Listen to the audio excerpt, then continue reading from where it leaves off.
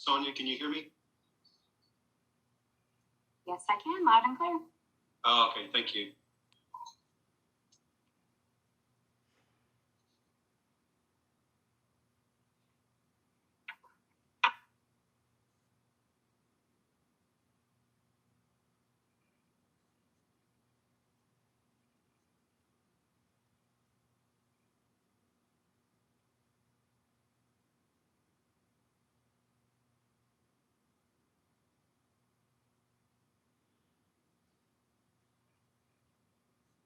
Recording in progress.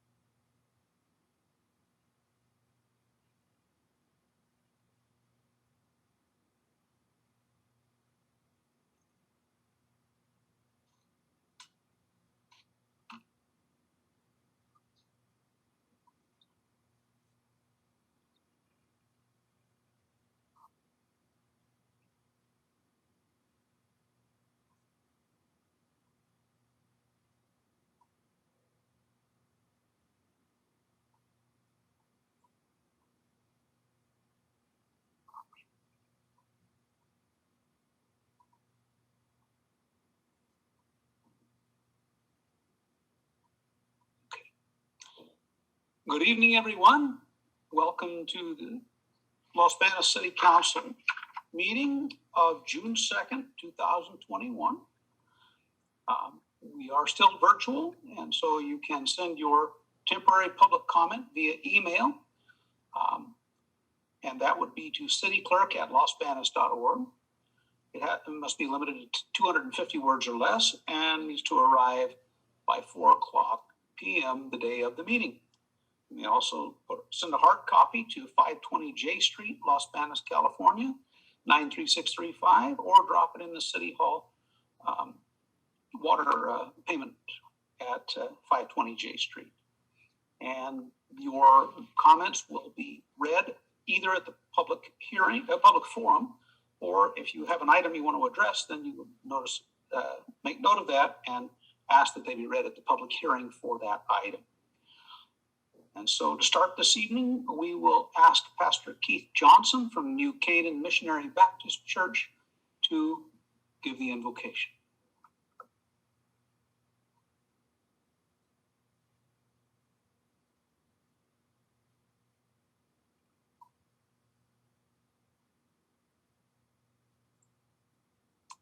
I know we emailed them earlier today and they said that they would be here. Okay, So I'm not quite sure if I see them on the screen. I don't see I the see some pastors. unfamiliar names, but I'm not quite sure who they are. Okay. Pastor Keith Johnson, are you here?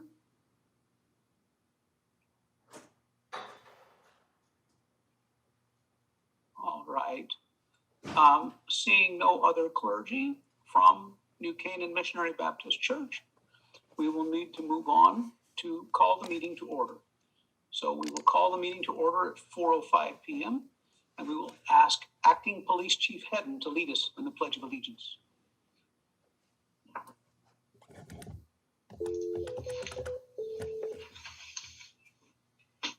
Good? Okay, bye. I pledge allegiance to the flag of the United States of America and to the republic for which it stands, one nation, under God, indivisible, with liberty and justice for all. Thank you, Chief. Ms. Maloney, roll call. Jones, Present. Lambert, Here. Lewis, Here. Lamas, Mr. Yamas, I'm sorry, here. Faria. Here, we have a quorum. We'll move on now to consideration of approval of the agenda. Chair will entertain a motion.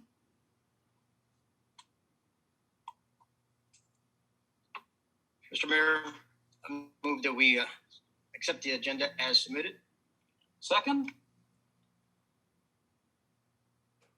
Mayor, Councilmember Lambert here, a second. thank you.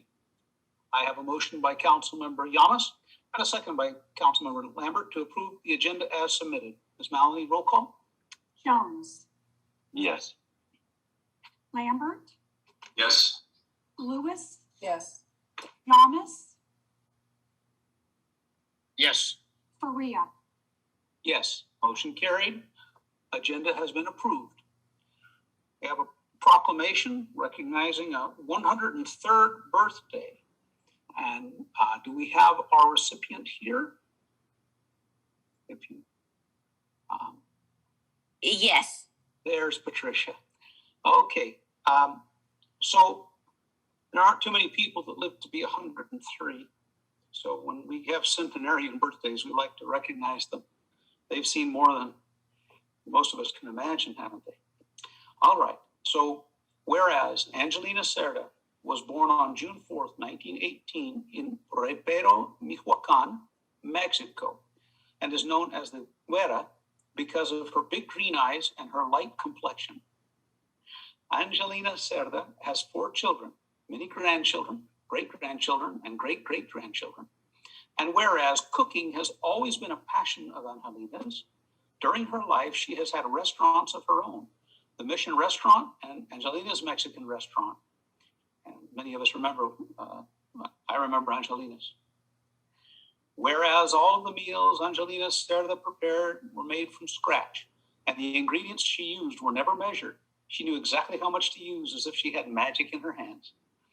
And whereas nowadays Angelina Cerda enjoys playing lottery tickets, gardening, going to casinos, and taking road trips to Monterey and Carmel. And whereas Angelina Cerda feels fortunate to be living at home, where she is cared for and surrounded by the constant love of her family and her 2 dogs, Pancho and Mateo, and her cat, Max. And whereas throughout her 103 years of life, Angelina Cerda has had lots of stories to tell. She says Los Banos has been very good to her, and she has met a lot of wonderful people along the way. She feels very blessed. Now, therefore, be it proclaimed that the mayor and city council members of the city of Los Banos do hereby recognize and join in celebration of Angelina Cerda's 103rd birthday. We wish her continued health and happiness. Congratulations. Happy birthday, Angelina. Thank you for bringing this to our attention, Patty. And we'll have this at City Hall. If you'd like me to deliver it personally, I can, or we can have you come in and pick it up. Okay? Would you like to say a few words? Thank you very much, Mayor, for taking the time to read this. And this is a very special day for all of us, all her family. And yes, she's lived a very long, happy life. And we're very blessed. We're very blessed to have her in our lives. And she has many stories to tell us. And she's lived through a lot. And thank you very much. You're very welcome. And once again, send her our best regards and congratulations. And boy, what I wouldn't do to eat one of her enchiladas again. Thank you. Thank you, Mayor. Thank you. So now we move on to the public forum. Members of the public may address the city council members on any item of public interest that is within the jurisdiction of the city council. This includes agenda and non-agenda items. No action will be taken on non-agenda items. Speakers may submit their comments by submitting a written statement limited to 250 words or less by dropping it off in the utility payment box at City Hall, 520 J Street, by mail or email to cityclerk@losbanos.org. Comments received will be read into the record during the city council meeting. Ms. Maloney, do we have any comments in the public forum? Yes, I received a comment from one person, a comment regarding item number 11, the 4th of July celebration, and another comment regarding item number 13, the council meeting times. So I don't know if you would like me to read them now during public forum or hold those comments for those items. Let's hold the comments for the items since they are addressed specifically to the items. And I'll make a note to defer to you to read those at that time. So that's for item 11. And then I'm going to refresh my email right now, and I don't see any new comments that have come in today. Very good, thank you. So item 11 and item 13. And those will be read at the appropriate time for the agenda item in the meeting. All right, we move on to the consideration of approval of the consent agenda.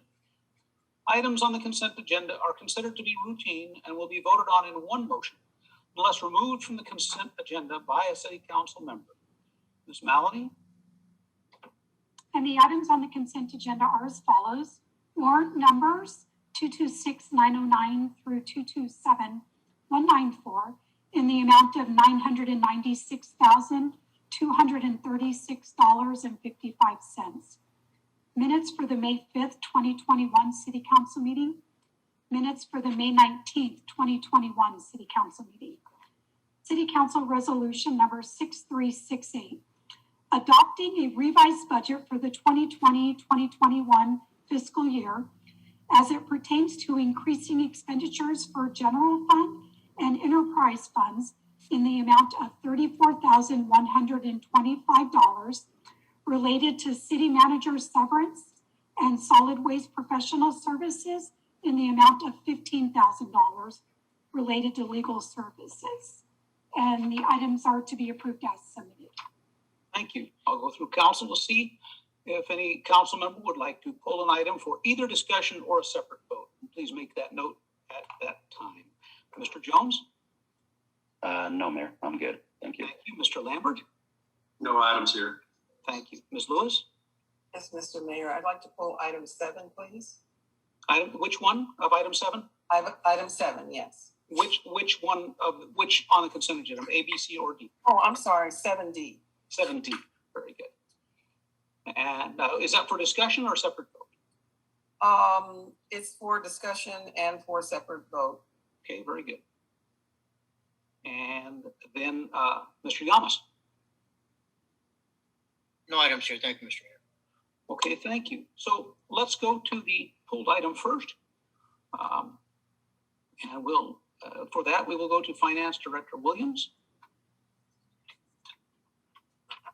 Item 7. So this item is just to adjust with the contract not being renewed for the city manager. There were some items like vacation pay that we had to cash out and continue to pay, and so we had to add that to the agenda. And then additionally, if you guys remember, we have been in closed session discussions regarding a potential litigation, and the attorney fees for that also need to be increased in the budget. You know, that's pretty brief, but it's really basic. So I'd be happy to answer any questions that Ms. Lewis you have or any other council members. Ms. Lewis? Yes, Mr. Mayor, thank you. Sonia, my question is, what portion of this is for severance pay and what portion is for current salary, and what period of time does it cover? So let me pull up that, if I can find it. I don't know the numbers off the top of my head. Let me see. I am at my desk, so let me try to pull this information up. It covers the time from when, Lucy, can you help me out when And Alex? from the separation September through the end of June. Yes, from the separation date. So we continue to pay the salary, the health insurance benefits, and any cash outs that might have been associated with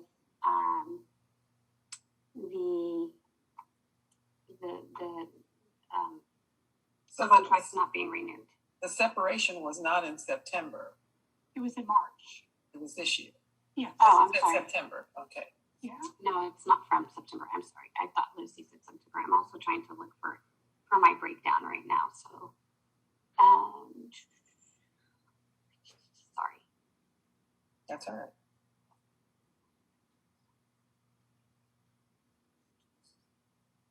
I have the spreadsheet right in front of me, and I just can't seem to get my hands on it. Here we go. Okay. So it looks like there is a little bit of a cost savings for the person, for the acting city manager taking over. So the total amount needed for the severance looks like it was approximately $44,000. And then that was offset by a little bit of salary savings in the amounts of almost $10,000. Does that answer your question? Okay, so the total package comes to $61,975. And you say The total package, that includes the increase. Okay, does that include the 15? Yeah, that's Okay. including So I'll the other take the- adjustment that we made. So the total package, it looks like is 27,000 plus the 62. So it's 46,975. Yeah. Okay, and then 44,000 is the severance package, and the remainder is the salary. Yeah, and so I did round up too, just to ensure that we didn't miss anything. So it looks like I rounded up to about 46,000, and then the offset of almost $9,500. It wasn't. So the way it should be split is equally. And when we were doing this, I found that there was a discrepancy in so a portion of this goes to the general fund, and then it should go equally to the three enterprise funds: water, wastewater, and solid waste. And for some reason, it was underfunded in the water account. And so I also plugged in the adjustment for that. Sorry, I could see that here. I'm refreshing my own memory as we go along here. So there was about $6,200 per enterprise fund, but for some reason the water was off by $700, and then off by another $50 in benefits. And so I made those necessary adjustments as well. Okay, so this is clear for me. The severance pay is 45 to 46,000, somewhere in there. Is that what you're saying? That's correct. Okay, so that leaves roughly about $975 left for the current salary. Or are you saying that there's No, some it's, adjustment? that's calculated in here as well. We took into consideration what the current salary would be, what the severance package would be, any offset, and then we budget. This is just the difference. This amount here is the difference that we need to make the account whole. Okay, so what I'm trying to find out is what we paid in severance to our former city manager and what we're paying, because there's a salary increase to our acting city manager at this point, and this is all part of the $61,975 minus the $15,000. So that leaves $46,975. And I'm just trying to get some sort of sense as to how much we're paying the severance in that dollar amount versus what we're paying in the current salary for the difference between his salary as chief and his salary as acting manager. Okay, unfortunately, I don't have that exact breakdown. I have more of a summary of what was provided to me on the calculation that I used. And so I can get you that exact breakdown if you like. But this is more general. So it was lumped together when we did this breakdown. So we lumped the salary together because we did it by code or by account number. So I apologize for the confusion. I did this by account number. And so the benefit or the salary of both the acting city manager and the severance package are clumped together in my calculation that I did here, as well as all the benefits. And so it looks like I did this a while ago. I'm trying to remember. Okay, so just going forward, could you send this information out to the council members so we know what portion is severance and what portion is salary from March through June 30th? Yes, and I apologize that I don't have that information. I lumped it together and it wasn't the best way to do it. So I'd be more than happy to send that information out. All right. Thank you, Mr. Mayor. Thank you, Ms. Lewis. Would you like to make a motion to approve the consent agenda in its entirety? If your questions have been answered and satisfied. And with that, I will make the motion to approve the consent agenda as submitted. Thank you. Do I have a second? Mr. Mayor, Yamaser, I'll second that. Thank you. I have a motion from Mayor Pro Tem Lewis and a second from Councilmember Yamas to approve the consent agenda as submitted. Roll call, please. Jones, Yes. Lambert, Yes. Lewis, Yes. Yamas, Yes. Faria. Yes. Motion approved unanimously. We will move on now to item 8. That comes after 7. This will be a Microbus presentation. And for that, we will go to Acting City Manager Breezy. Good evening, Mr. Mayor, members of the council. Tonight, I'm pleased to bring to you Christine Chavez, the transit manager, with MCAG. They have a new program that will be put in place for the city of Los Banos and the west side of Merced County that we wanted to bring to your attention and allow Christine some time to explain the program to you. So, Christine, I will turn it over to you. Welcome and thank you for being here. Thank you so much. Good evening, Mayor, Council, everyone present today. I'm excited to be here. I look forward to meeting you all in person.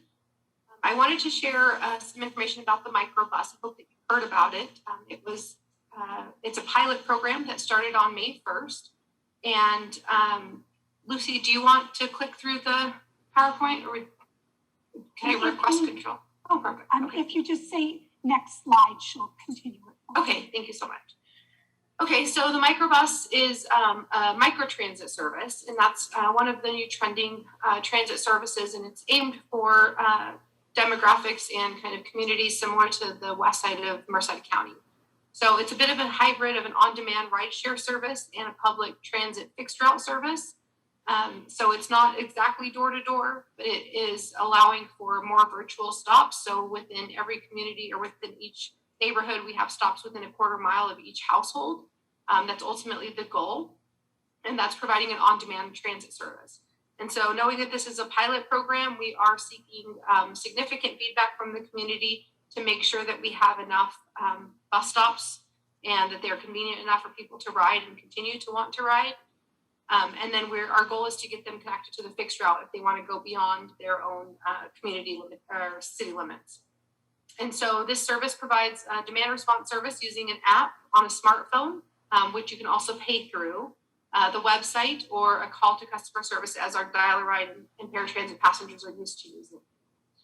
This does provide door-to-door service for our paratransit ADA certified passengers. And so we do also allow advanced reservations for those passengers and for anyone else who's planning a trip in advance. But you do need to be ADA certified to get door-to-door. You know, say you're going between Dos Palos and Los Banos. Passengers that are ADA certified can continue with that trip as they had been under the previous dial-a-ride service area. So the pilot program is an 8-month pilot, so it will go through the year, and it will be implemented on the west side of the county, so in Gustine, Santa Nella, Los Banos, and Dos Palos. And so this is the logo. I hope that you've seen it around. You should see it on the vehicles. They're going to be some of our smaller cutaway vehicles, so larger vans. And this is indicating that it's one of the on-demand services. Next slide, please. The service area is made up of these two squares. There are vehicles that travel within the two communities, but the blue shaded area indicates that vehicles stay within those limits. And if you're ADA certified, then you can get into the green. And if you're ADA certified in the green, you can get into the blue. Otherwise, we have a fixed route service that travels between the service areas that can get you between them if you are not ADA certified. And then on the next slide is our a simulation of where our virtual stops are. And so the virtual stops, sometimes they are physical stops if they are previously used bus stops. They're virtual stops, the fact that they're, you know, at the corner of Main Street and First Street. And so passengers, there's a description within the application that says, or within, you know, if dispatch provides that, they say, you know, walk to the corner of this intersection and then you'll be on the northeast or southwest or whatever corner, and then you'll see the bus and you'll stop there. And so because it's a pilot, we're trying to make sure that we're properly locating those stops so that they are more convenient. And then we also want to make sure that they're very safe for us to be stopping at, so that we're not in the way of traffic and we're not blocking vehicles or putting ourselves or passengers in unsafe situations. So it's an ongoing, the stops can be updated nearly instantly by myself. And so I'm encouraging feedback from the communities and passengers that we talk to continue to provide that so that we can make the adjustments to make the system work the best that it can. So this is just an example of how many bus stops we have within each community. Next slide, please. So this one, sorry, you'll have to click through it a few times. So this is the application and what it looks like. It has a menu where you can book your ride. You can look at your previous rides. You can share it with your friends to get credits towards new rides. You can go to help and then you can just learn more about the application. This is not a screenshot from our existing system, but this is similar to what it looks like. So you select your starting location and then your destination, and it will provide you with different times and different rates at which it will happen. Because this is a public transit system, it's not going to have any sort of on-demand or peak surcharges like you'll see in like an Uber or another on-demand service. So the examples that you see below will just provide you with different pickup times or drop-off times depending on availability. And so if a bus is available now and then it's not available again for another 20 minutes, you're going to see those two options and they'll be 20 minutes apart. And so it'll be up to the user to select the time that's more convenient for them. And then once you've scheduled your ride, you can actually live track the bus and see when it is going to be arriving at your destination. And then it will provide you with an up-to-date arrival time. You can also set a hard time to say, I need to be at the doctor's office by 4 p.m. And the system will acknowledge that you have a hard set time for arrival, and it will make sure that you are at that time on your scheduled appointment or at your scheduled appointment time. Next slide, please. So in conjunction with this pilot program, we modified the Los Banos commuter route. The goal being to create a more efficient transit system on the west side of the community. There was a bit of a sparse service hours and times that you can see on the table on the left, the top left, in the blue, the yellow, and the green. You can see they were just kind of sporadic from 9:30 to 5. We had a bus in DP, and then it was just kind of random times, or I'm sorry, hours. And then there was lunch breaks built in. And so we've now streamlined that to what you see below in the multicolor fixed route system. So now the bus will be coming by every hour. So every hour the bus will be traveling between Los Banos and Merced. If they're traveling in from Dos Palos, you can meet at the Y. The microbus will drop you off there to transfer, and it will schedule you at a time that is most convenient to catch the fixed route, depending on what direction you're traveling. But now this fixed route system is a lot easier to remember. It's a lot easier to anticipate the vehicle. And then we have additional services that will make it more convenient for people to travel within their community or into Merced or into Dos Palos. Next slide, please. So this is just kind of an overview, not a very sophisticated map, but the blue indicates where the fixed route is, and then the orange indicates where the microbus service areas are, with a big orange circle missing over Los Banos community. But you can see that there's a full connection, and you can get within most of our more populated locations on our west side. Next slide, please. So just to kind of recap what we've been doing to date, we've started our outreach in English and Spanish, and we started it in April to just make passengers aware. Our dispatchers would remind passengers or let them know about the new system that was coming once they were trained in how it was going to be functioning, so that passengers were aware. We have tried to work through most of the hiccups that we had with the soft launch on May 1st, and just to make sure that we're properly accommodating or providing the services that people are used to, or making people aware if they have stopped riding the bus. We had a major drop in ridership over the past year, and so we want to make sure that people are comfortable getting back on the bus and know that they can get to where they need to using the microbus or using the microbus in conjunction with our fixed route. So we went through an app development and system setup, and so we continue to refine that on a regular basis. We're meeting with the developer once a week to go through any issues or hiccups that we've had, and they've been extremely responsive, and so we're looking forward to getting some feedback. The first day of service was on May 1st, and then I'm going around to various council meetings in May and June just to share the information and share it with the public if no one has yet heard of it. And so the next slide is just some samples of some of the public outreach that we put up. We have some at all of our bus stops. We indicated that the stops were going away and that microbus was coming in, and provided some contact information if people had questions. We've also had our dispatch start reaching out to our passengers to make sure that they're fully aware and make sure that they don't have any concerns. The goal was not to make it more complicated, but it was actually to make it more convenient. And so there's a little bit of a learning curve to learn that you don't have to book your trip using an application. You don't have to do anything different than you've done before, unless you're not ADA certified. Then you would have to walk to a bus stop. You wouldn't get door-to-door service anymore. But door-to-door service was something that was implemented once we took the fixed route away. So we're trying to provide the most amount of transit that we can for the most amount of people, utilizing our funds in a responsible manner. We've done a number of social media outreach campaigns, and then we have a number of flyers and brochures that have been available at City Hall and various locations, including on board the vehicle. So that concludes my presentation. If anyone has any questions, I'm sorry, I have one more slide. I apologize. So we went through the operator training and staff training. They were both in person and virtual. We updated our route information at bus stops and online. We have a new website for the microbus, but you can get to that through the mercedthebus.com. And then we launched on May 1st. To date, our first full month, which was 2 days ago, we've had 1,355 passengers. So in the Los Banos service area, we've had 1,168 passengers. And so that's a slight increase from what we had over the dial-a-ride, and we hope to continue to see the ridership grow. Many of them are repeat users. They're not all brand new users, but we've seen a bit of an increase. And then 60% of our rides are booked the same day. So that means there's still 40% of our passengers that are booking advanced trips. And then 60% are still saying, you know, I need to go get some milk. I'm out of milk. And so they'll book a trip and go to the grocery store to get their, go about their daily duties.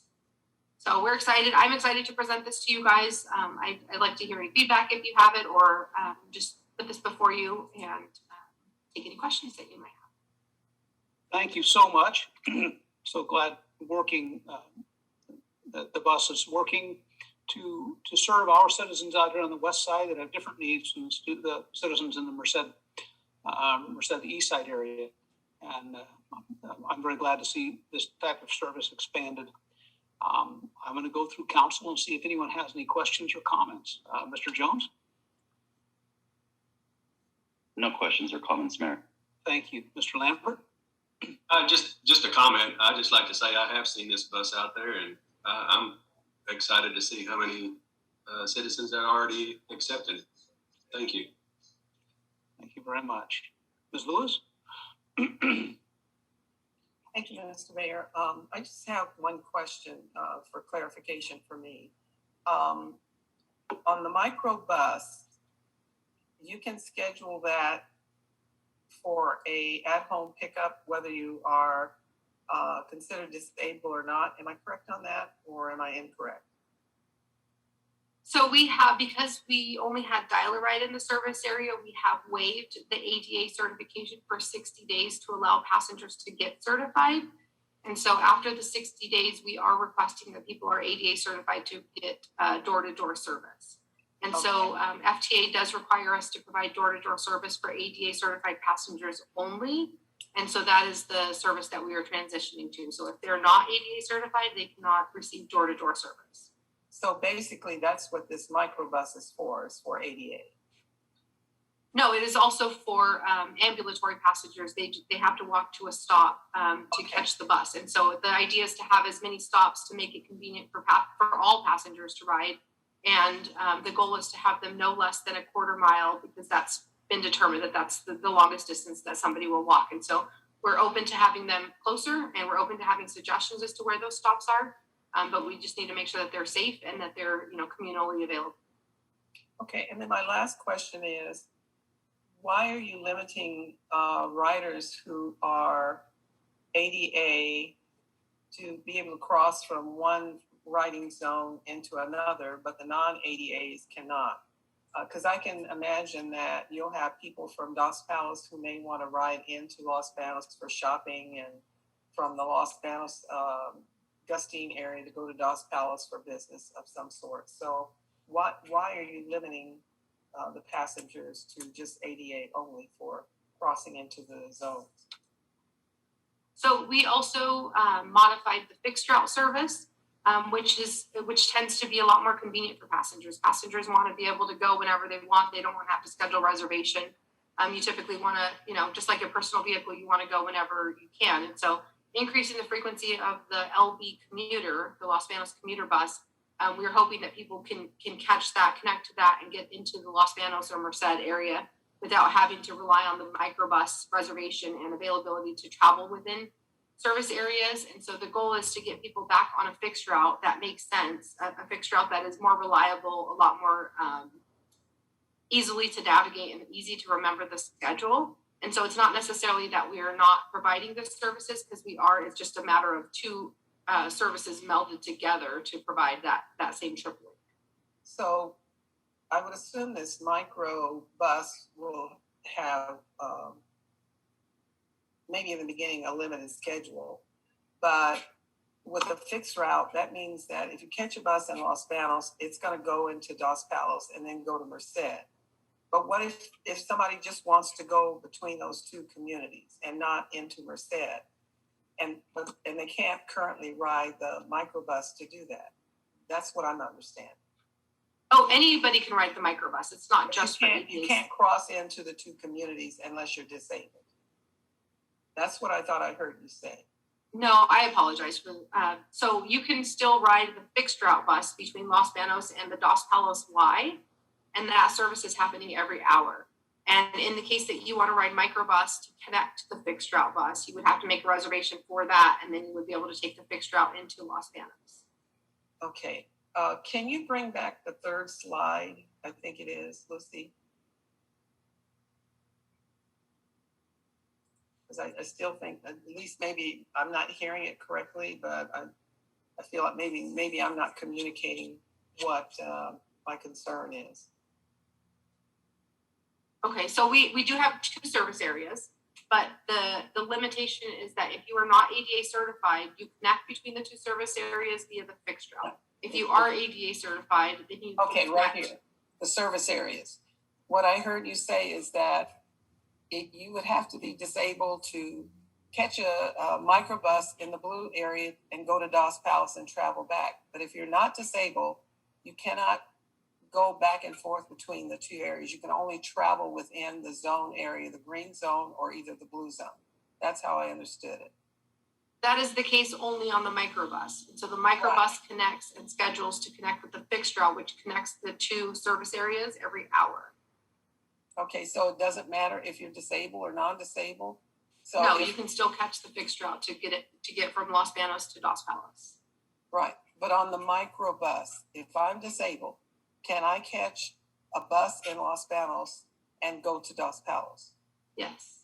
Okay, but if I'm not disabled, I can't catch the microbus and go to Dos Palace and come back.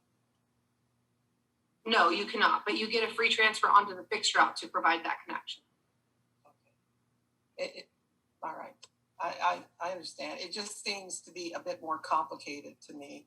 And I would personally like to see it easier if you're offering that for the disabled people and you have people that can, get at a fixed route, 14 feet away or whatever route you're going to have for this microbus in the blue zone, and they want to travel to the green zone or vice versa. It would probably be more people wanting to come out of the Dos Palace area into the Los Banos area and then go back.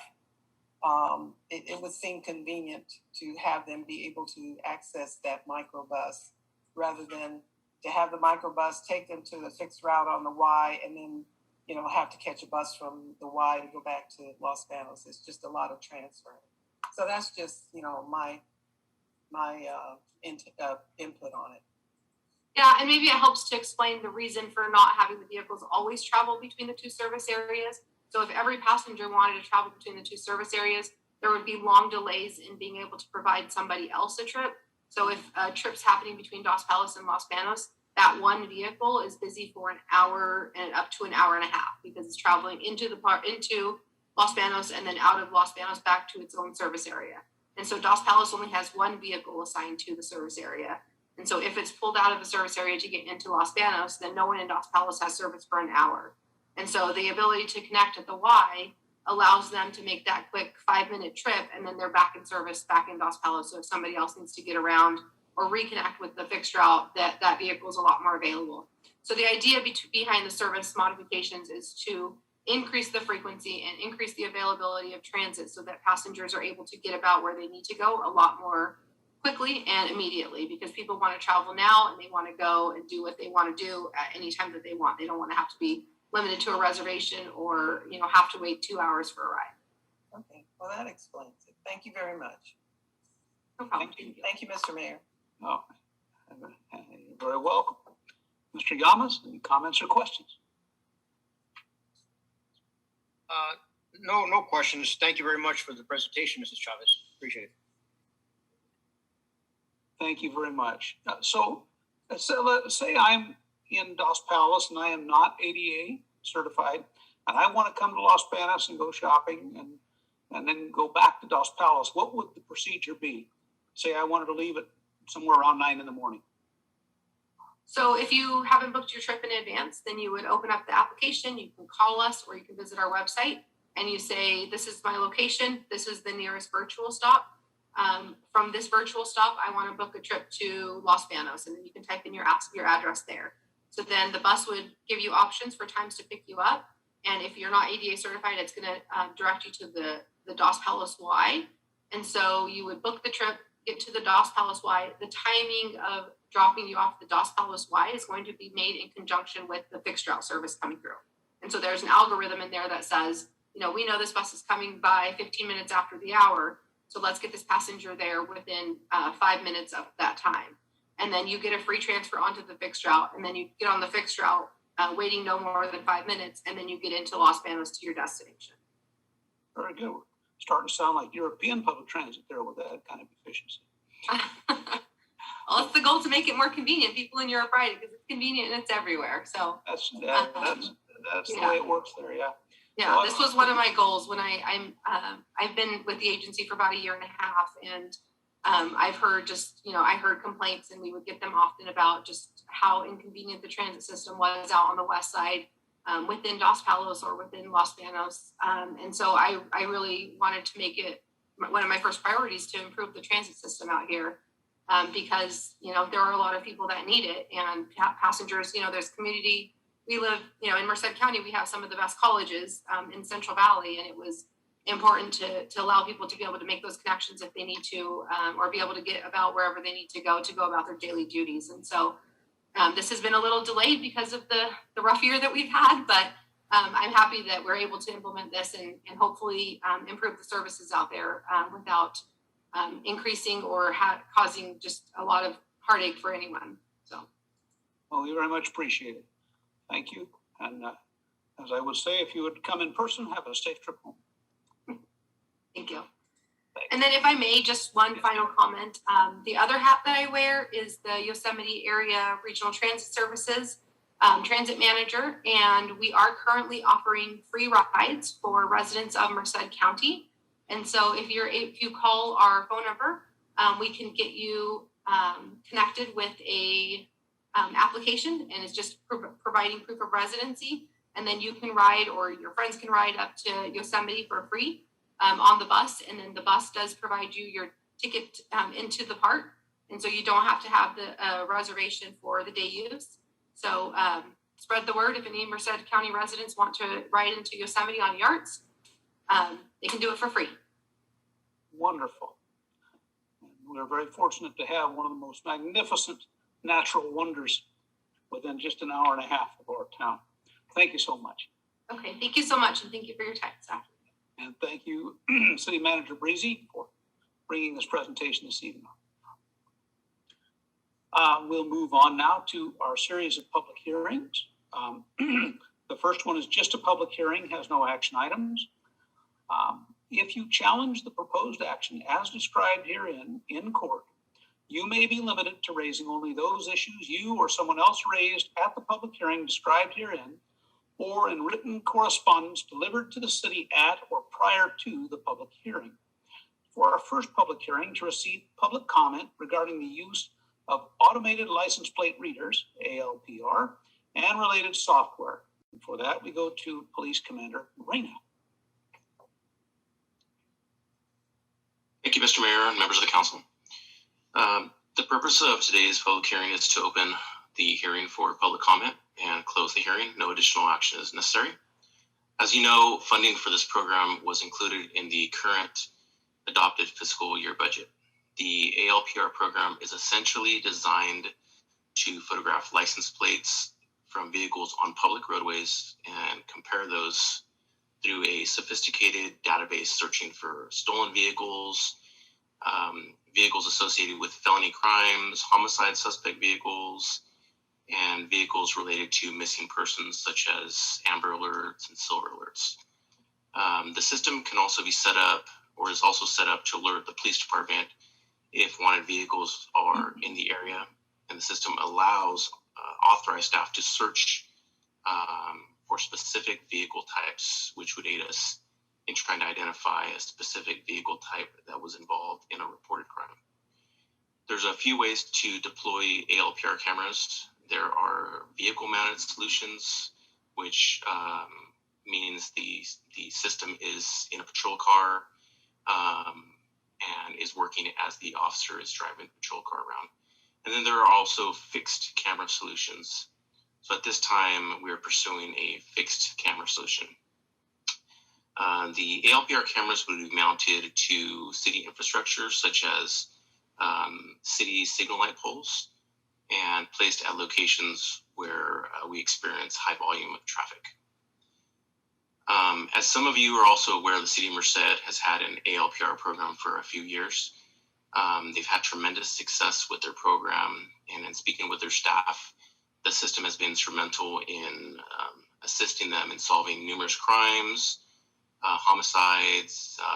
It's provided them with a lot of information, which they've used to solve crimes just in the Merced area and the county.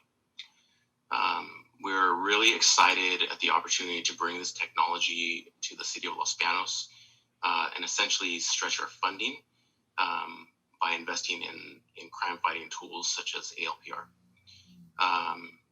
So in reality, systems like this, they don't go to sleep. They don't need to go off duty. Police officers do. Police officers work 10 to 12-hour shifts. These systems don't have those limitations. So essentially, the system is on duty 24 hours a day, 7 days a week.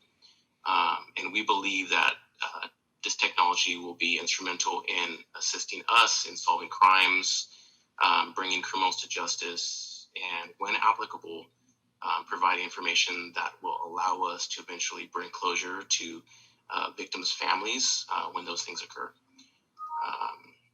So we appreciate your support and your assistance in making these crime-fighting tools available to the police department and the citizens of Los Banos.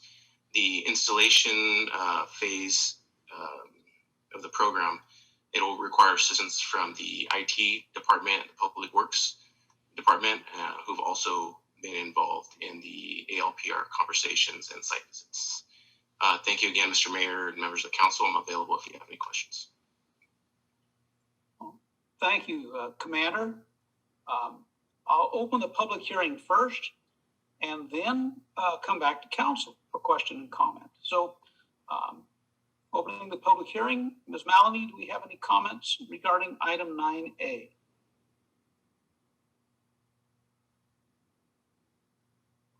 Let me refresh my email to see if I have any new comments. I have no comments related to this item. Thank you. So we'll close the public hearing and bring it back to council. Any comment or question? Mr. Jones? I'm just happy to see that we're finally going to get these. I think these will be a tremendous help. How many cameras are we getting? Or readers? So at this time, we're looking at one intersection, and depending on the lanes, so this intersection that we're trying to accomplish would be 4 cameras to capture north, south, east, and west lanes. Thank you, Commander. Thank you very much. Mr. Lambert, any comments or questions? No questions or comments. He answered my question also. Thank you. Ms. Lewis? No questions. I'm just happy to see new technology coming to our city to help us in the areas that the commander has indicated, and it's a good thing. Thank you. Thank you very much. And Mr. Yamas? Thank you, Mr. Mayor. Thank you, Commander. I had a couple questions. One is, what is the anticipated or known lifespan of this equipment? And what's the maintenance schedule and what are the costs associated with that? And the third is from other municipalities, other agencies who have implemented this, what limitations or what learning can we draw from those?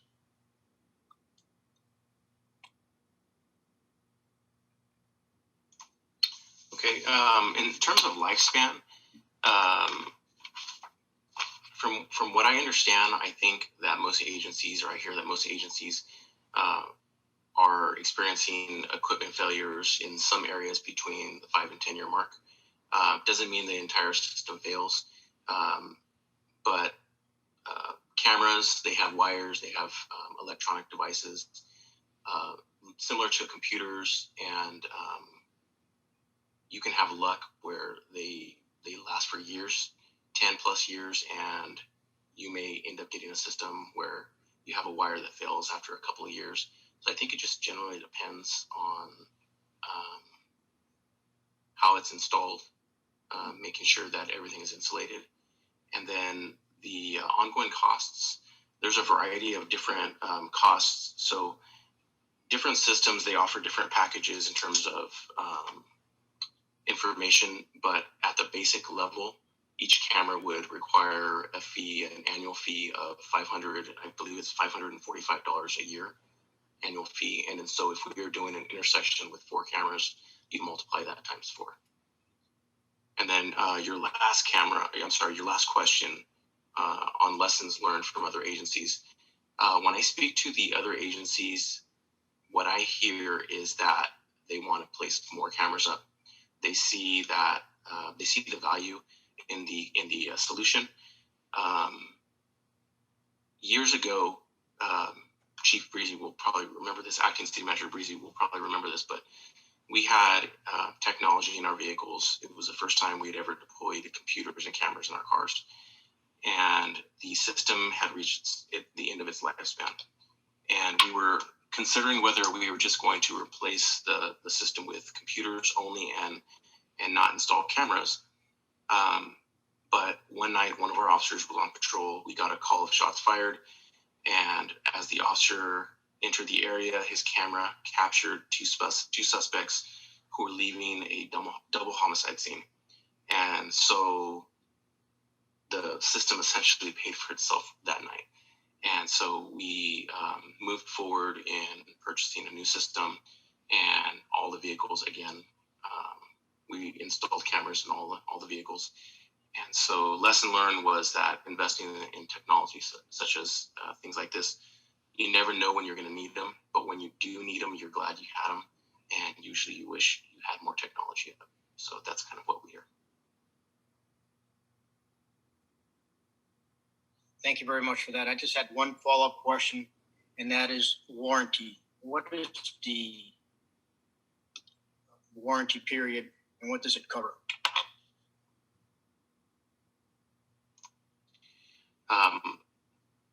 Shriyam, I probably have to get back to you on that. I don't have that information in front of me, but I will certainly get that information back to you and all the council members.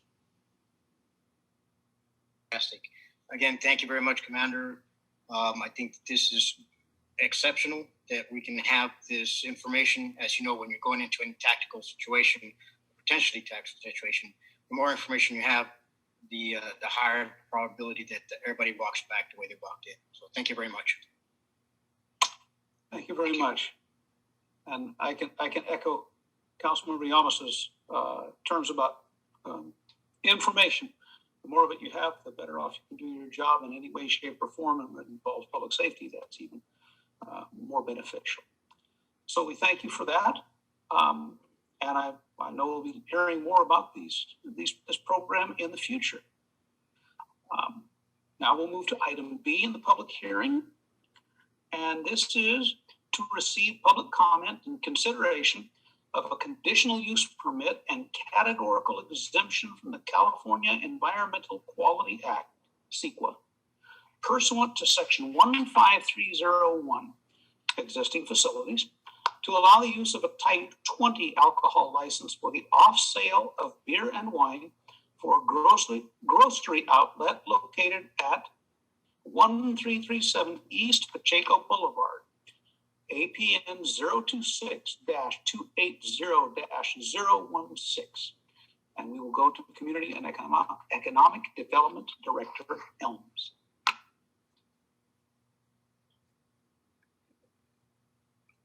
Thank you, Mr. Mayor and City Council. This particular item before you tonight is for grocery outlet. It's for a conditional use permit for a type 20 alcohol license. Next slide. Just a bit of background on this particular item before you. On April 28th, 2021, the Planning Commission recommended approval of conditional use permit number 2021-01 to the Las Vegas City Council after holding a public hearing. The project is located within the Canal Farm Shopping Center, and it was the former location of Save Mart, which vacated that site back in 2017, where they then took their type 21, which is for general alcohol, to their new location at the former Kmart building across the street. Next slide. The proposal before you tonight is for a conditional use permit, which is needed for the issuance of any ABC license. This is alcoholic beverage control license. The particular request is for a type 20, which is for the off sale of beer and wine. This is regulated, these types of licenses are regulated by the California Department of Alcohol Beverage Control, ABC. The proposed hours of operation for grocery outlet would be 7 days a week from 6 a.m. to 11 p.m. Next slide. The project is located at 1337 East Pacheco Boulevard. This is the, like I said, former Safe Mart location, which is highlighted, the parcel is highlighted in yellow. The zoning is highway commercial. The land use designation is commercial. And also a part of tonight's consideration is for a categorical exemption. Next slide. So according to CEQA, the California Environmental Quality Act, this project is categorically exempt per Article 19, Section 15301, in that it is an existing facility and will not be requesting to expand beyond the existing floor print. Next slide. The use permit analysis, the municipal code has specific findings for conditional use permits as it relates to the general use. It has specific criteria, which is all within the staff report. And then specifically for the off sale of alcohol or alcohol sales in general, there are also additional findings provided within the municipal code. And then ABC is the issuing authority. I will not be going over those particular findings. They're all within the staff report, but if necessary, I can go through the findings that have been made in order to determine this conditional use permit in accordance with our municipal code. Next slide. This particular project is in Census Tract 23.01.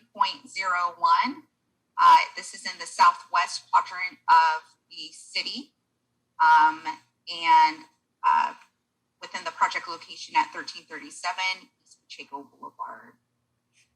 Within this particular census tract, there are existing facilities. There are 9 off-sale licenses within this particular census tract that stretches all the way from the most western edge of the city limits to Mercy Springs Road and south of Pacheco Boulevard. Next slide.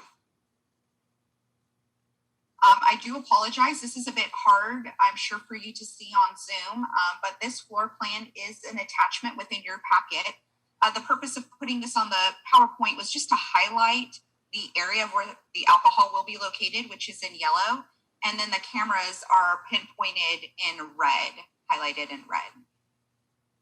Next slide. This is the project location at 1337 East Pacheco Boulevard. As you can see, the former site of Safe Mart. And we are excited to welcome Grocery Outlet as a new tenant to our community. Next slide. Public comment, public hearing notices were published in the Las Vegas Enterprise and mailed to property owners within a 300-foot radius on Friday, May 21st, 2021. As of today's date, no comments have been received. Next slide. So with that, staff is recommending that the City Council would consider adopting resolution number 6369, finding the proposed off-sale type 20 alcohol license to be categorically exempt per CEQA, and approve conditional use permit number 2021-02 to allow the off-sale of beer and wine through a type 20 alcohol license for grocery outlet located at 1337 East Pacheco Boulevard. And that concludes my presentation. I'd be happy to answer any questions. There are representatives on the Zoom platform with us as well. Katie is a representative from Grocery Outlet, as well as Veronica Vargas, and I believe Will is as well. So if there are any specific questions, I am sure the Grocery Outlet folks would be happy to answer those questions as well.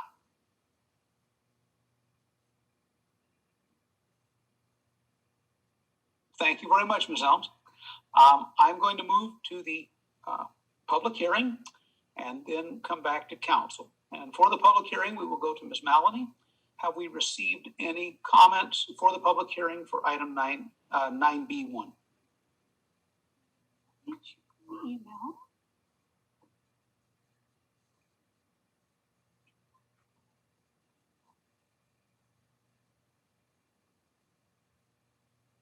I have received no comments pertaining to this item. Thank you very much. Having received no comments, we will close the public hearing and bring it back to council for question and comment before we look at a motion. Mr. Jones? No questions or comments, Mayor. Thank you. Mr. Lambert? No questions here, Mr. Mayor. Thank you. Ms. Lewis?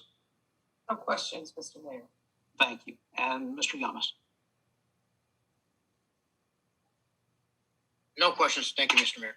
Thank you. Seeing no questions, I have no questions. Nice to see the grocery store coming to town. Chair will entertain a motion to approve City Council Resolution number 6369. Mayor, Councilmember Lambert, make Thank a you. motion to approve resolution number 6369 as read. Thank you. Do I have a second? Mr. Mayor, Yamas here. I'll second that. Thank you. I have a motion by Councilmember Lambert, and a second by Councilmember Yamas to approve City Council Resolution number 6369. Ms. Maloney, roll call. Jones, Yes. Lambert, Yes. Lewis, Yes. Yamas, Yes. Faria. Yes, motion carried unanimously. We thank you for bringing grocery outlet to town. We look forward to having more grocery options. Kind of nice for me. It's kind of close to where I live on the way home. So if I'm in the mood for something, I can swing by and pick it up quick and easy. Thank you so much. Thank you, Ms. Elms, for excellent presentation this evening. We will now move on to item 9C. This item is going to be more involved because it involves the Proposition 218 process. So for item 9C, to receive public comment and consideration of accepting the proposed rate increases in solid waste service fees for commercial and multifamily customers. We will go to Finance Director Williams. Good evening, Council. And tonight we're actually going to have Mikkel with R3 Consulting Group give the solid waste presentation. So I'll turn it over to him if he's ready to go. And then after that, both of us are available to answer any questions that you have. So let me get that presentation started for him. Thank you. Thank you, Sonia. So, hi everyone. I'm Nikhil Tagore-Irwin with R3 Consulting. Thank you for having me. I worked with the city during the procurement process that resulted in the city contracting with Mid-Valley for their collection as their collecting hauler, and then I also was the lead analyst on the rate study itself, which is what this presentation is about. So, next slide, please. So just kind of background info, starting July 1 of this year, Mid-Valley will be, their agreement with the city commences. So one of the changes from the previous, I guess the current hauler, is that Mid-Valley will be directly billing all commercial and multifamily customers. The city will continue billing directly the single-family residential customers, and those rates will not change from the Prop 218 notice that occurred in 2019, and those go through 2023, 2024 for that fiscal year. And because the rates were not adjusted or changed due to both the contracts with Mid-Valley as well as the rate study, I won't be including that in this presentation. However, if there are questions about them, I'd be happy to answer them at the end. Next slide, please. So going forward, all commercial garbage subscriptions will include a base level of recyclable cart and organics collection cart. Both will be 96-gallon carts, and this is to keep the city in compliance with the new state regulations. Make sure that Power Cycle is off your back. And this base level of recyclable and organics is included in the garbage rate. It's not an additional cost. So for this Prop 218 notice, our process, it's really so that MVD is allowed to bill the customers going forward. Next slide. So all the rates being set are set at Mid-Valley's contracted rates. Going forward, very few garbage rates are actually increasing, and that's before counting the new recycling organics bundled package. Please note that the 1.5 cubic yard bin is no longer being offered, is not going to be offered by Mid-Valley. So customers with that size will have to either downsize to a 1 cubic yard bin, save a little bit of money, or upgrade to the 2 cubic yard bin, gain a little bit more volume. Next slide, please. So for this slide, the next two slides, I would like to just note that I'm only presenting the commercial rates that are actually going to be increasing strictly from a garbage to garbage comparison to the current rates versus the rates going forward. However, because of the bundled services, there's actually a net reduction to the actual commercial business's monthly bill, and that's because of the bundled service. So for the 64-gallon cart, it's $36.90 going forward. However, with the equivalent service level with the state compliance bundled, it would be they're seeing a net reduction on their monthly bill. Next slide. So for the same story for the 1 cubic yard 3 times a week, it's not as much of a reduction, but it is still a reduction to the commercial customer. Next slide, please. And this is the cubic yard, 6 yard once a week is the only rate that's actually overall going to increase. It's going to increase by about $3 a month. And I just pointing out that there's only 21 customers in the city that subscribe to this service. So it's going to affect, it's a small increase, but it's going to affect very small, very limited number of actual customers within the city. Next slide, please. Thank you. So this is a snapshot using those 3 subscription levels of the rates going forward for the next year and then the next 2 years following, just based on a CPI increase, just to kind of give an idea of where the rates are going to be headed for the next 3 years.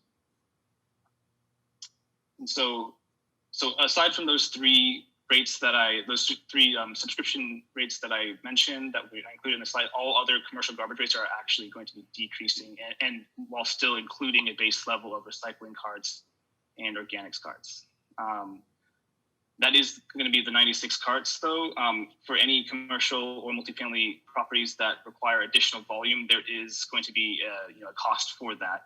And that cost is going to be more than the current haulers rates are. And the reason for that is that the current rates are below the cost of service.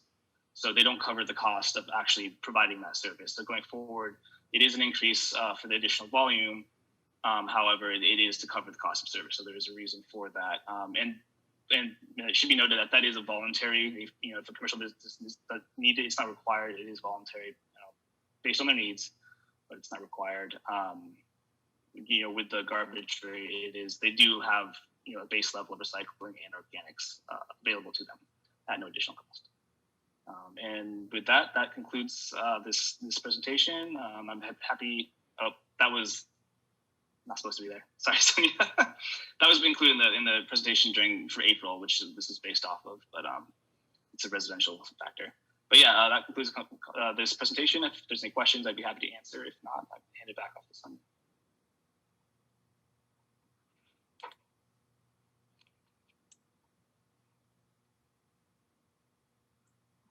I hit my cough button there. I don't like coughing over a microphone. Now at this point, we will go to the city attorney, and he will describe the process. Mr. Vaughn?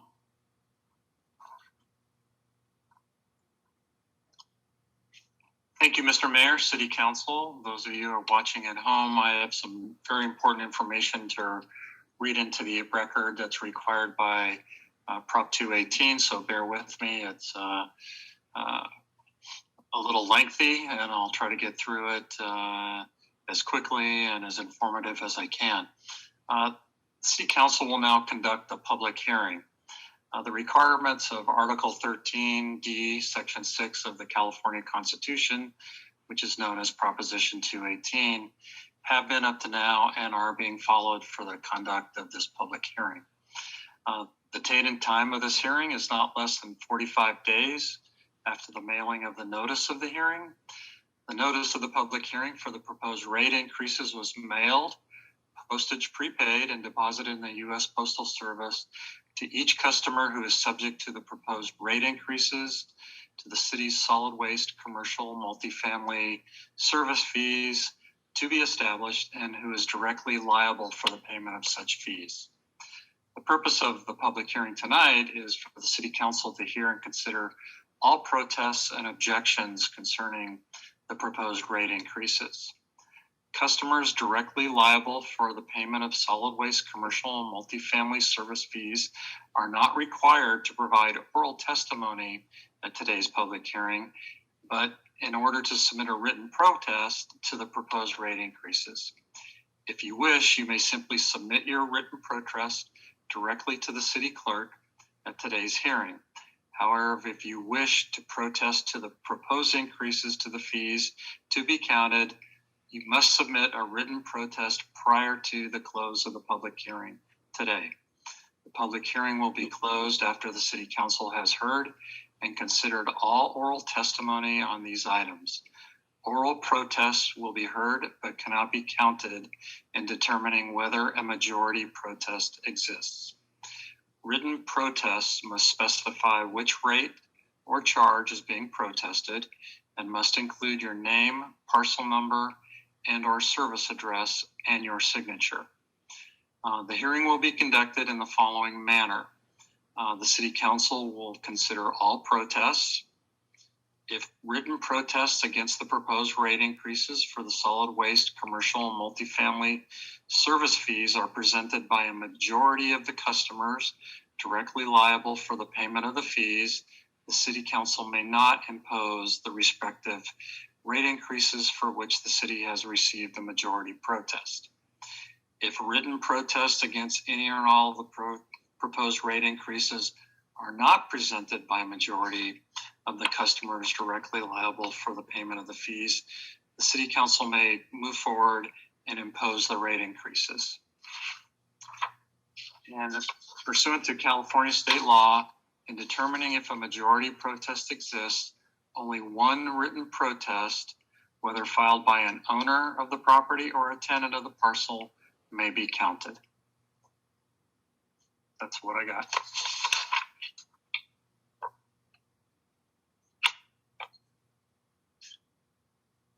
So I will turn it over to the mayor to actually open the public hearing. Thank you, Mr. Vaughn, and I will now open the public hearing. This is a public hearing for the receipt of public testimony. Therefore, there will not be city council or staff responses during the hearing. A discussion of the proposed rates by the city council will take place after the close of the hearing and prior to any action being taken. If you do not wish to speak at today's hearing but would like to submit a written protest to any of the proposed rate increases, you may do so at any time before the close of the public hearing. The city clerk is available to accept any protests throughout the public hearing by email at cityclerk@losbanos.org.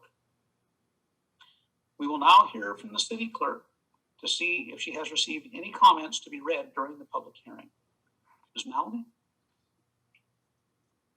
So I'm refreshing my email and I'm also checking the spam where email goes sometimes if it's not from a safe address. So let me just take a quick look.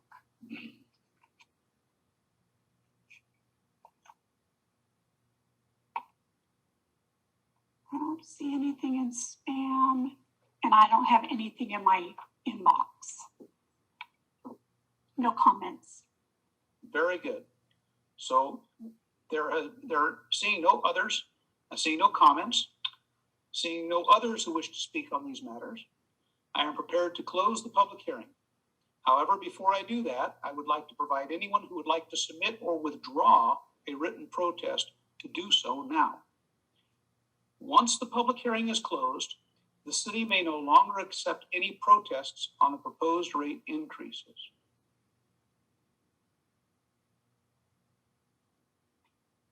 No withdrawals or additions?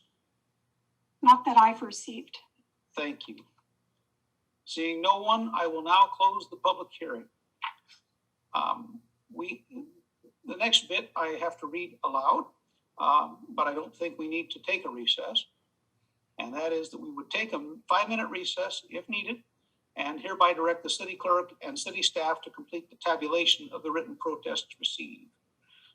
Having received no protests, we will bypass this item and continue the meeting. So I have not recessed the meeting, so I will not call it back to order. We will now ask the city clerk to give us one official final tabulation of the written protest received prior to the close of the public hearing. Ms. Maloney? In regards to the proposed rates for the city's solid waste commercial and multi-family service fees, a majority of customers directly liable for payment of the fees would equal 285. And I have received 0 written protests.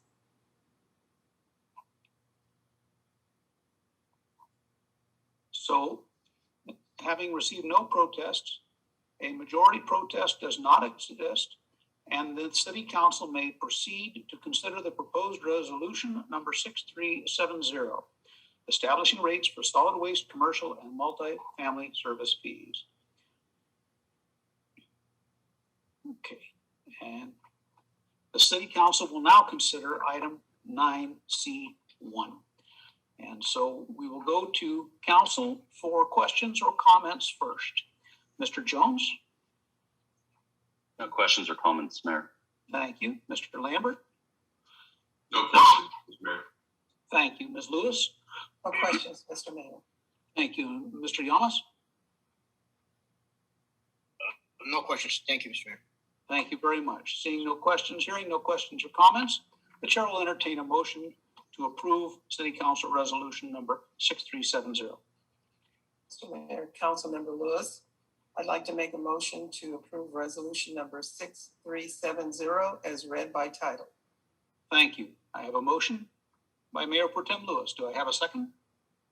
Mayor, Councilmember Lambert, second that.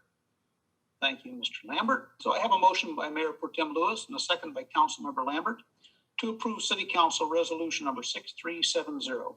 Ms. Maloney, roll call. Jones? Yes. Lambert?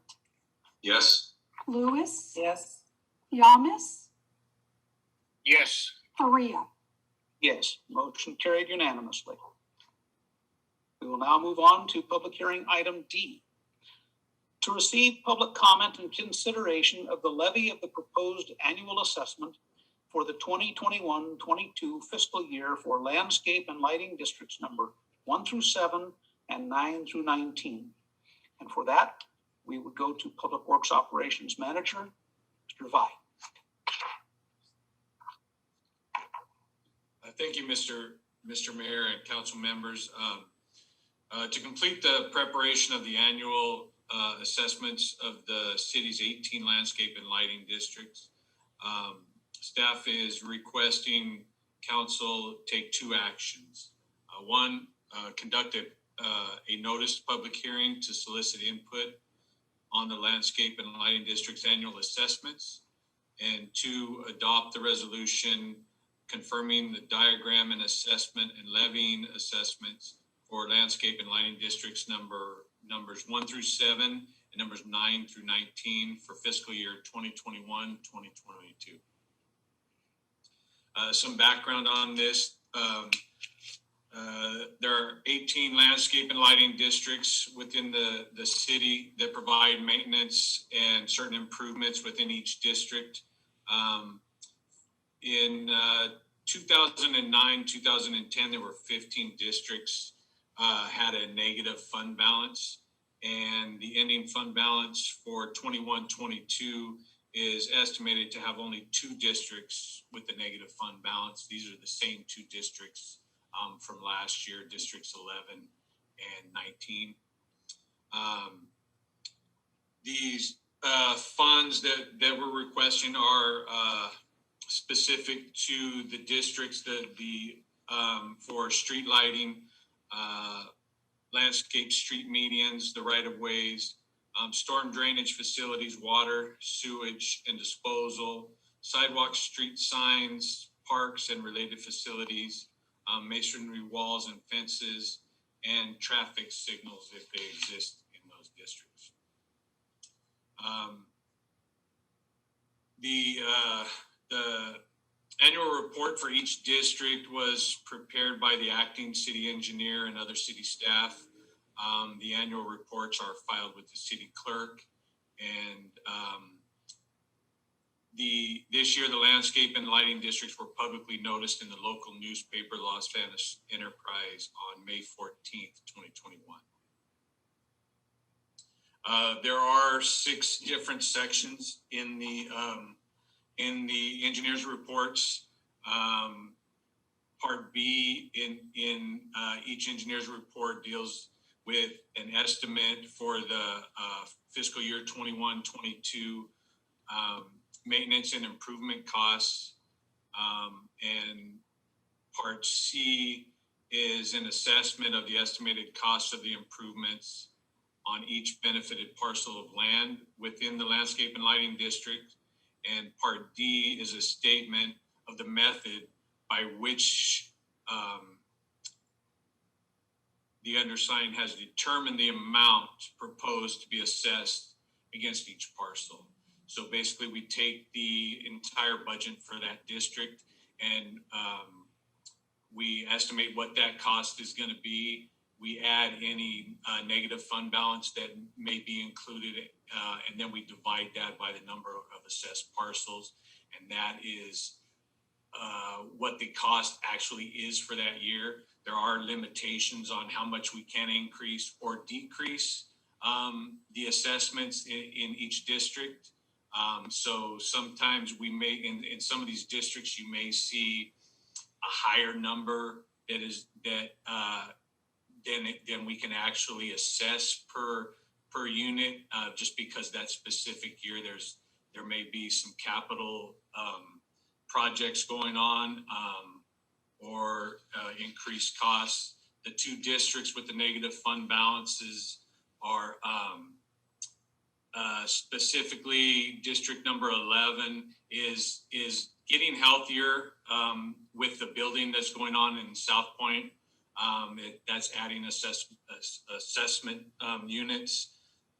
So it's still a negative fund balance of about $500,000 at the end of next fiscal year, but it is improving, and with the continued building out there, it should continue improving.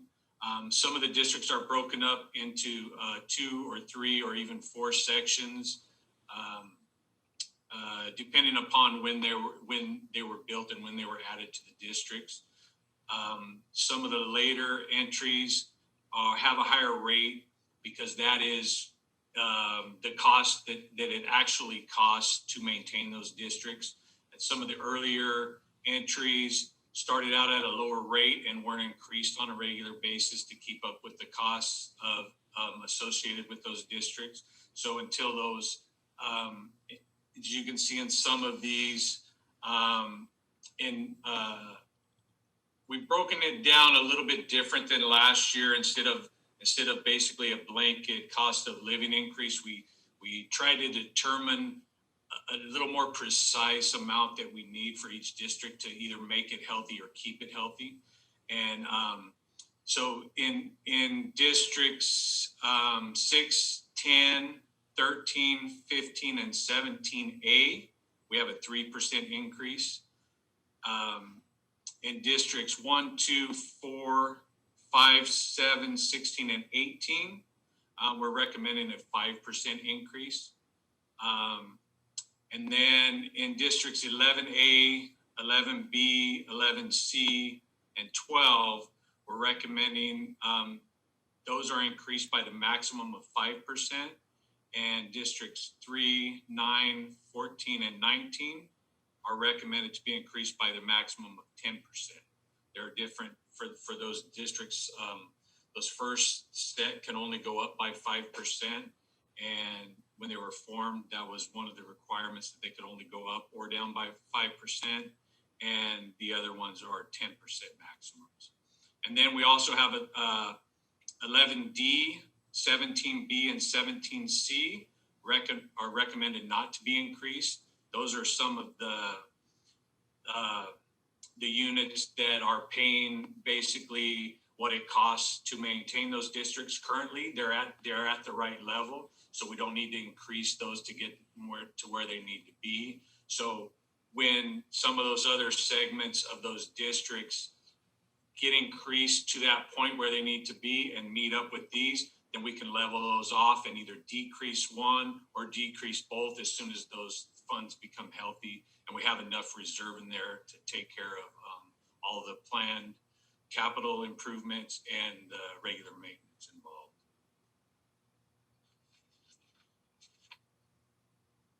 So that, unless there's any questions, that ends my presentation.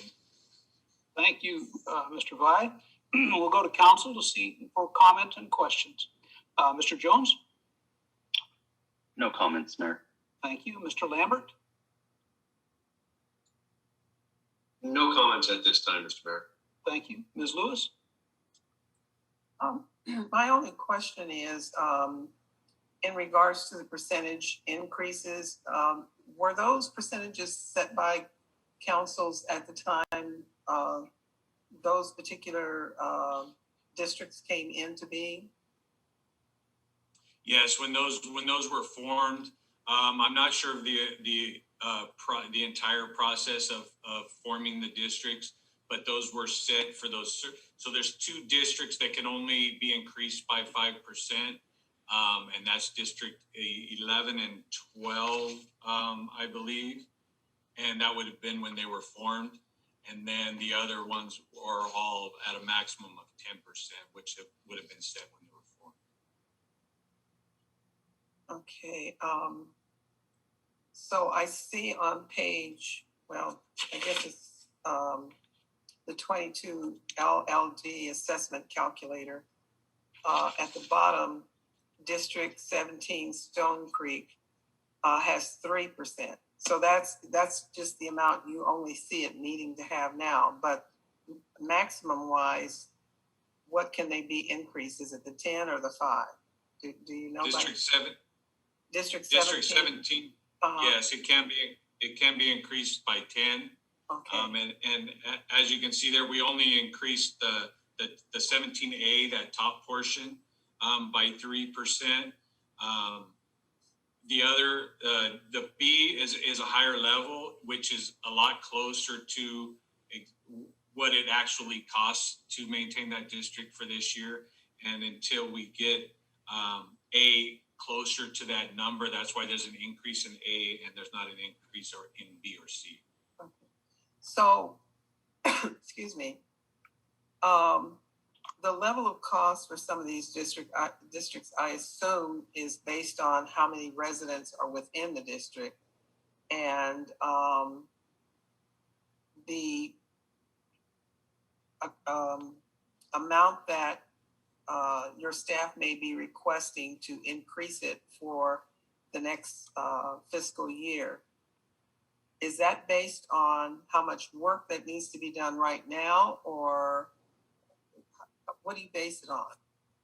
Or is it the maintenance for, the landscape? I'm not sure what it's based on. So the cost is actually based on what it costs to maintain, and that's all of those things that I listed: the street lights, the sidewalks, all of the landscaped areas that are part of the contract with the contractor who maintains the landscape. Any improvements to plants or irrigation improvements that need to be done either in those landscaped areas or medians or in the parks themselves. And I'm sorry, can you repeat the second part of the question? Well, I guess I was trying to figure out how it's determined, because I know you have some districts that are larger than others, especially the newer ones. And so some of those districts may have more landscaping in it than others. So I would assume that it's going to cost more to maintain those landscaped areas versus something that was done 20, 30 years ago. So yeah, that's kind of what I was getting to, where the difference was. And I assume the higher cost is because there's more landscape to take care of than not. Correct. So there are some districts that have, District 11 is a good example because there's a lot of park area. There's the park strip that runs basically between, I think it's Mountainside Drive and the canal, all along the edge there. It's all landscaped and grass area, the basin area. They have 2 large parks on Snow Goose in that district. There's a lot of landscaping area, and their assessment is fairly low compared to the cost, and we can only increase it by 5. So that's one of the reasons why it's unhealthy fiscally. And so you're correct that the more landscaping there is, the more costs that are associated with it. Some districts don't have storm stations. That's another thing that we maintain out of these budgets. So if there's not a storm station, there's not costs associated with repairing the storm station pumps or pulling those pumps, things like that. Some have decorative street lights. There's a lot more of those because the light doesn't shine as far on the street, so there's more of those. So there's increased costs with maintaining those lights and with the electricity included in those lights. So it goes per, it's not necessarily the size. District 1 is a fairly large district. I think it may be the largest district, but there's not as much landscaping in that area. And there are a few parks there, but they're not as expansive as in District 11. Okay. So districts that may incorporate some newer landscaping based on the build out versus some older, if there's vegetation that's dead in public right-of-way areas, is there a plan scheduled by the Public Works Department as to when new landscaping is going to take place for those areas? Yes, there is. If on in the staff report, there is a list under the discussion section of the plan for next fiscal year for each of the districts where it's planned. We've got District 1, 2, 3, 4, 7, 9, 16, 17, and then an overlay for District 18. Those are capital expenses for re-landscaping and irrigation repair for those landscaped areas. Okay, and then the next, go ahead. Pages aren't numbered, so where would, what is the title on the top of that page? I'm sorry, that would be starting on the bottom of the second page of the staff report under the discussion heading.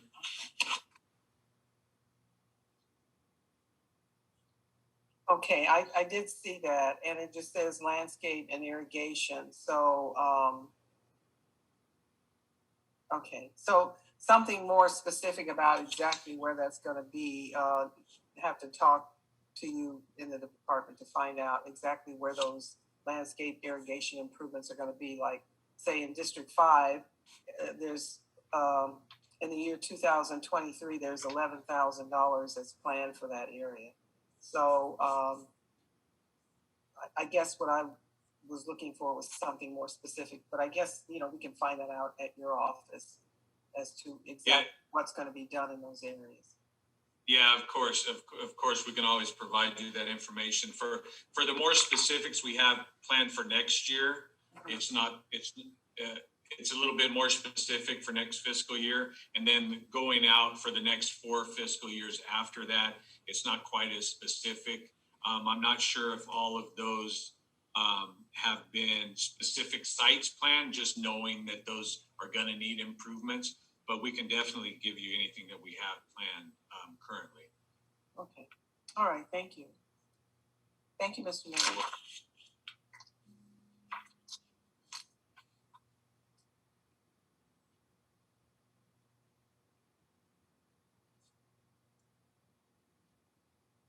Thank you, Mr. Mayor.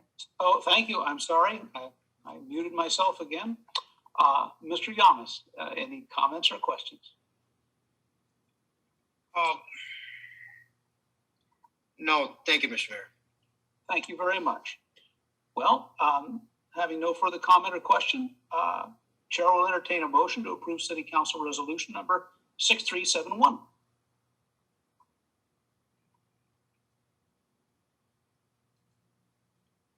I'm sorry, Mr. Mayor, we do need to conduct the public hearing. Oh, I forgot to open the public hearing. Okay. So now we will open the public hearing for City Council Resolution number 6371. And for that, we'll go to Ms. Maloney. Let me go back to my email and see if I've received any comments regarding this item. I have received no comments regarding this item. Thank you.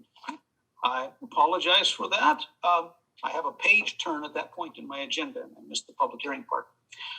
So now, hearing no comment in the public hearing, the chair will entertain a motion for City Council Resolution number 6371. Mr. Mayor, Councilmember Lambert, I'll make the motion to accept the resolution number 6371 as read. Thank you, Mr. Lambert. I have a motion. Mr. Lambert, do I have a second? Mr. Mayor, Yamas here. I'll second that. Thank you. I have a motion by Councilmember Lambert and a second by Councilmember Yamas to approve City Council Resolution number 6371. Ms. Maloney, roll call, please. Jones? Yes. Lambert? Yes. Lewis? Yes. Lamas? Yes. Faria? Yes, motion carried unanimously. Thank you for the excellent presentation, Mr. Vite. Your detailed explanation is very appreciated. Item E, this is another public hearing. This one we're going to ask to be continued. To receive the public comment in consideration of accepting the 2020 Urban Water Management Plan, UWMP, which will support the city's long-term resource planning and ensure adequate water supplies and available to meet existing and future water demands. And for that, we will go to Public Works Operations Manager Vi. Thank you, Mr. Mayor. Staff is recommending council open the public hearing, receive comments, and continue the public hearing to the next council meeting scheduled for June 16th, 2021. During review of the urban water management plan, staff found a discrepancy with the population number that was used, and that population number affects the water usage per capita. So we have directed our consultant, Provost and Pritchard, to make these corrections to the population and any numbers that are related to those. And so that's why we're asking to continue this to the next meeting so we can make those corrections, post the updated urban water management plan on the website for review. And this public hearing was noticed on May 21st and May 28th in the Las Banos Enterprise. So I'm available for any questions anybody may have. Thank you. I'll go ahead and go to the public hearing first and then come back for council questions. So now we will open the public hearing. Ms. Maloney, do we have any commentary on item 9E? I have received no comments regarding this item. Thank you. Having received no comments, we will close the public hearing and come back to council for questions and comments. Mr. Jones? No questions, Mayor. Thank you. Mr. Lambert? No questions, Mr. Mayor. Thank you. Ms. Lewis? No questions, Mr. Mayor. Thank you. And Mr. Yamas? No questions, Mr. Mayor. Thank you. Thank you. No questions or comment from council. Therefore, the chair will entertain a motion to continue the item to the June 16th City Council meeting.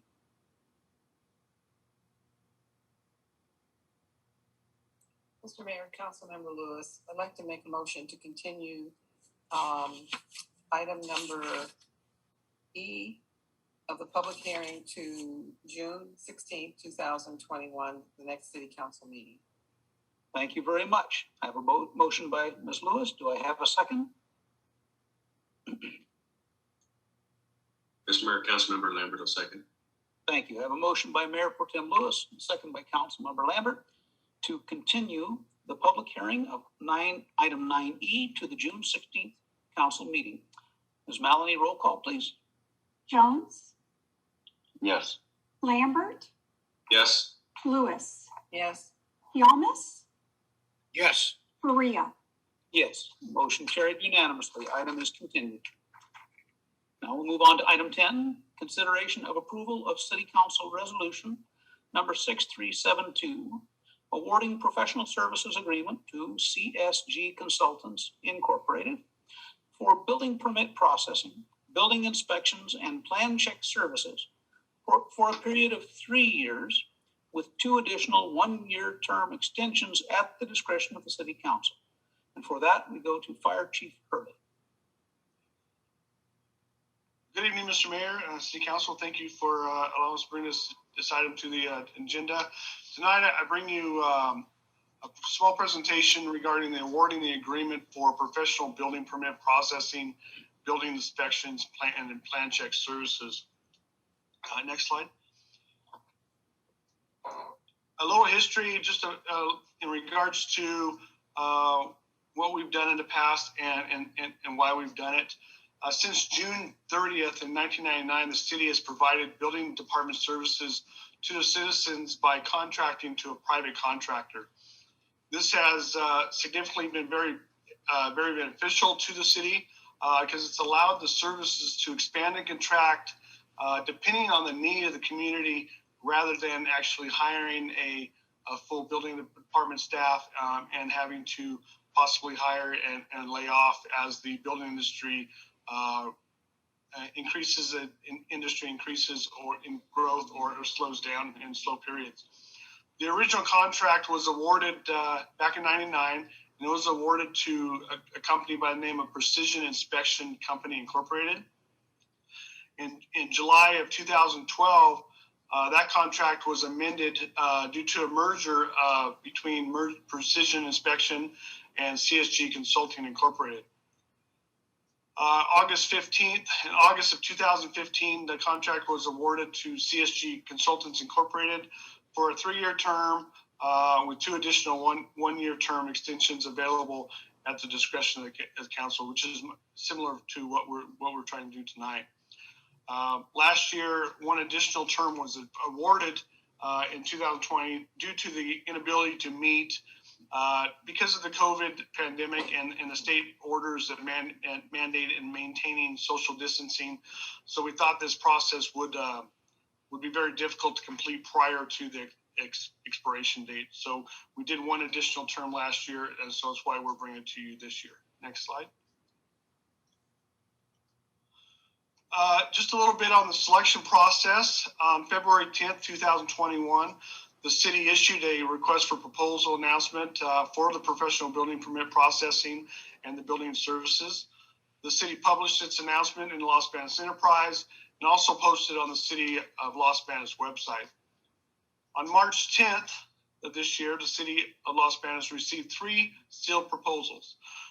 One of the proposals was from McCoy Engineering. Second one was Interwest Consulting Group Incorporated. And the third was CSG Consulting Incorporated.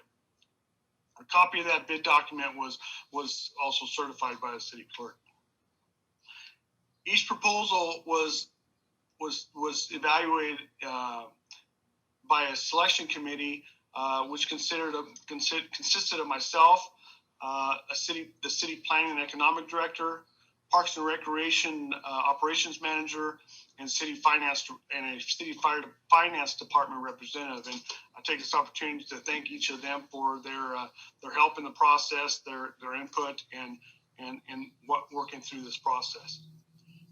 The selection committee determined that the proposal submitted by ACOA Engineering lacked some of the necessary experience and resources to completely invest the needs of the city of Los Banos department. So they were excluded at that point. And next slide. So once we went through the proposals, the selection committee determined that the proposals from Interwest Consulting Group and CSG Consulting Incorporated were responsive to the request for proposals and were therefore invited to participate in an interview stage of the selection process. And we did that virtually on April 5th. Both companies were interviewed by the selection committee on April 5th, and as a result of the interviews, both parties showed their capabilities and provided quality building department services. After careful and thorough review, the consensus of the selection committee clearly and unanimously agreed that CSG Consulting Incorporated was the best value, both financially and also the familiarity of our community. The results from the side-by-side evaluation clearly identified CSG as the higher ranking firm, and that CSG Consultants was the most responsible firm whose proposal was the most advantageous for the city of Los Banos. Next slide. Fiscal impact. The fiscal impact of the city of Los Banos will be based on the amount of building activity experienced with the city of Los Banos. This agreement compensates CSG based on the 65% of the building fees collected.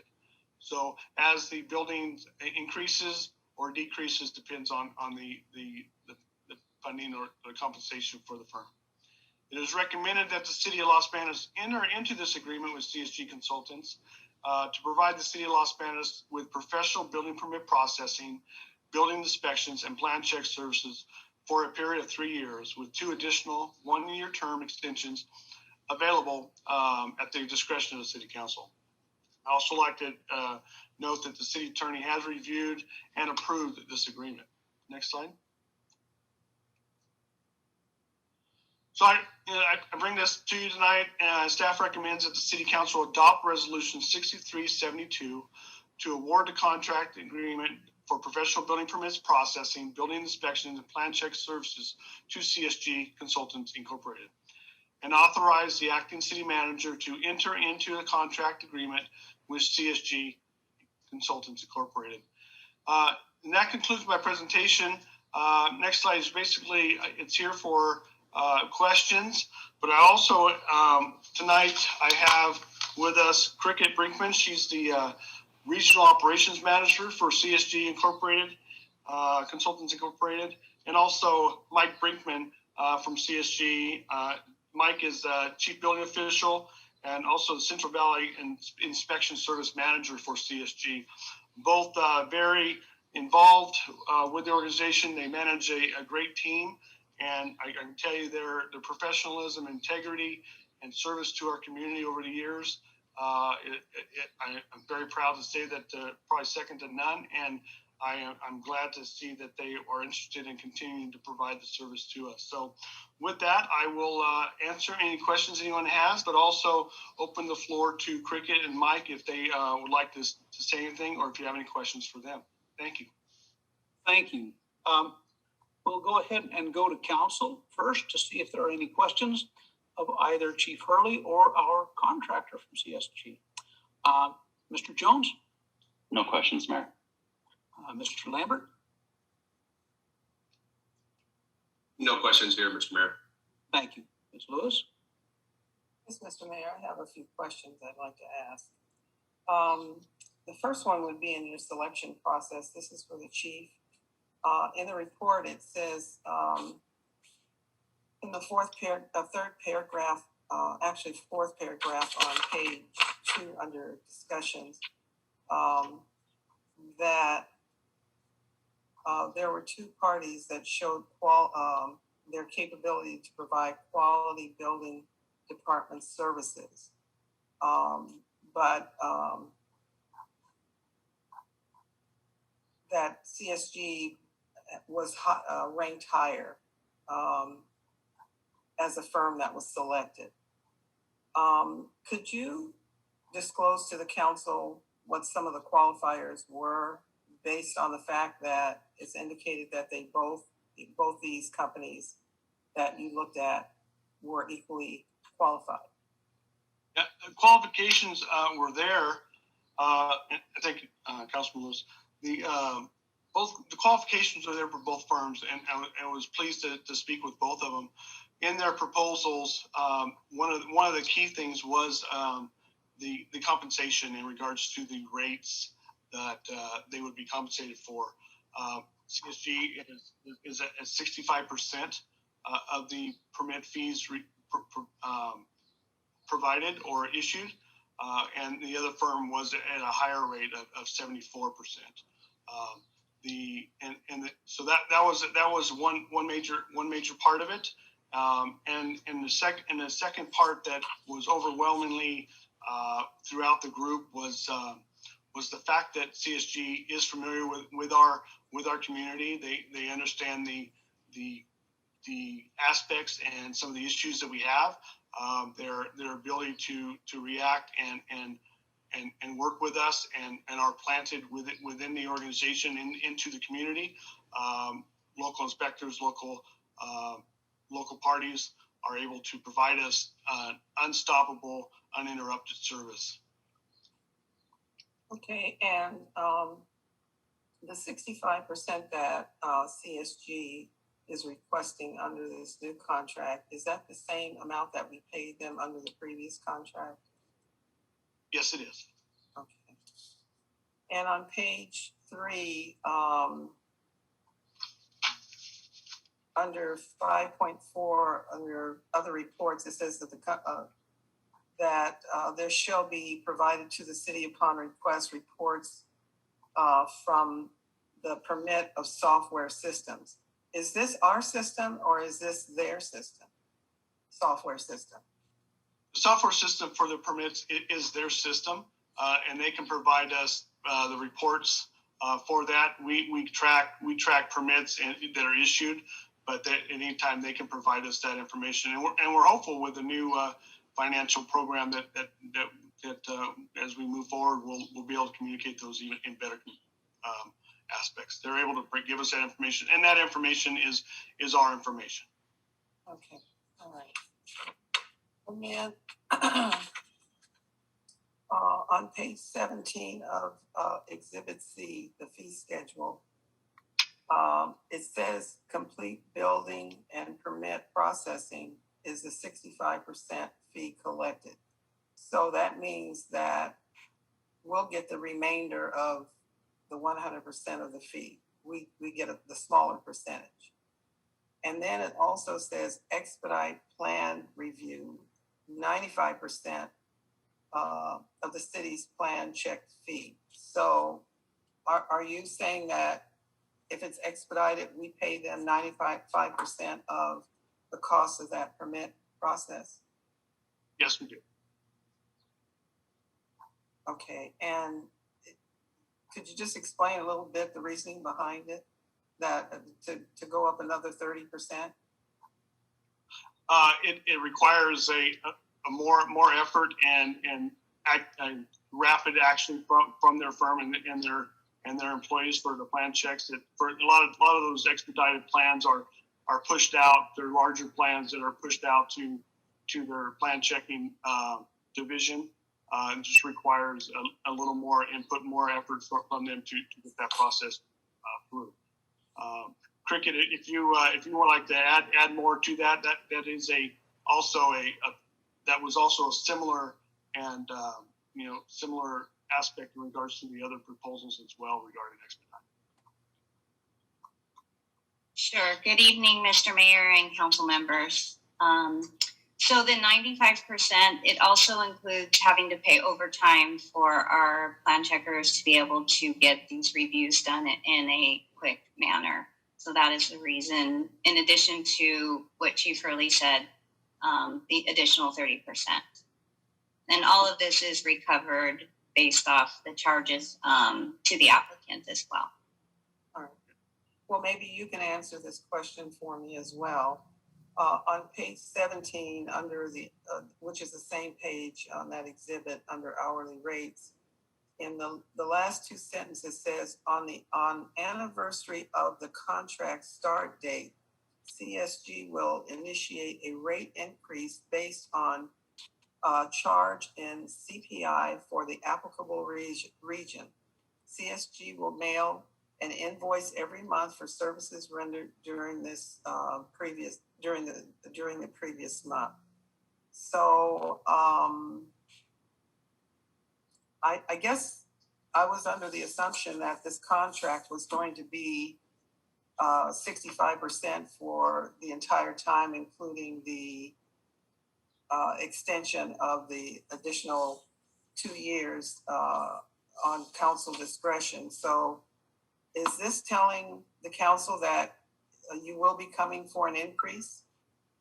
So the percentage will not change. It will stay at the 65% for the term of the contract. The only thing that increases usually is the hourly rates, because we also increase the hourly wages of our staff. But honestly, historically, rarely do we ever charge hourly to the city of Los Banos, because everything's paid through the percentage.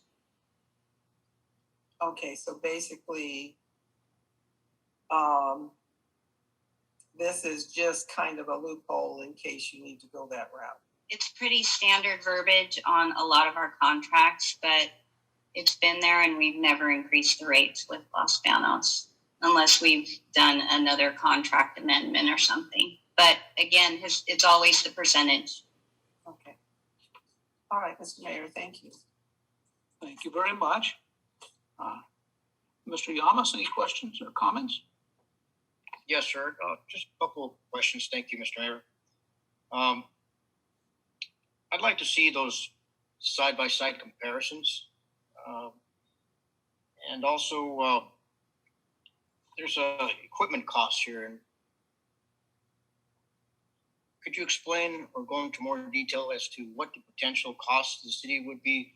Say, for example, of the printer that we're supplying to them breaks, who's responsible for replacing those types of equipment?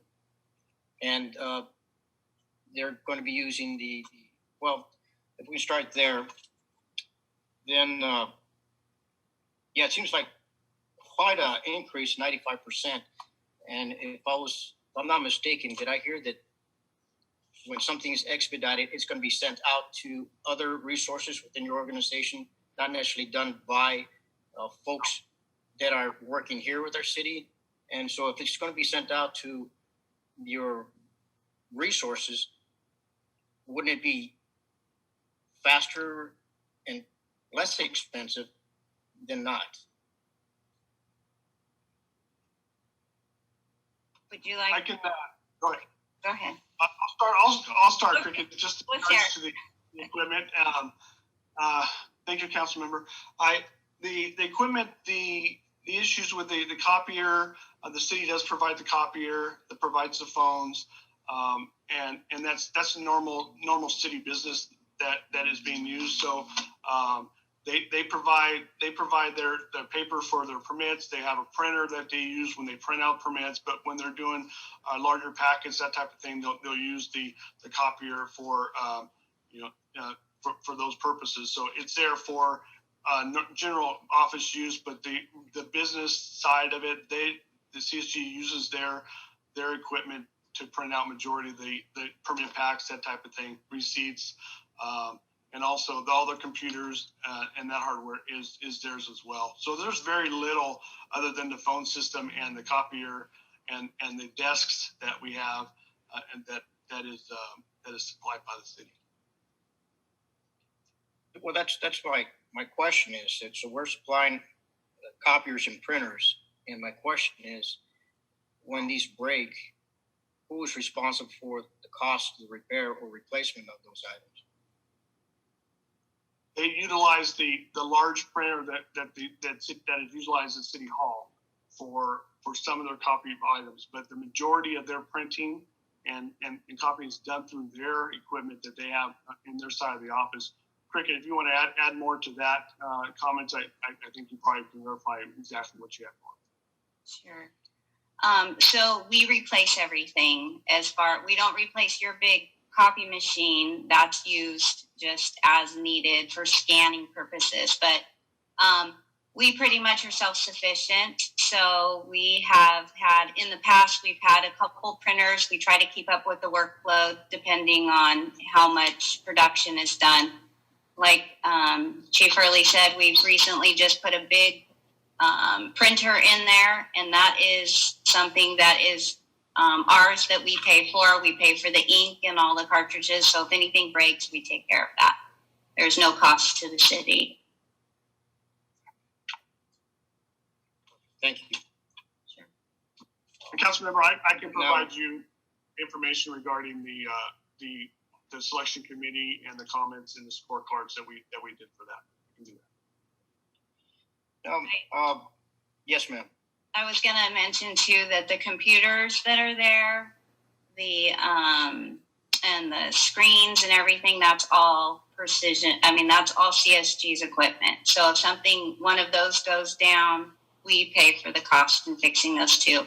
We also have our own IT staff that helps us make sure everything is running accordingly. I guess final thought comment is the time for the turnaround time for plan checking. What's the standard in other municipalities? Is that 10 days and 5 for recheck, so nearly a month for a turnaround time? A month? So turnaround time. I'm sorry, I missed up. It's 10 days, and then so half a month basically. So basically, it's okay, and it's all very confusing. I have to admit, there's a lot of moving pieces to this, and I'm very happy to explain, and I appreciate you asking. When a first review comes in, let me back up a little bit. So when a plan review comes into the building department, we determine at that point if it's something that can be done, we call it in-house, or something that needs to be sent to our office here in Newman. We don't have structural engineers sitting in the office there in Los Banos. We have inspectors and plan reviewers who can do those plan reviews, but they also have other things that they need to do as far as inspections. So if it's something that they can't handle in-house, they send it to our office here in Newman. We then go ahead and we log the project in, and then we have our plan reviewers do it. Our industry standard is a 10-day recheck for first review. That's 10 working days. When the project comes back in, it is 5 days for a recheck. If it happens to go out again after those 5 days with corrections and it comes back in, we do another 5 days. The intent is supposed to get easier as the review goes along. Other consultant companies, they don't have sometimes those turnaround times. It just depends in jurisdictions, municipalities. Sometimes they're 30 days out, actually. Right now is a busy time, which usually isn't a busy time. I guess during COVID right now, everything's gearing up a little sooner. We usually don't get busy until July, August. So basically we keep those turnaround times. We make sure that we follow those. That's also my job, to make sure that me and my staff are following your turnaround times.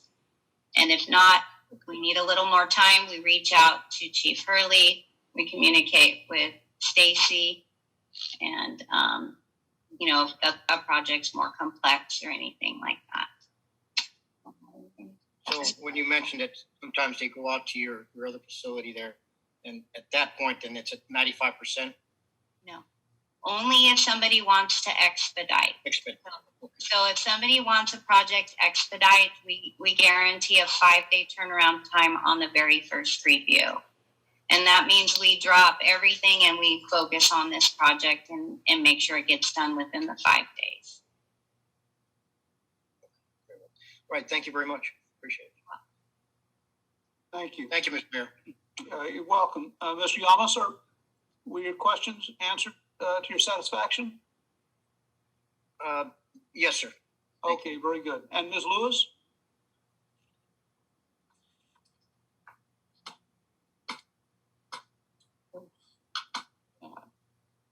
Were questions answered to your satisfaction, or would you like more? Oh, sorry. Oh, okay, I was trying to get my cursor. It disappears and it's hard to find. Yeah, for the most part, I had some questions about the billing method, the monthly reports, which seem to be a bit convoluted, but at least for me. I'm going to go along with what staff has submitted to us. I see that they send the monthly bills to the chief of the fire department by the 5th of each month. And I'm not sure exactly what's on those bills, if it's the hours that they put in for the work that's done. And then there's also a monthly report that the consultant prepares, and that's submitted to the financial department. So I guess that would be my last question is, how do these two match up? Is there somebody that's matching up these numbers to make sure that everything is copacetic? Well, Sonia just popped. Yes. Clearly, so we do get a report from CSG every month, and then we have our staff accountant prints out what we have in our Springbrook, and we reconcile the permits. So it's by each permit, and we reconcile to make sure what they have is what we have. And if it matches, obviously we pay them accordingly. If it doesn't match, then our clerk goes with their clerk and back and forth until we figure out what the discrepancy is. But we don't usually have a discrepancy.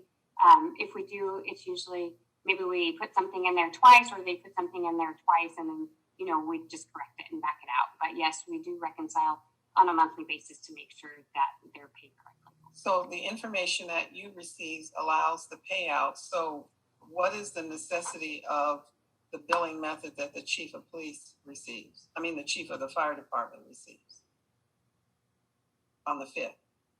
Councilmember, that report is pushed out to basically go into finance to make sure that everything is being pushed out. It's being provided to the city, and I could probably be more involved in that, but the process that is working to be reconciled and controlled in regards to the number of permits issued is all identified. Okay, so that billing method goes directly to finance department. It doesn't come to you. It does go to Mason. He does sign off on it. We reconcile it on his behalf, and then he signs off it as the department head in charge. All right. Okay. Thank you. That's it, Mr. Mayor. Thank you. Thank you very much. Thank you, Sonia. Mm-hmm. Thank you, everyone. Seems like we've got our questions answered. And so then Mr. Yamas has his hand raised. Oh, I'm sorry, Mr. Yamas. I did not see. I haven't. Okay, please. Mr. Yamas. I'm sorry. I had one more question. I put those notes in another page. But now with these dates and turnaround times, if through no fault of anyone else, you miss these dates, is there any penalty, reduction of fee, or how is that addressed so that, again, we're all looking for compensation here. Is there anything that triggers some kind of a change in rates? Would you like me to take that? Well, I think it's probably better because I don't know that I've ever received one of those concerns. I think it would definitely need to be evaluated, like we would have to evaluate anything, exactly the timeline it was issued, the time of day when it was issued, and see if there was any just compare evaluate the situation and go from there. So Cricket, go ahead. So when we for example, a plan review comes in, CSG gets paid 65% of that plan review. We do 1, 2, and 3 reviews at no additional charges. All that is included in the 65%. If a plan review goes into a 4th review, then we charge the hourly rates, which are also then charged to the applicant. Because we make sure that we work with the community, we work with the developers, we work with the contractors. We try really hard for something not to go into a 4th review because we don't want anybody to have to pay the additional charges. And honestly, if everybody's doing their job right, there should be no need to go into a 4th review. So basically, it works like that. No, I understand that, and I understand that the reviews and the fees. What I'm asking is, say for whatever reason your firm drops the ball and something gets delayed because we had a expedited or a few expedited, and now those other reviews go past these stated dates. What recourse or what is the solution for that? I catch balls really good. I have to admit that. I don't drop the ball very often, and we have a very good professional staff who ensures that our turnaround times are met. If we have a plan checker who feels that the magnitude of a project is going to take longer than the 10-day turnaround time, I will reach out to Chief Hurley and let him know, or we will reach out to some of our staff if the project's here and let them know that based on the magnitude of the project, it's going to take a little longer, or we'll get a hold of the developer or the applicant and communicate that way. But there is no fee if we are late. And like I said, there are some jurisdictions that do that, but honestly, it's never an issue. Okay. No, I appreciate that, but we can never anticipate the future, and as you know, things are increasing, and I just think that well, no, that's fine. Thank you very much. I appreciate your responses. Sure. And I also wanted to let you know that as part of CSG, you're not just looking at the staff that you see in the office and the staff that we have here. We have a company of about 250 people. They all range from structural engineers, so there's always other people that can help us meet our deadline. So we have a lot of resources that we're able to call on if we get into a situation like that to ensure we meet the deadline. And I guess basically that's really what I'm looking for, is to ensure that folks coming up to the counter are getting prompt service, and it sounds like it. Thank you, Mr. Mayor. Thank you, Mr. Yamas, and thank you, staff and Ms. Brinkman there. If I might chime in just quickly, since I did take a look at this agreement, and part of the agreement provides for a consultation. So if the issue that Mr. Yamas is describing is a chronic issue, there's a consultation provision in the agreement that allows the city to meet with CSG, discuss what's the problem, what's going on, and come up with a satisfactory resolution to the problem. And if that doesn't work, ultimately can terminate the problem, the contract with little or no notice to CSG. So there is a little bit of a process. There is no damage clause for being 1 day late on a permit, for instance. It's more looking towards if CSG was chronically late or chronically not fulfilling their responsibilities under the contract. There is a process under performance to the satisfaction of the city, meet with city leaders and resolve that, or part ways. So that's kind of more of a direct way to resolve that issue, as opposed to on a case by case. If you're 1 day late, you only get 60% of the fee, and that's how we've done it. And I think I can't recall ever having to have one of those meetings with this particular contractor since they've been involved with the city. So it is provided in paragraph 2.2 of the agreement. Mr. Vaughn, thank you very, very much for that. I hope that answers your question.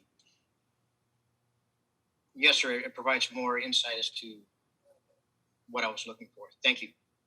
Yeah, they're also required under the terms of the contract to perform all of their services in a diligent manner and under the timeframes that they've agreed to. And those are all causes for breach and termination of the agreement if it came to that. But like I said, there is a consultation clause within the contract that will allow for, if the problem becomes chronic or a big problem, that the parties get together and try to resolve whatever it is that's going on that's causing the delay in the processing of those permits. Very good. Well, thank you, everyone. So at this point, Chair will entertain a motion to approve City Council Resolution number 6372.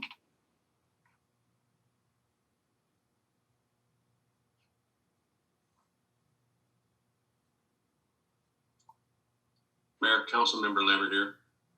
Thank you. I'll make the motion to approve the resolution number 6372 as read.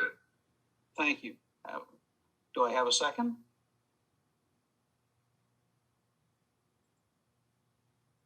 Mr. Mayor, Yamas, sure. I'll second that. Okay, Mr. Yamas. So I have a motion by Councilmember Lambert and a second by Councilmember Yamas to approve City Council Resolution number 6372. Ms. Maloney, roll call. Jones, Yes. Lambert, Yes. Lewis, Yes. Lamas, Yes. Faria. Yes, motion carried unanimously. Thank you to CSG, and thank you, Chief Hurley, for bringing this to us tonight and your very thorough explanation. We very much appreciate it. Thank you. Thank you.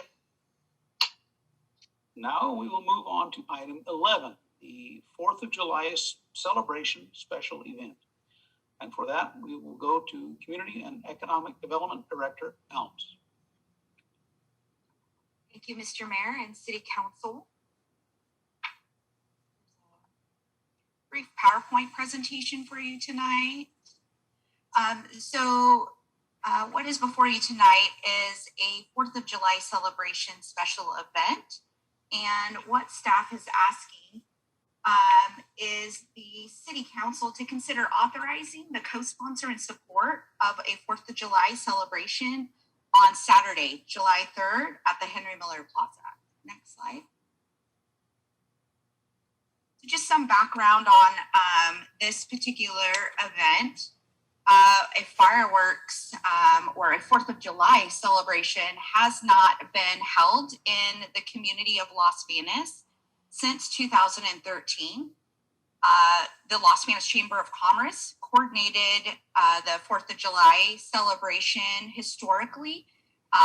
They coordinated that special event with a fireworks show for decades. And due to the increasing costs, the Chamber stopped providing the annual fireworks show.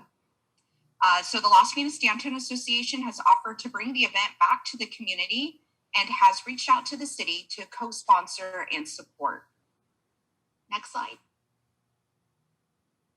So the special event, like I said, would be held on Saturday, July 3rd. It would start at 11 a.m., but the ceremony, the process, or the opening ceremonies technically wouldn't occur until 1 p.m. With the VFW and the singing of the national anthem. And it would be located at the Henry Miller Plaza. And the event would end with a free fireworks show from the fairgrounds. Now, I do want to be clear that the fireworks show, the city is not involved in the fireworks show, other than the inspection that's provided by our fire chief, which I will highlight in a future slide. but the cost of the fireworks and utilizing the fairgrounds, the city is not involved in that process of the event. Involvement of a part of this special event from the city would be to provide support services for the Henry Miller Plaza and the celebration, the special event there at the Henry Miller Plaza. And I do want to highlight that the designated local authority, the DLA, they are the entity that took over the redevelopment agency as designated by the state of California. They have agreed to a license agreement for the city to use the Henry Miller Plaza and the surrounding property. Next slide. So city support, what that detail looks like is it would be for the use of the Henry Miller Plaza, a police department presence, which we are estimating about 10 police officers. It would be for a fire department engine company to be there at the special event. But if a call occurs, they would leave. And so they would only be there when available. And this would be already an engine company on duty. And then this would be barricades for street closure, mobile lighting. And this would just be because at dusk when the fireworks show then occurs and then folks get back in their cars to leave, this would just be to provide some additional lighting. And this is a mobile lighting tower that Public Works has and utilizes on projects. And then signage boards. The city has 2 signage boards, which were successfully used at the Christmas parade to just help direct traffic. But in this particular instance, we would be using them hopefully in the same manner to just notify motorists of street closures. And then the use of the community center.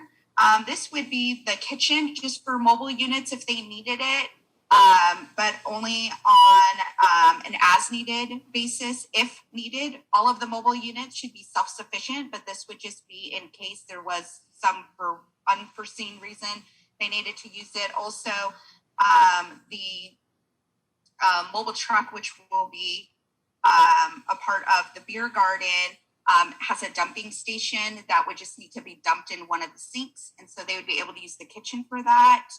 And then the grand room would be utilized for emergency purposes only. It's a staging area for rigs. They requested to have a staging area. It would not be open to the public in general. The community center would not be open to the public. And neither would the restrooms. They would not be open to the public. But the grand room, it would only be a third section of the grand room. So it'd be quartered off, and just that section would be made available in case of an emergency for rigs.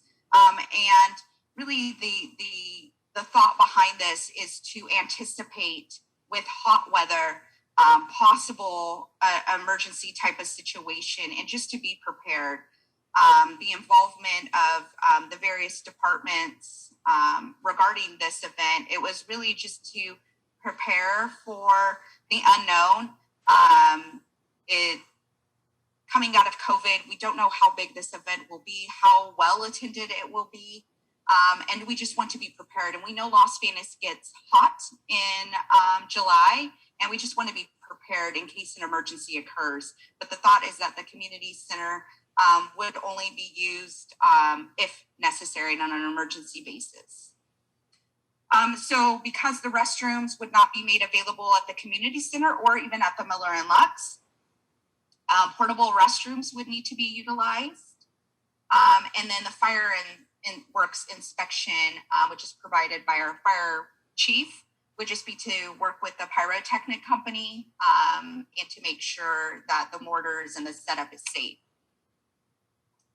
Next slide.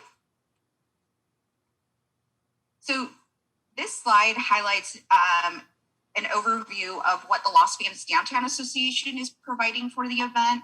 So they have coordinated with RIGS, which is the ambulance, contracted ambulance service, to provide an ambulance on site, which will be there the entire event. They will be providing 8 private security guards for the entire event.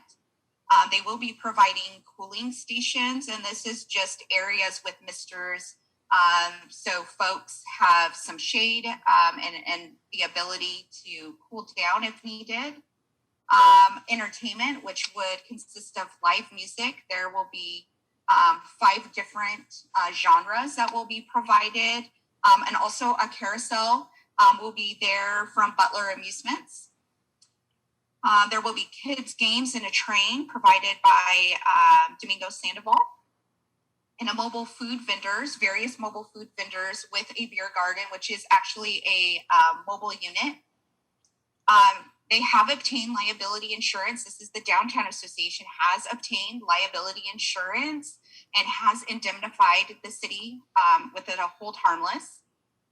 They have provided the higher requirement for insurance, and just it's because of the unknown, and the city wants to make sure that that liability insurance was appropriate. So it's the minimum we required was $2 million with 4 aggregate million, which we do require on bigger events. And then we required them to obtain a special event permit, which they did pay the fee, which is $311.14, which has been paid. They will be providing volunteers, which the Downtown Association will be working with the college to provide those volunteers to just help maintain the site, make sure things are clean and being maintained and trash is being picked up. They will be providing the fireworks show. They've hired the pyrotechnic company, and then they've also secured the rental of the fairgrounds. And then PBID funds will not be used for this event. The Las Vegas Downtown Association has been raising funds through sponsorships to be able to put on this event, and their contribution is about $35,000 estimated on all of the details that they will be providing for that special event. Next slide. So the fiscal support that is really being included by the city is broken down with this slide. So with the 10 police officers, and this is just an estimate, 10 police officers, and this could be maybe overkill, and the police department, the commanders are looking at it from a perspective of, coming out of COVID again. We're not quite sure how big this event will be. It is a holiday weekend. It will be on Saturday, not Sunday. So we're anticipating that we will get a pretty good turnout from the community and maybe even the region, the surrounding communities. So just to be prepared, they will have approximately 10 police officers at the event. And these are additional officers working the holiday weekend. And so at that cost, it would be approximately $10,880. The Henry Miller Plaza rental typically for a day is about $500. Parks and Rec would provide setup and take down at the end of the event, which is approximately $480. There'd be a fireworks inspection fee that is typically charged to the pyrotechnic company, but in this instance, it was directly being charged to the Downtown Association. This is for the inspection from our fire chief, with just to make sure that the mortars are safe, that the fireworks show. It will be done in a safe manner, and that's $1,300. And then when you tally up all of those in-kind services listed above, it's about $13,160. And then in addition, the only cost that wouldn't be in kind that I do want to highlight is the portable restrooms. It would be a rental, which would be ADA restrooms as well as regular restrooms. And it would be approximately $2,500 for that. So in total, the with in-kind and any fiscal support, it would be about $15,660 from the city. Next slide. So with that, staff is recommending that the City Council authorize the co-sponsor and support of the 4th of July celebration on Saturday, July 3rd at the Henry Miller Plaza. And I would be, next slide, I'd be happy to answer any questions. Okay, before we go to council discussion and questions, we have some public comment. And so we'll go to that first.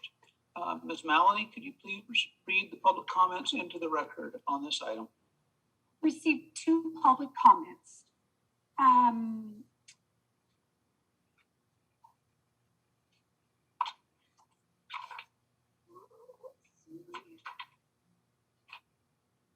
Okay, the first one is from Kathy Ballard, citizen of Los Banos, former executive director for the Chamber of Commerce. I would like to point out that for all the years the Chamber has put on the fireworks show in the city of Los Banos, the only contribution the city has provided was the ability to sell fireworks at a booth, as long as all proceeds went to covering the expense to putting on the show. All permits and inspection fees were done at our expense. We were advised by all previous city managers, council members, and mayors that they could not support a single organization without supporting all organizations within the community, i.e. VFW, Tiger Sharks, Rotary, Seroptimist, and etc. This we understood and continued to solely support this event at our expense and the hard work of our volunteers. Now keep in mind, we already support the Downtown Association with taxpayers' money to the tune of a budgeted $18,000 per year. Now you want to spend more taxpayers' dollars for one specific group, the Downtown Association, that will bring more profit to them. I don't see a request for all money they earn from the sale of fireworks going to only the firework display. When you say in kind, I need to know what the city taxpayers are getting in kind. Is it the firework display? I think we as taxpayers have already paid for this. What else can we be getting for this? Number 1, use of Henry Miller Plaza. What cost is charged normally for this rental? $350 or more? Police department presence, 4-hour shifts, and usually at overtime pay. I don't think a request has been put in for all volunteers that haven't even met for over a year. Fire department engine when available, on call at what cost? Barricades, is Downtown Association picking up? Employee time to deliver, set up, and pick up. Mobile lighting and signage, what is this? And again, deliver, set up, and remove. Tables and chairs, really? Community center for emergency use. What qualifies them needing this? Portable restrooms. This is the only thing that has a price. I'm assuming because it's an outside vendor. Inspection fees, again, a price. Give me a total that the city is donating for these fireworks display that has never been important to them before. On a side note, I feel that Mr. Jones' position as treasurer of DA should recuse him of voting on this item.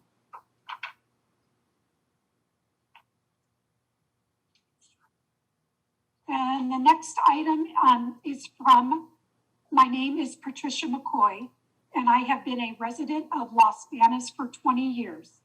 After reading through the agenda items and seeing the recommendation from staff that the council authorize the city to be a co-sponsor with the Downtown Association for their 4th of July celebration, I felt compelled to send an email. While I commend the Los Banos Downtown Association for their desire to bring back a 4th of July event to the community, I have deep reservations on how they are proceeding on getting this event to fruition. There is a list of support needs that I believe paints more of an expense than what staff suggests under the fiscal impact of just $2,500 for bathrooms. Additionally, these In-kind items are listed as broad bullet points and should have more clarification as to one, exactly what is needed, and two, the monetary value associated with each support item. See my comments below. Excuse me.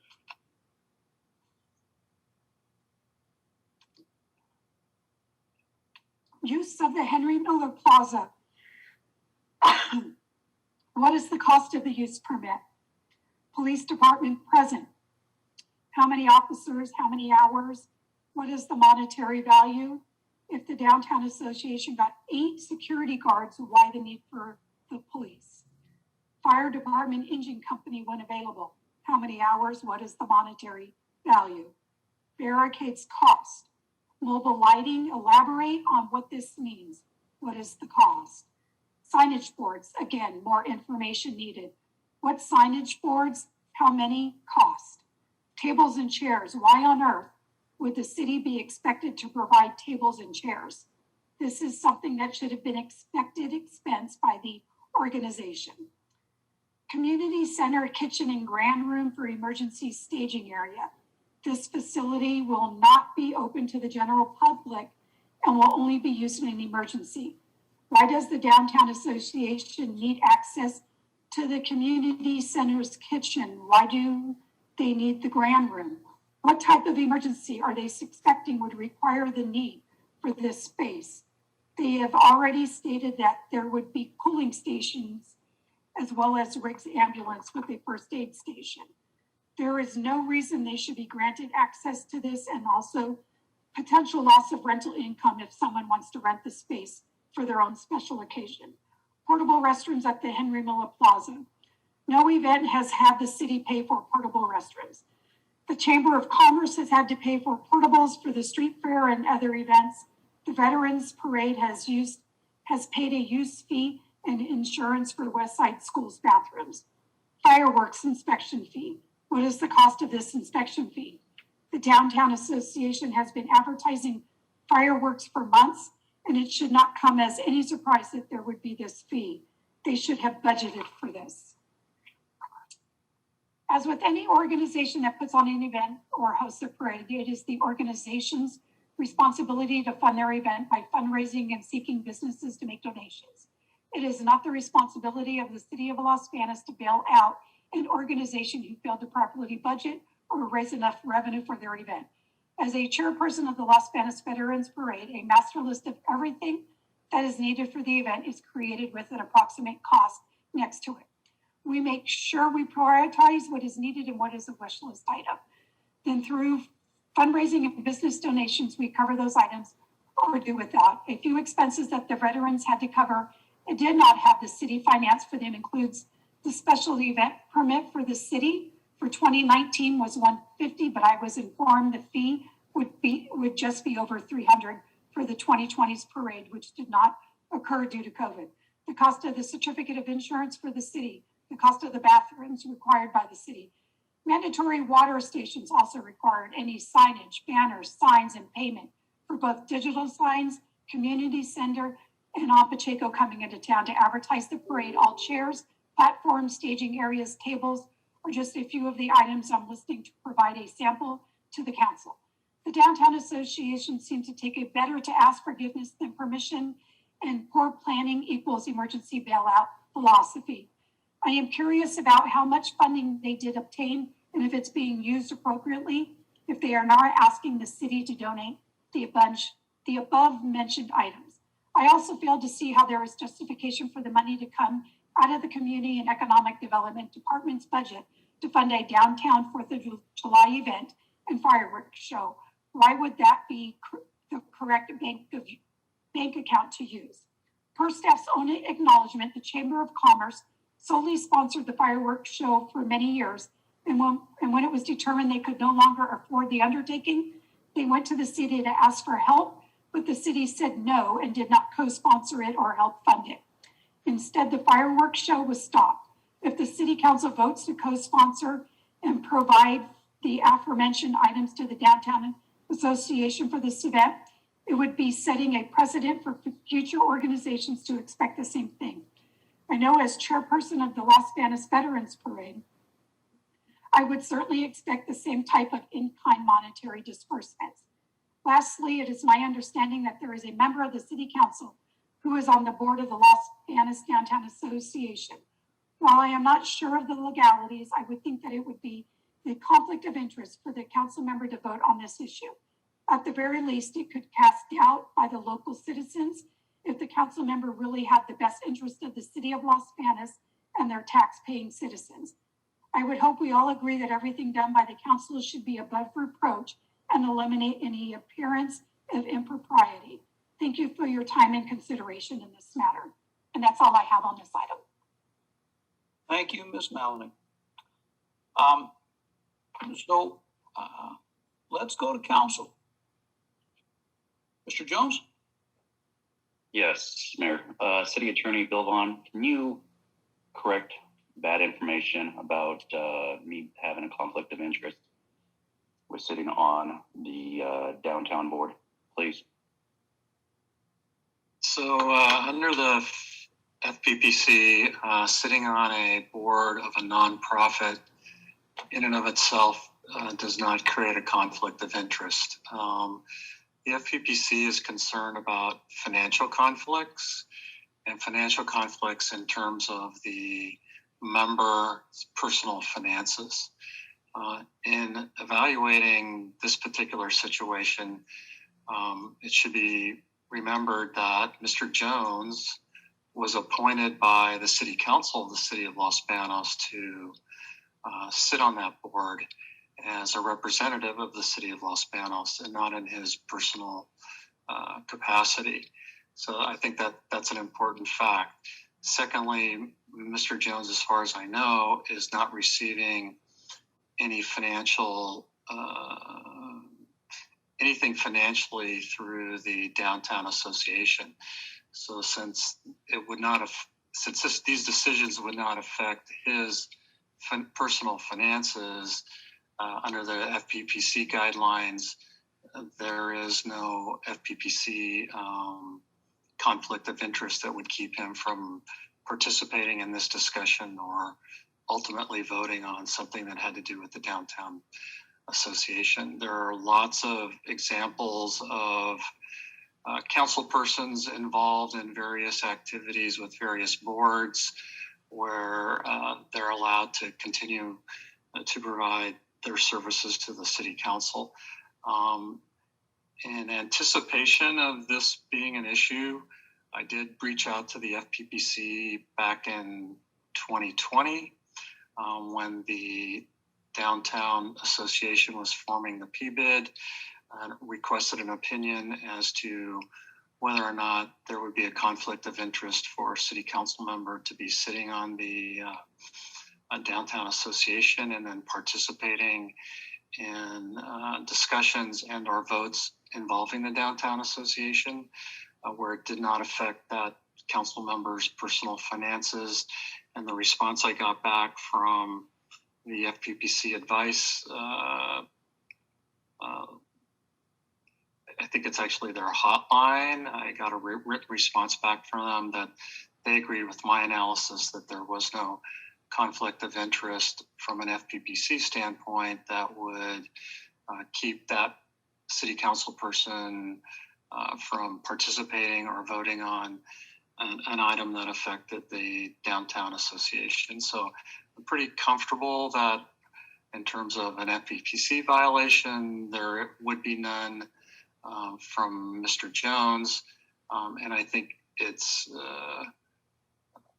important that Mr. Jones is actually sitting on that board as a representative of the City Council of the City of Los Banos, and he was actually selected, I believe, last year by the City Council to sit on that board. So he's not sitting there in his on the board in his personal capacity. If we took a look at all of the boards that the City Council sits on, from the MCAG board to the Peninsula Clean Energy Board to the Air Resources Board, and all the various boards that the City Council members participate in, I can't remember a time where it's we've determined that there would be a conflict of interest for that member to discuss or participate in a decision that affected one of those boards. So I did look up some written opinions from the FPPC, and they seem to be consistent that if it's an unpaid position where there is no compensation being paid to the city council member to participate in a nonprofit board, there is no FPPC violation in terms of participating in, for instance, this discussion tonight and a potential vote. So it's my advice and my opinion that there is no violation in terms of what we're doing right now in terms of Mr. Jones participating. I'm available to answer any questions if you want to discuss it any further. Thank you, Mr. Vaughn. That's all, Mayor. Okay, thank you, Mr. Jones. Does anyone have any questions of Mr. Vaughn while he's on the line right now? Ms. Lewis? Thank you, Mr. Mayor. I do agree that this council unanimously elected Mr. Jones to this board to represent the city. And I do agree that as far as the FPPC is concerned, that there is no ethical conflict. However, each and every one of us, including our city attorney and our staff, I believe our administrative staff and all of the city council, I know at least, we have to take an ethics test every, 2 years. And in that ethics test, it tells us that something may be legal that you have to hear. But if it gives the appearance to the public that you're doing something wrong or that it might be questionable, then you should take the higher road. So I'm not telling Mr. Jones what to do. I'm just bringing out to the public that there is another organization that we have to answer to in regards to how we conduct business and decisions that we make. So that's where I'm going to leave that because there is another avenue that we still have to look at when we're sitting on boards. And most of us, the mayor sits on another board, I sit on another board. Neither of those boards ask us to do in-kind stuff for their organizations in order to operate. So there's more than just the FPPC ruling about this. There's the ethics of what we do as a council member, of what we're doing that we have to look at when we're making decisions. So I totally agree that Mr. Jones has the legal right to sit on that board, and we elected him to be on that board to represent the city. And I just need to make that expression in regards to the ethics test that we take every 2 years. Thank you, Mr. Mayor. Thank you, Ms. Lewis. Does anyone else have any questions or commentary with Mr. Vaughn? If not, we'll move on and go through council discussion. We'll go to Mr. Lambert. Thank you, Mr. Mayor. As I do totally support the Downtown Association with the fireworks show, I'm kind of put off on getting this 4 weeks before the show when we know this was happening a couple months ago. The in-kind as it says, services, it still comes with a cost plus the $2,500. And we're in amongst some other issues that we're dealing with, and this comes up to a $13,160 value, and which I have an issue with that. I also have, like I said, if we approve this, then it's going to be a rolling effect for the other associations also. And if that's the case, then are we going to have to start budgeting for this next year? Just because I want to make sure to be all around for the other associations, we have to be fair. And that's where I stand on it right now. Thank you, Mr. Lambert. Ms. Lewis? Thank you, Mr. Mayor. Well, first of all, I'm a bit upset right now because as normal, we see different numbers that are put on the screen, and that information is not disseminated to the council when we get our packets. And so I want to make it very clear to our staff that, and this goes to our city manager, when there is information that your staff is going to be presenting to council for us to make a decision, that information needs to be included in the packet. And what we saw on the screen that Stacy presented was not in our packet. What we had was general information about Henry Miller Plaza, the police department barricades, blah, blah, blah, going down, and the things that the association had paid and are going to be responsible to pay for. But hearing tonight, there's going to be roughly 10 police officers. They're going to have 8 security officers there. Those 10 police officers are not going to be pulled off the street. These are 10 police officers that will volunteer to do this on their own time.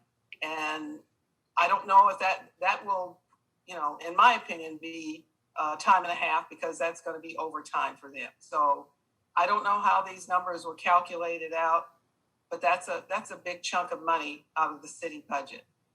The rentals of tables and chairs, if they're going to be food vendors out there, if the association feels like they need tables and chairs, then they should rent tables and chairs. I'm sorry, but I have to agree with the 2 letters that were read. This is a lot of money out of the pockets of the city budget. And the city staff has presented to us as an in-kind thing, but there's a cost value to it. And any other organization that wants to rent these items have to pay the cost value. When the Portuguese community has their Festa parade in Los Banos on an annual basis, they have to pay. And, I don't know how long this has been in planning, but here we are less than a month away from this event. And we're asked to make a decision about this amount of expenditure, which is almost $16,000. Yes, in this year's budget for 2021-22, it has been requested for Los Banos to pay $18,218. I believe Los Banos is the largest paying PBID business in the downtown area. When this contract, when the PBID first came to us, I was very reluctant about it. And part of it was that our previous city manager authorized with them or set up with them that we would give them what was somewhere between $10,000 and $15,000, and only a small portion was to be paid back over a 10-year period of time. So the rest of it was taxpayer dollars gifted as startup money for this organization. We pay just like everybody else. Where are the other downtown associations giving in-kind, paying money towards this event? Why is Los Banos City the bank for this? And I'm a 100% at this point supporter of the Downtown Association, because I want to see our downtown look better and get better. But we have other costs that we're going to be responsible for. That is fixing our streets and sidewalks, the lighting, a myriad of things that are going to come out of our pocket. And we cannot afford to be nickeled and dimed and placed in a position where our backs are in a corner to pay for something that has been planned for a while, and now we're just getting asked to dish out this money. We've just come out of COVID. I think it would have been, this is a wonderful thing for our community to have something to do and places to go, but maybe it should have been done on a more modified level. maybe the first year, just have the fireworks until your organization is able to go out and garner the additional funds from the private industry as a 501c, which is what you are, to contribute to the things that you want to do on a larger scale. But this is a pretty large scale thing. And now the city is being asked to contribute a good portion of it. And I'm just tired of the city being used as a pocketbook for people coming to us, asking us to fund this, that, and the other. We have policies in place, and everybody should follow those policies, and we should apply them equally to everybody. So that's kind of my take on that this evening, Mayor, and I'm sorry if I've offended anybody, but, I've kind of had it up to my head. I've had it up to the top of my head. Number one, not receiving complete reports and having to make a decision at a snap moment. And how long has this thing been in the planning? Has it been planned since last year? I don't know.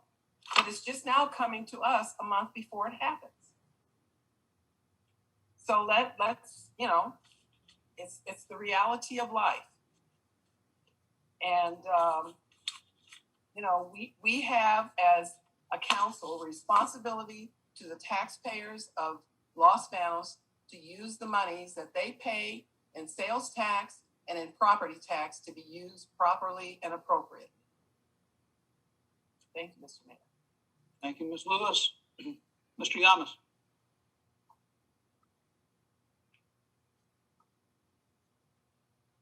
Yes, sir. Thank you, Mr. Mayor. Yes, I have some concerns. That were stated previously.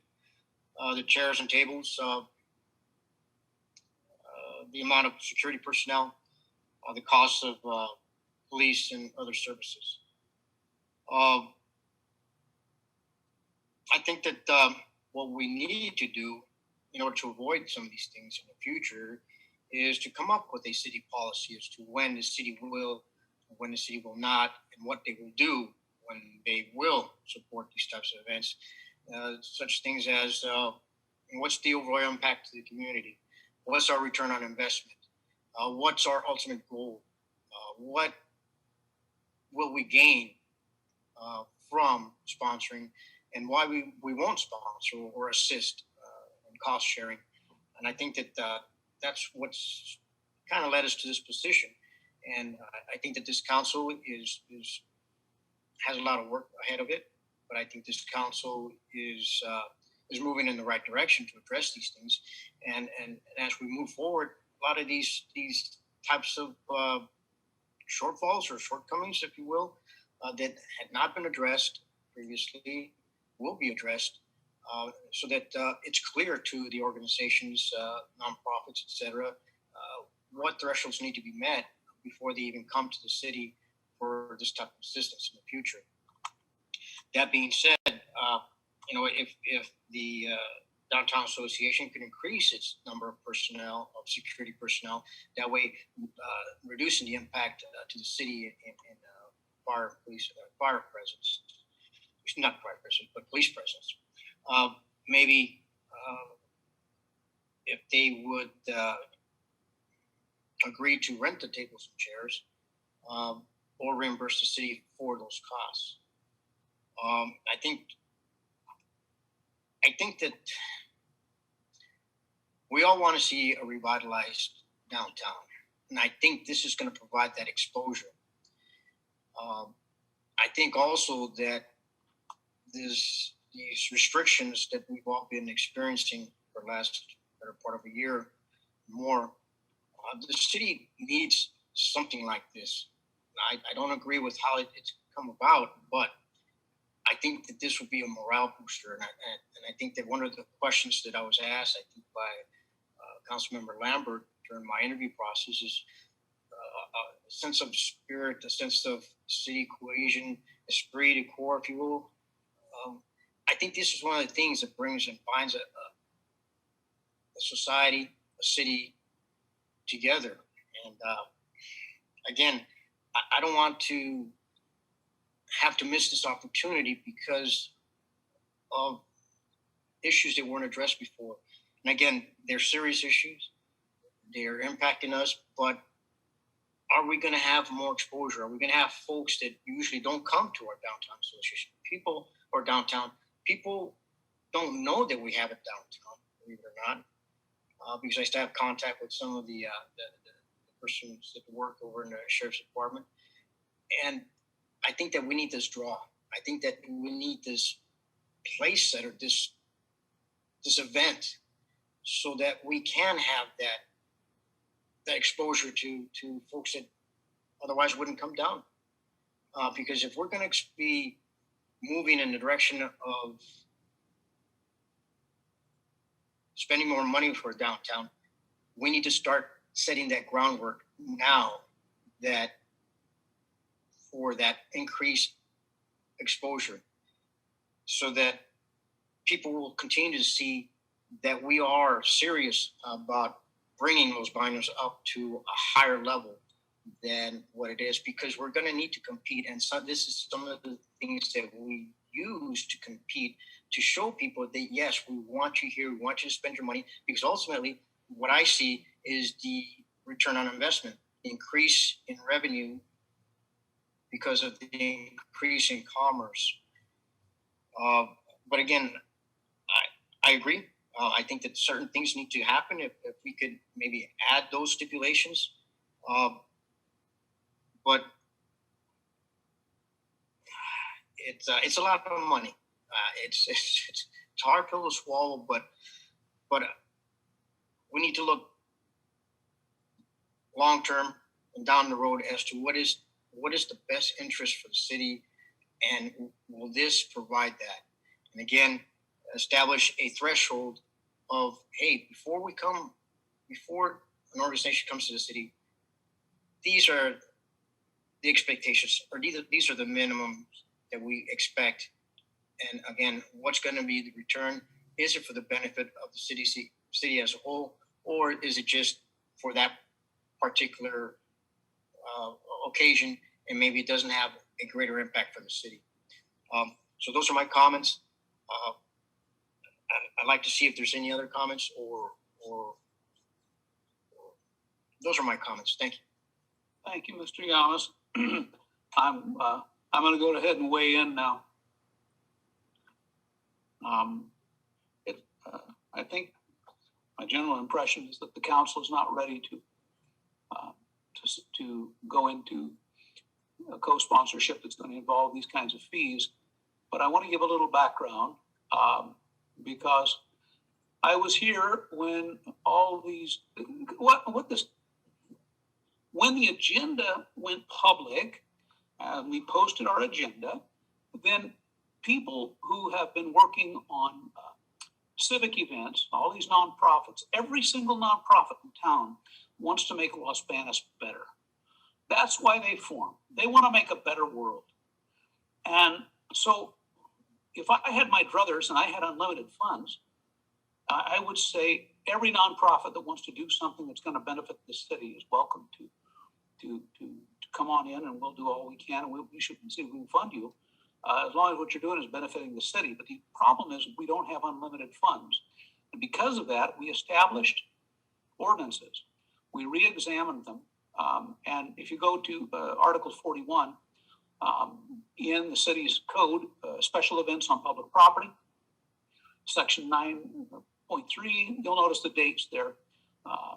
Section 9.3, you'll see May 6, 2016.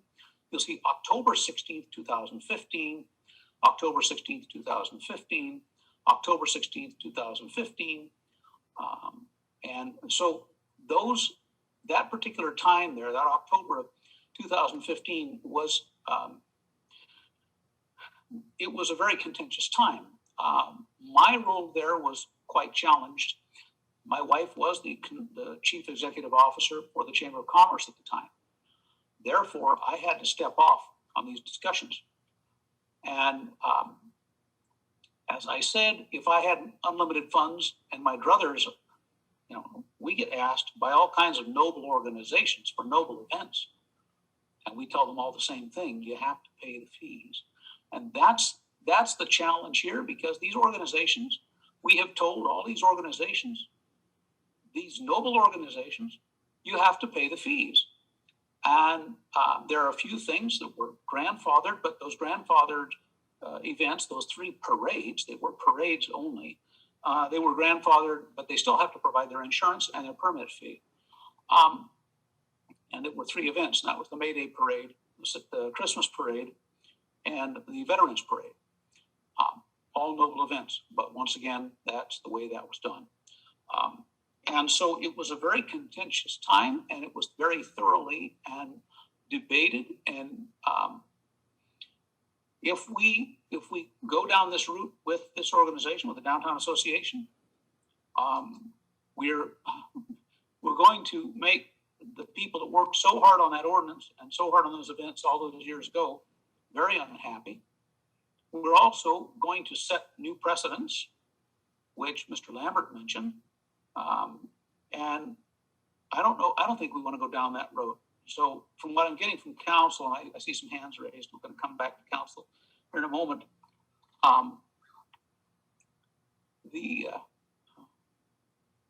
We're going down, I don't think the council is wanting to do this. And the policies were established then because these conversations were happening at that time. And now they've come back, and we do have those policies, as I said. They are available in Article 41 of the city's municipal code, Section 9.3 on through there. And I know that well because I had to watch from the sidelines as it all got done. I think I saw Ms. Lewis's hand up first, so I will go there first. Thank you, Mr. Mayor. I just wanted to double back again and say that I'm in support of the Downtown Association, and I appreciate what they are attempting to do with this event, but it's still a fairly new organization. And these are a lot of things that are being put on for the 4th of July. And sometimes you have to crawl before you can walk. You have to be able to build up what you want the community have. You can't just go out there and give them, a 9-course meal and expect that somebody else is going to pick up the tab. So all I'm saying is that, perhaps in the future when these things come and they're planning events, have the association come to the council and let us know what you're planning and what you want to do and what you would like to ask for, to give us opportunity to think about it. But again, this is a lot of money for the city. And I don't want to set any new precedents, because I sat on that council that you're talking about, Mayor, where there was a lot of public input, a lot of public dissatisfaction about directions that the city had gone in and what was being requested. And we came up with something that we thought was fair and equitable for our community. And so I'm very surprised at this request coming forth by our staff today. Again, I hope that there are things that can move forward with this event, because it seems that, some of the more important things like the fireworks have been paid for, the security guard, Riggs ambulance, the vendors are coming.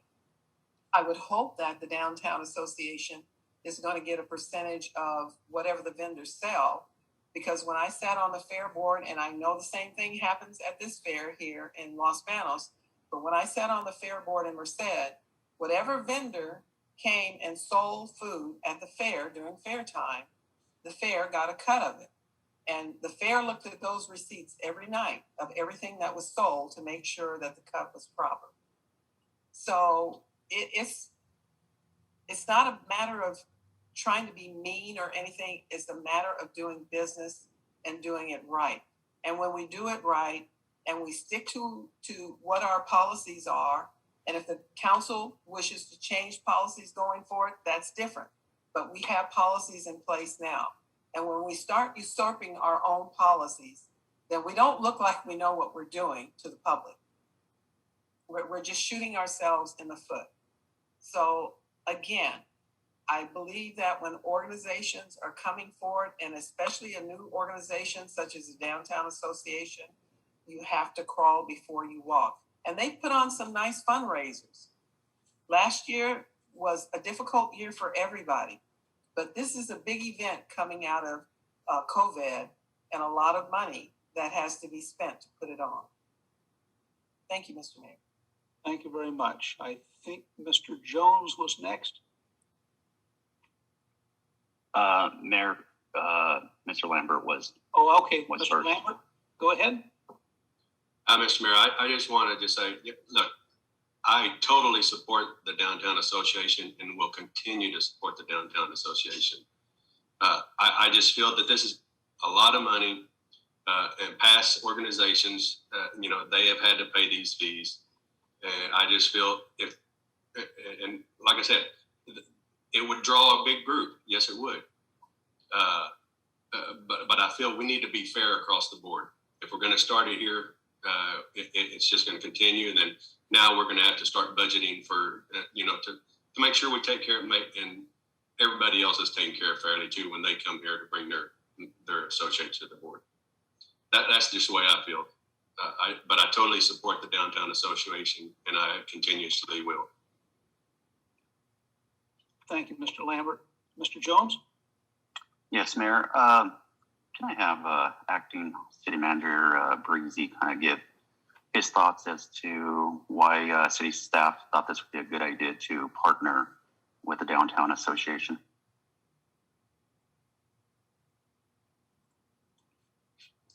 Thank you, Councilmember, Mayor, council members. First of all, I'll apologize. I completely appreciate and understand what Councilmember Lewis mentioned in regards to the staff report. That's my mistake. I own it, not staff, not Stacy, not anyone else. That was me completely, and I apologize for that. To go back a little bit, this process started sometime in late 2020, early 2021. Staff was directed at the time to go out and assist the association in making this event what it is today. So when we look at the items on the city support side, and I don't know what specific slide it is, but I think it's number 4 on the packet. It talks about the use of the Henry Miller Plaza. I think that the applicant would, I won't speak for them directly, but I think that the applicant would be willing to pay for that rental. The police department presence, the police department has changed its philosophy in light of the Gilroy Garlic Festival incident. And I'll be very honest with you, we tried to do more and have staff at events than we have before because of that specifically. So you see that there, and we always try to over invest in that protection because it's easier, we have found through experience, to over invest in it before the event and then back people off if the event ends up being smaller than we anticipated. It's much harder to get reinforcements in, for lack of a better term, at the day of the event because it was much more popular than we anticipated. And the police department presence at parades, that number 10 is not uncommon for some of the other special events that we pay for the departmental expenses on. And not at all, not by any stretch. The fire department's engine company, that is the on-duty staff that will be there instead of the engine company being housed of the fire station for this day. They're going to be housed out of the event itself. So there will be no extra cost for those fire department staff there. If they have to leave to go to a call, they'll go to the call. We talked, I think someone mentioned the idea of having extra security guards there. Completely appreciate that. I'm appreciative of the fact that we asked the Downtown Association to increase the security guard presence, and they volunteered to do that. But I'm here to tell you that unarmed security guards are not the same as police officers when you're protecting your community. Barricades, again, that's another thing that is very common with special events when we have a road closure. So a lot of these things that you're seeing here, the mobile lighting, the signage boards, those are all cautionary things that we invest in on the city side to make sure that our residents in the community are safe when we go to these things. And I'm just trying to provide the aspect or the impression that we look at from the police department side or the public safety side. The community kitchen, the grand room being a emergency operations heat exposure space, that is all in our pre-planning for public safety for this event. And that is just contingency planning. A lot of what we're doing in these events is contingency plan. Portable restrooms, I won't speak for the applicant, but I think that they would probably pick up that cost. The fireworks inspection fee, we can certainly have a conversation with them as well to have that cost removed from this list. So what you would be left with is a list of really public safety needs to address the size and volume of residents or visitors that we see in an event like this. I looked at it when I sat in this chair as a great conduit to getting our city perhaps back in some shape. The ball had already started rolling down the field on this one, and we did have it. And again, I apologize. This is 100% my fault. I will accept all blame on this one. We had it scheduled in May, and it's just an excuse. But my understanding, and I completely underestimated it, was that this was a foregone conclusion, just based on the workload that we were already into in regards to this event. So that's my take on it. I am at the will and ready to do whatever the council asks of us. Again, I take the blame for this. The staff's input, staff's work on this has been just based on direction given over the past several months, and we're just trying to provide a safe event for the community. I will note that there was a request for us to be partners in the fireworks event side of it, and I asked that we separate ourselves from that and only provide assistance in this side of the event, which is more of that community event. And I don't want to go into the idea of some of the other things that we've provided as far as departmental services and in terms of other events, but we have. That's just the fact of the matter. I thought it was a good event for the community. I still think it is. I understand and I hear your support for it, but I also hear your concerns. So I accept the responsibility for it and would be happy to try and navigate this successfully so that we can have some type of event, if that's your wish. If the wish is to go in a different direction, I would certainly honor and respect that as well. That's all I have. I'd be happy to answer any questions you have. Thanks, Mr. Breezy. Mr. Lambert has his hand up. You're muted. Councilmember. Sorry about that. So I totally, and like I said, I totally agree that this would be a great opportunity. The problem is we have to be fair, and no matter what the cost is, we're going to have to, and it's going against our city ordinance. If we start changing it right here, we're going to have to change it down the road for every other organization. Without any cost. But I do think, this is a great time of the year that, after things opening back up, yes, we need this opportunity, but, it's just really hard to go through with this because I know it's going to roll downhill with the other organizations. They're going to want to request the same as this association also. Thank you, Mr. Mayor. Thank you, Mr. Lambert. Well, I think what we're getting from the council is that we would like to see an event happen, but that event needs to take place under our present policy, and whatever is going to be brought back to council, which I think would be the recommendation at the next council meeting, would have in the agenda in advance all the details that can be examined in advance, so that we don't have to have any question about what's being requested. I believe that this is a good event, but once again, it's a noble event, like all noble organizations doing noble events. I have a great deal of experience with events. I grew up with parents who managed the Portuguese Hall in Tracy. So I've been handling thousands of people and been involved in the handling of thousands of people since I was a little boy. And I know what it takes.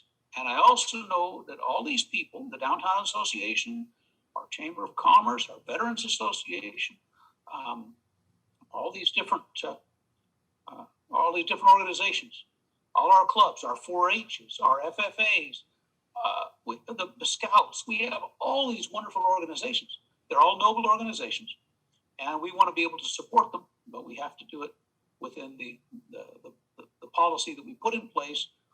Ms. Lewis and I endured those conversations, and we think that policy is in place. And I think that's how council's feeling.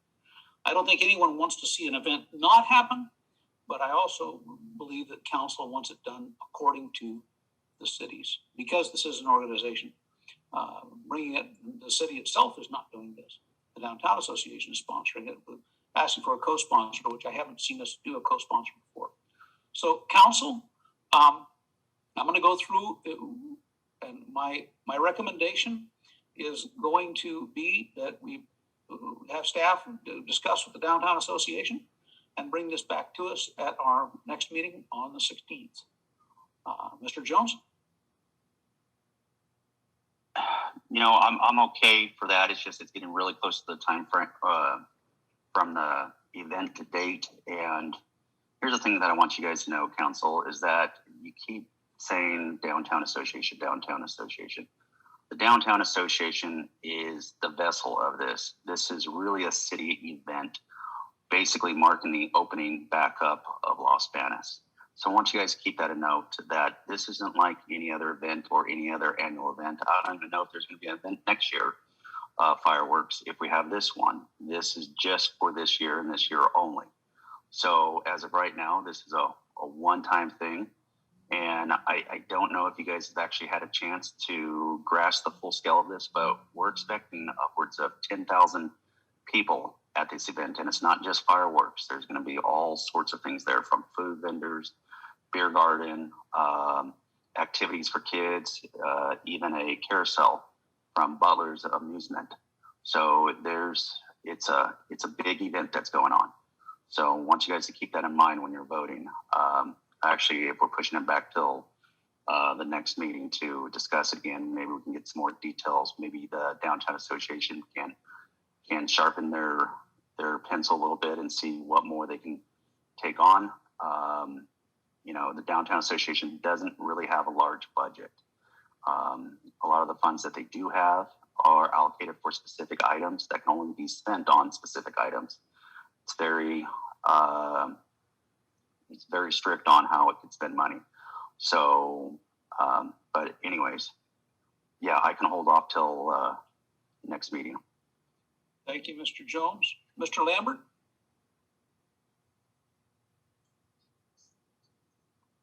I'll hold off till the next meeting. Very good. And Ms. Lewis? I'll hold off to the next meeting, but I also, would request that Councilmember Jones take back to the association that we do have policies, and how we spend our money in the city is strict too. And with some of these things that are being requested, I'm almost sure that there's going to have to be a request coming back to council to expend additional monies out of the general fund to cover things that are not within the budget. So again, I think I think you guys can work something out. It may not be all on the scale that you're asking for. I'm hoping that the vendors are going to be paying a fee to your organization, or some sort of compensation to cover the cost of coming to Los Banos and selling their wares, that they're not going to just 100% profit from what they're selling there. So perhaps there are some things that you guys can look at to contribute to your budget. And maybe there's some of your members within the association that are willing to cough up some additional funds and donate it to your organization.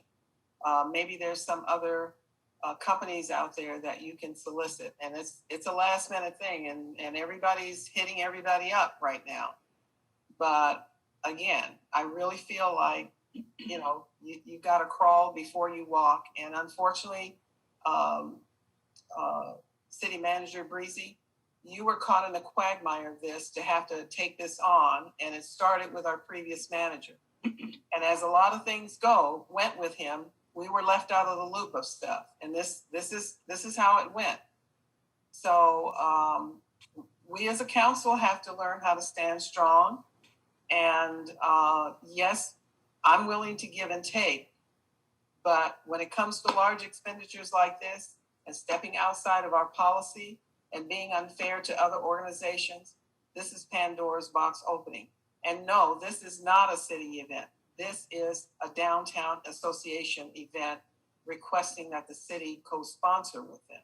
So we have to make sure that we're clear to the public exactly how this is going down.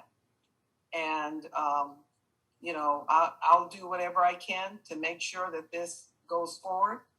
But I think I hope I'm being heard very clearly that I'm not going to go beyond the policy. And I hope this is a message to the staff not to come and do this to us anymore. Thank you, Mr. Mayor. Thank you, Ms. Lewis and Mr. Yamas.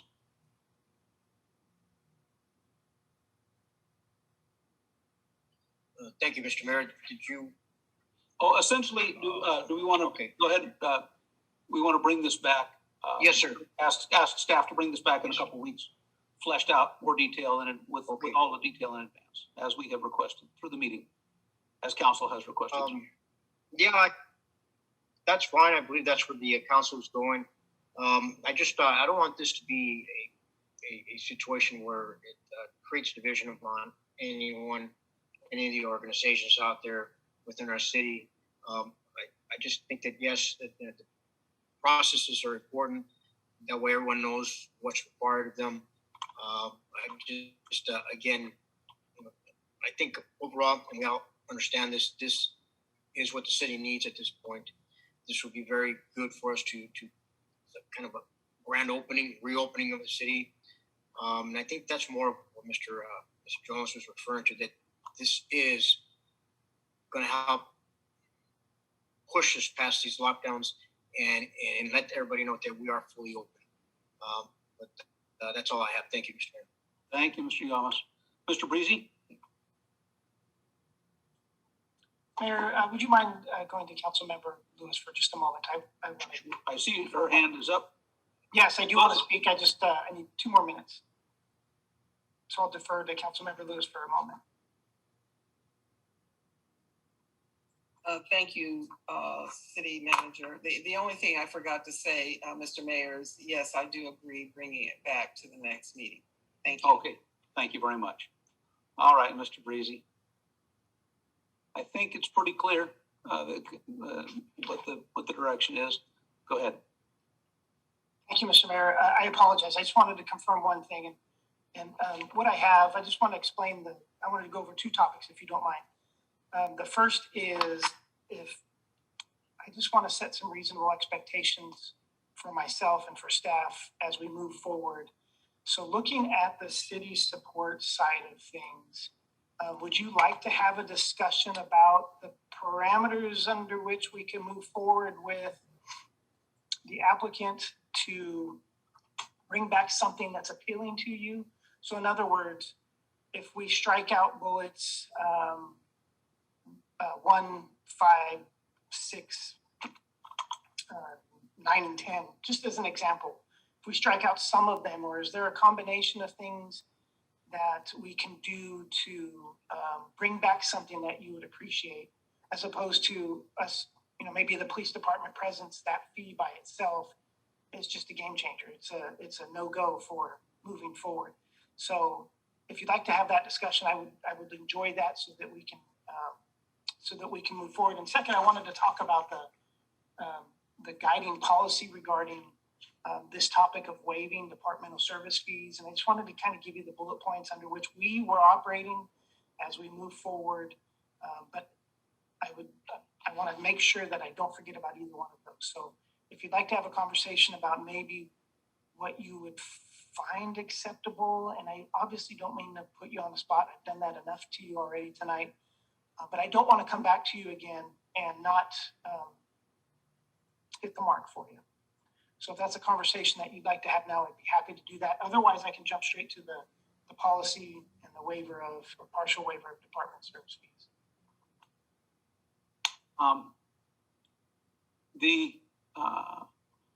What I'm getting from council is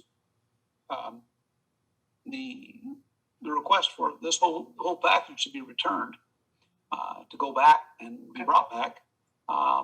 And council, please correct me if I'm misinterpreting, but essentially to fit within the policy, within the city policies.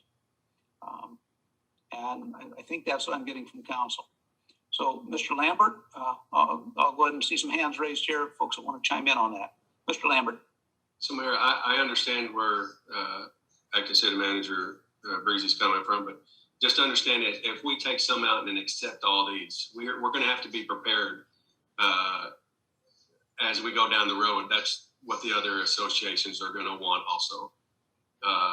And so, I mean, so that's, we just need to be prepared that when they come to when their next organizations putting on some type of event, we're going to need to support them fairly.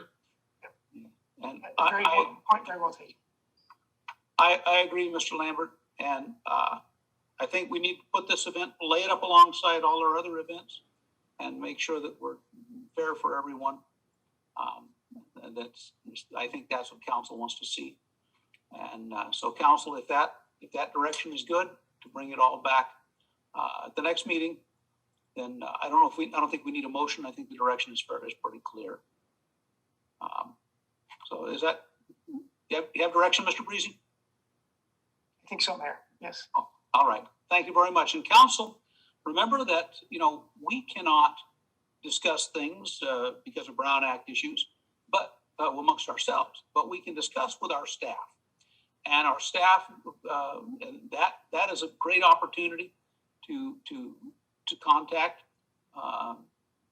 the staff, or let staff know what you're thinking, and then they can prepare packets accordingly. And Ms. Elms, I want to thank you for all your hard work on this. I know what we're trying to do, and I know the spirit is there, and we don't want to lose that spirit. We don't want to lose that. But once again, we are a city under law, and we have to follow our own laws, our own codes, and it's challenging sometimes. So with that, we'll move on and go to item 12. And this is an appointment of a commissioner to the Tree Commission. We have one vacancy, and I would like to move to appoint Shauna Chavaria to the Tree Commission, one vacancy, one expired term, which expires December 31st, 2022. Do I have a second? Mr. Mayor, Councilmember Lewis, I'll second that motion. Thank you. I have a motion by the mayor, second by Mayor Pro Tem Lewis, to appoint Shauna Chavaria to the Tree Commission for the term expiring December 31st, 2022. Ms. Mallory, roll call? Jones, Yes. Lambert, Yes. Lewis, Yes. Lamas,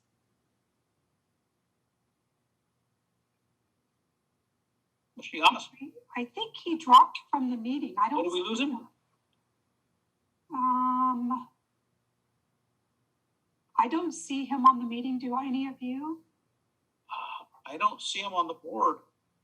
I wonder if his battery died. Let's see. Give me a minute. Let me find out what happened. Okay, Lucy, he's coming back on. there he is. Mr. Yamas is back. There he is. So we have a motion on the table and a second to appoint Shauna Chavaria to the Tree Commission, one vacancy expiring December 31st, 2022. Giannis, Yes. Faria, Yes, motion carried unanimously. Congratulations, Ms. Chavaria. Very welcome. Thank you for stepping up to volunteer for our city. Mr. Mayor, Yes, ma'am. if I may, before we leave this particular agenda item, I just wanted to comment. She's an extraordinarily qualified candidate. Teaches in this area at our junior college here in Los Banos. And I think she would be an asset that our city can use to bounce off as far as information when it comes to planting trees, what it takes for them to survive, all the things that we need to incorporate when we're planting our trees. She was, just an excellent resource. So it kind of took a while to get her to open up and tell us about her knowledge base, but a really excellent candidate and someone that I think that we can use in our city as an asset to help us. Thank you. Totally agree. Tremendous. And thank you for bringing that up. And once again, thank her for joining, for volunteering.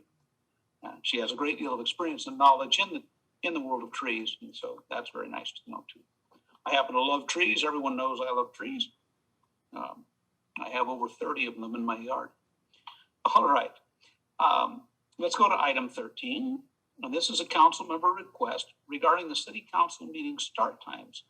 And this request was brought by Council Member Lewis. And for that, we will go to Acting City Manager Breezy.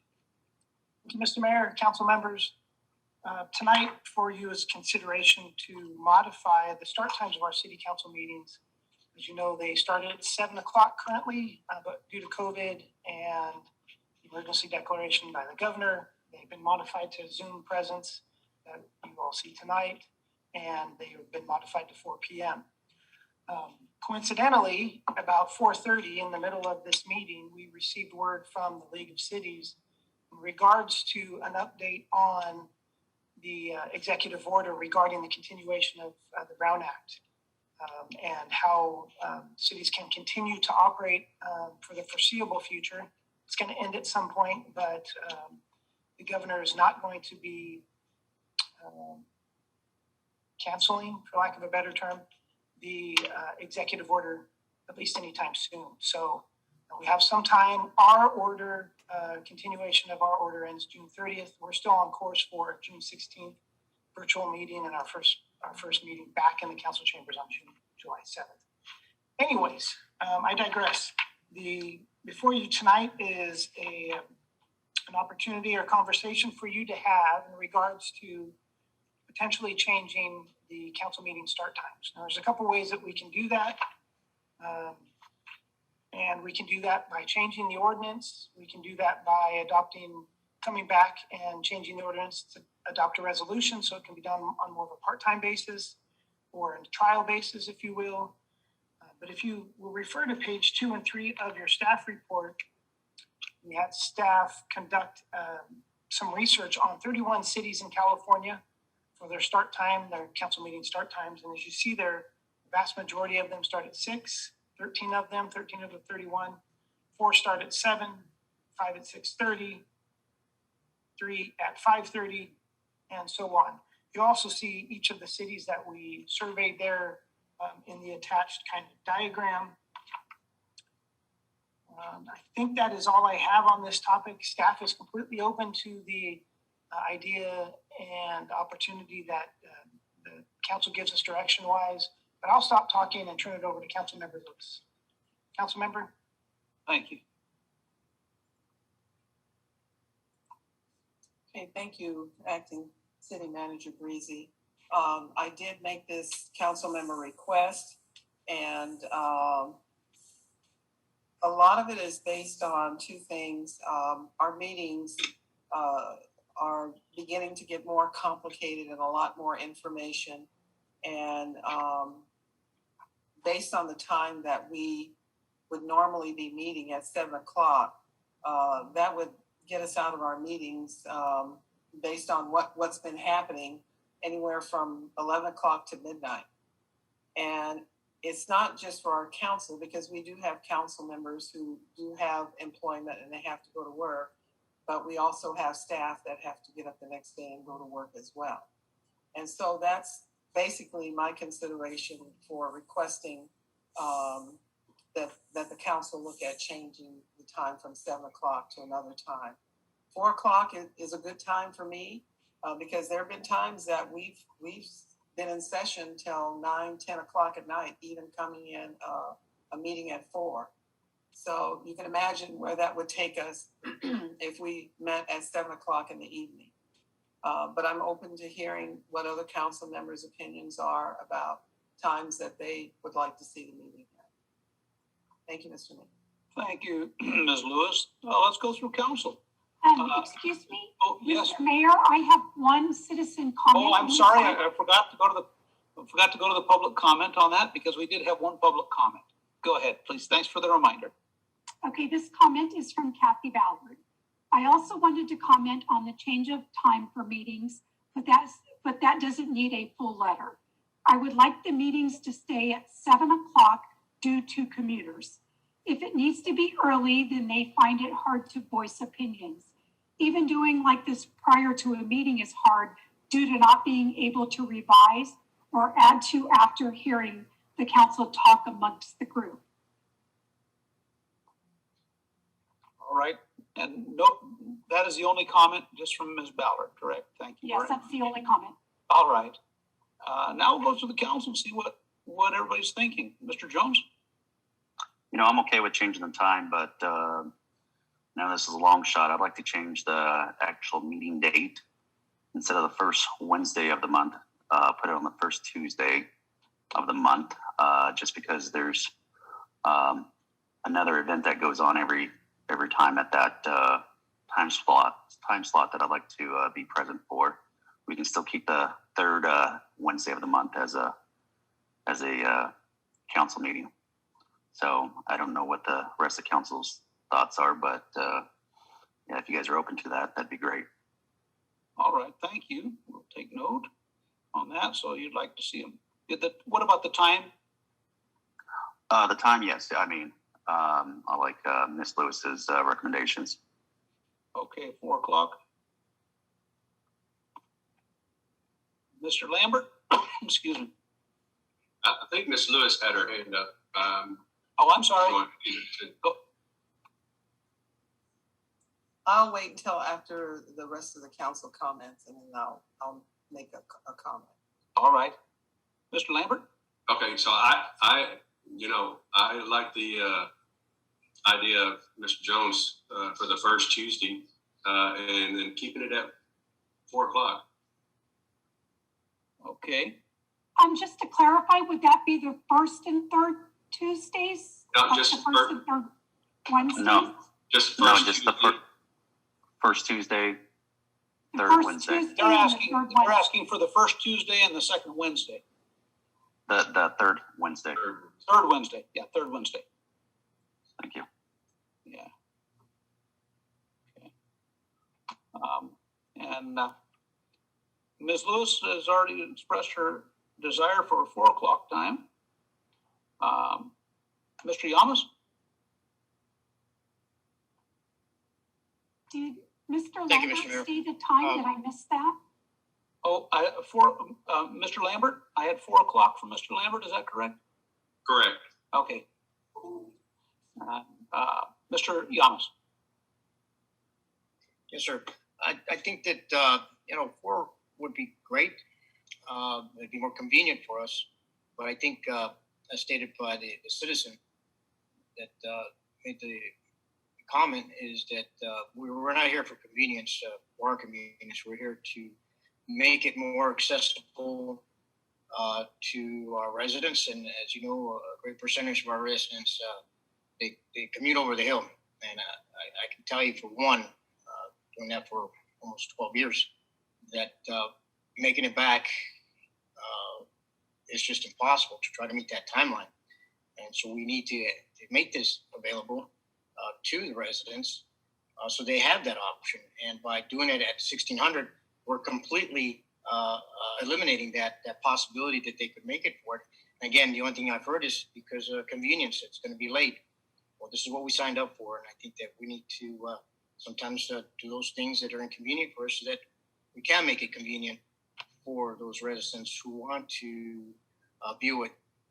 Again, you get back, you try to do things around the house, get the kids in bed, do the last minute checks and balances, prepare yourself for the next day. Very little time, again, and if we're doing it at 1600, I think that we're closing the door, the window for a lot of people that may want to have that option. Again, it sounds like purely for personal convenience, and again, I don't think that's a good reason to do it. So keeping it at 7 o'clock 7 p.m. is fine. Thank you. Myself, I like 7 o'clock. I have no desire to change the dates. The council meetings have been on Mondays and the first and third Wednesdays for a long time, and people expect those days. This city council has met on those days for decades, and I think that the rest of the world can reschedule its life around that. Time-wise, I prefer a later time for the same reason Mr. Yamas does. I believe the commuters have no opportunity to come to an in-person council meeting if they're at 4 o'clock. They just can't make it. They could pull off early from work and possibly make it to a 6. I'm a late night guy, and so 7 o'clock, getting done at 1 or 2 in the morning does not bother me one bit. But I know a lot of councils. I notice a lot of the cities in our county. Merced meets at 6, Livingston meets at 7, Atwater meets at 6, Gustine's at 6:30, Dos Palos is 6, and so I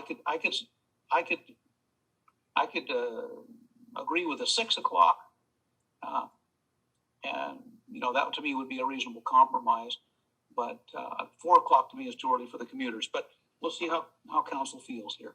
Ms. Lewis, you had your hand up.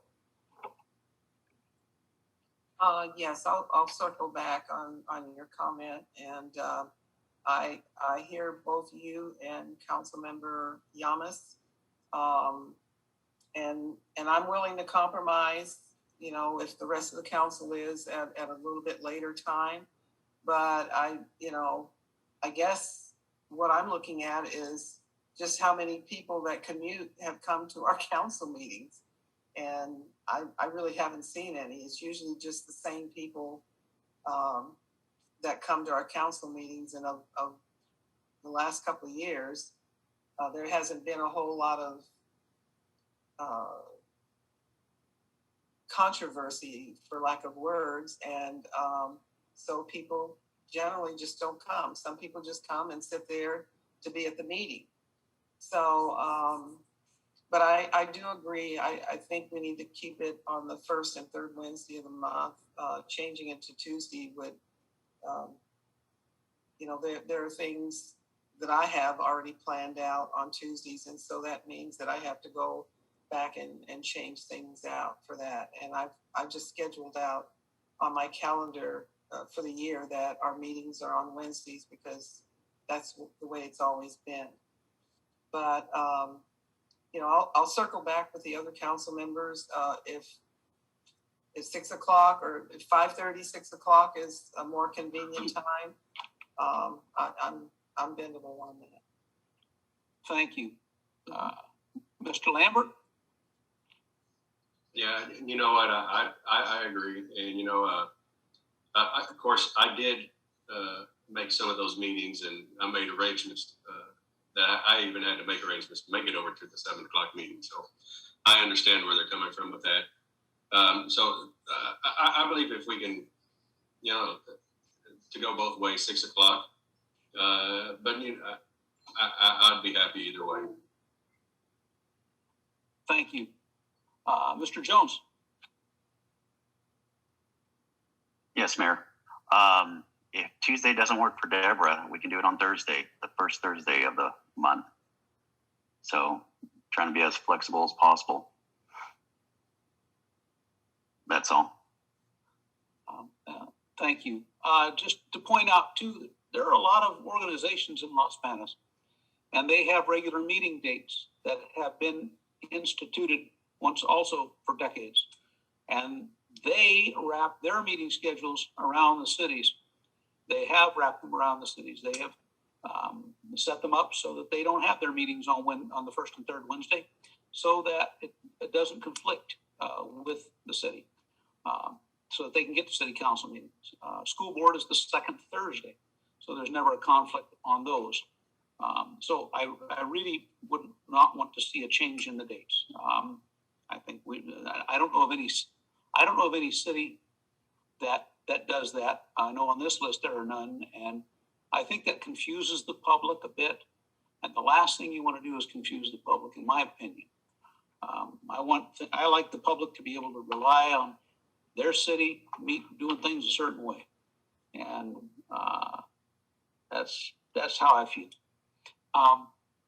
So I'm hearing that 6 o'clock, 5:30 or 6 might be a reasonable compromise.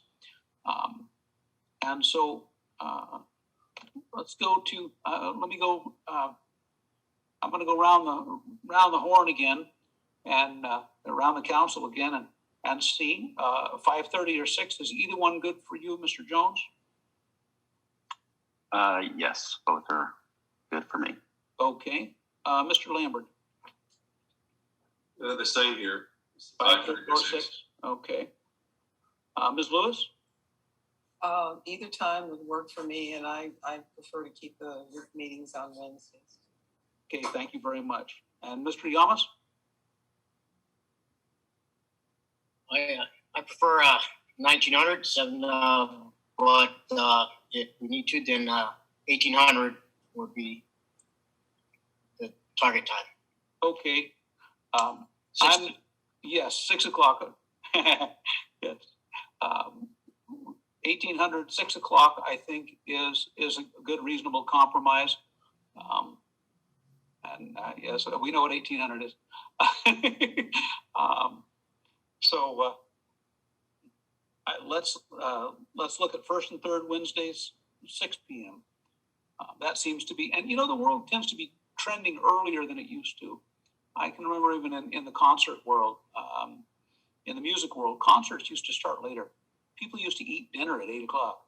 That was formal dinner hour. It was 8 o'clock in the old days. Some of us remember that. But now I see the world is functioning earlier. I see it with the school students, and I think it may be because the commuting parents have to get up at 3 in the morning to go to work. But so 6 o'clock, first and third Wednesdays, 6 o'clock. I think all the council is good with that. Mr. Breezy? Thank you, Mr. Mayor. Just to point out a matter of process for you as we move forward. Again, we'll still be at the 4 p.m. time for the June 16th meeting. We will come back at the 16th meeting with two things: a revised ordinance for a first reading and introduction. And then along with that, we'll come back with an urgency ordinance, as long as you're all okay with that, which will allow us to assume the new time of 6 p.m. for the July 7th meeting. So the regular ordinance change will take the introduction, second reading, and the 30 days after that. But in the meantime, we can adjust to the new time at 6 p.m. through the urgency ordinance. Does that sound okay with everyone? That's good with me. I see a hand up with Mr. Jones there. And so I guess everybody's good with Mr. Breezy's recommendation, but Mr. Jones has a hand up. So let's Thank you, Mayor. Like to say. Yeah, Mayor, can you go around and confirm that everybody wants to keep to the first Wednesday of the month and not change it? My recommendation is the first Tuesday or the first Thursday of the month. So I just want to see what the other council members say. Okay. I know where you stand. I know where Deborah stands. All right. Well, let's just go around. We don't need a motion at this time. Mr. Lambert? I'm good with Tuesdays. I mean, it works out for me. Okay. And Ms. Lewis, we know you want to keep it the Wednesday. Mr. Yamas? Well, I'm open, flexible to whatever the council desires. Tuesday is fine. Thursday is fine. So yes, I'm open to change the date. Well, let's. Mayor, I can't, if we're going to Thursdays, I can't do the third Thursday because I have the air board meeting. Okay. So that's out. So Thursday is out for Ms. Lewis. You guys can't simplify it. We're only talking about the first week. The first week, right. Only, so the third week can stay on Wednesday. Right. I don't know of any city that has two different meeting days. Ms. Maloney may have some information on that, but I was just thinking packet wise. So if our meetings are on Tuesdays, packets go out on Thursdays, are you going to want your packets a day earlier? I'm just thinking city clerk world. Does that change your packet delivery time? Does that need to go out a day sooner? Because now it goes out Thursday for Wednesday. Are you going to want it Wednesday for Tuesday? And then and then 2 weeks later, it's Thursday for Wednesday. Well, question, Councilmember Lewis, on the first Thursday of the month, is your schedule open on that day? I don't have a calendar in front of me right now, but I'll just have to say, for me, I need consistency in my life, and to have different dates, for meetings like this, it gets to be a bit confusing for me. So I like to just keep things simple. And, the staff gets the packet to us early because for the Brown Act, we have to have it within 72 hours of the meeting. And that does not include weekends. So, I just kind of want to keep it simple. So my preference would be to remain the first and third Wednesday, because my life has been planned around that, and everything else, gets scheduled out. And I'm willing to go at 6 o'clock.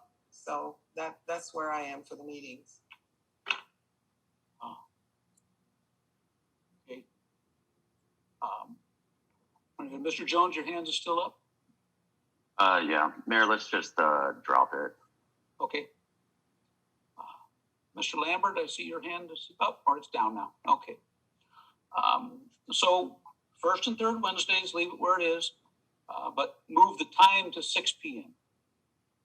Okay, very good. Do you need a motion, Ms. Maloney, or are we good? You want a motion? Okay. So I will go ahead and make the motion. I will move that when we return to in-person, that city council meetings will change the time of meeting to 6 p.m. instead of the 7 p.m. of the previous ordinance. Do I have a second? Mr. Mayor, Councilmember Lewis, I'll second the motion. Thank you, Ms. Lewis. I have a motion by the mayor, second by Mayor Pro Tem Lewis, to keep the Wednesday dates and move the time to 6 p.m. for regular council meetings. Mr. Jones? Roll call, I'm sorry. Ms. Maloney, roll call? Jones, Yes. Lambert, Yes. Lewis, Yes. Lamas, Yes. Faria. Yes, motion carried unanimously. Thank you for bringing that forth, Ms. Lewis. Thank you for the excellent discussion, as always, Council. We will now move on to item 14.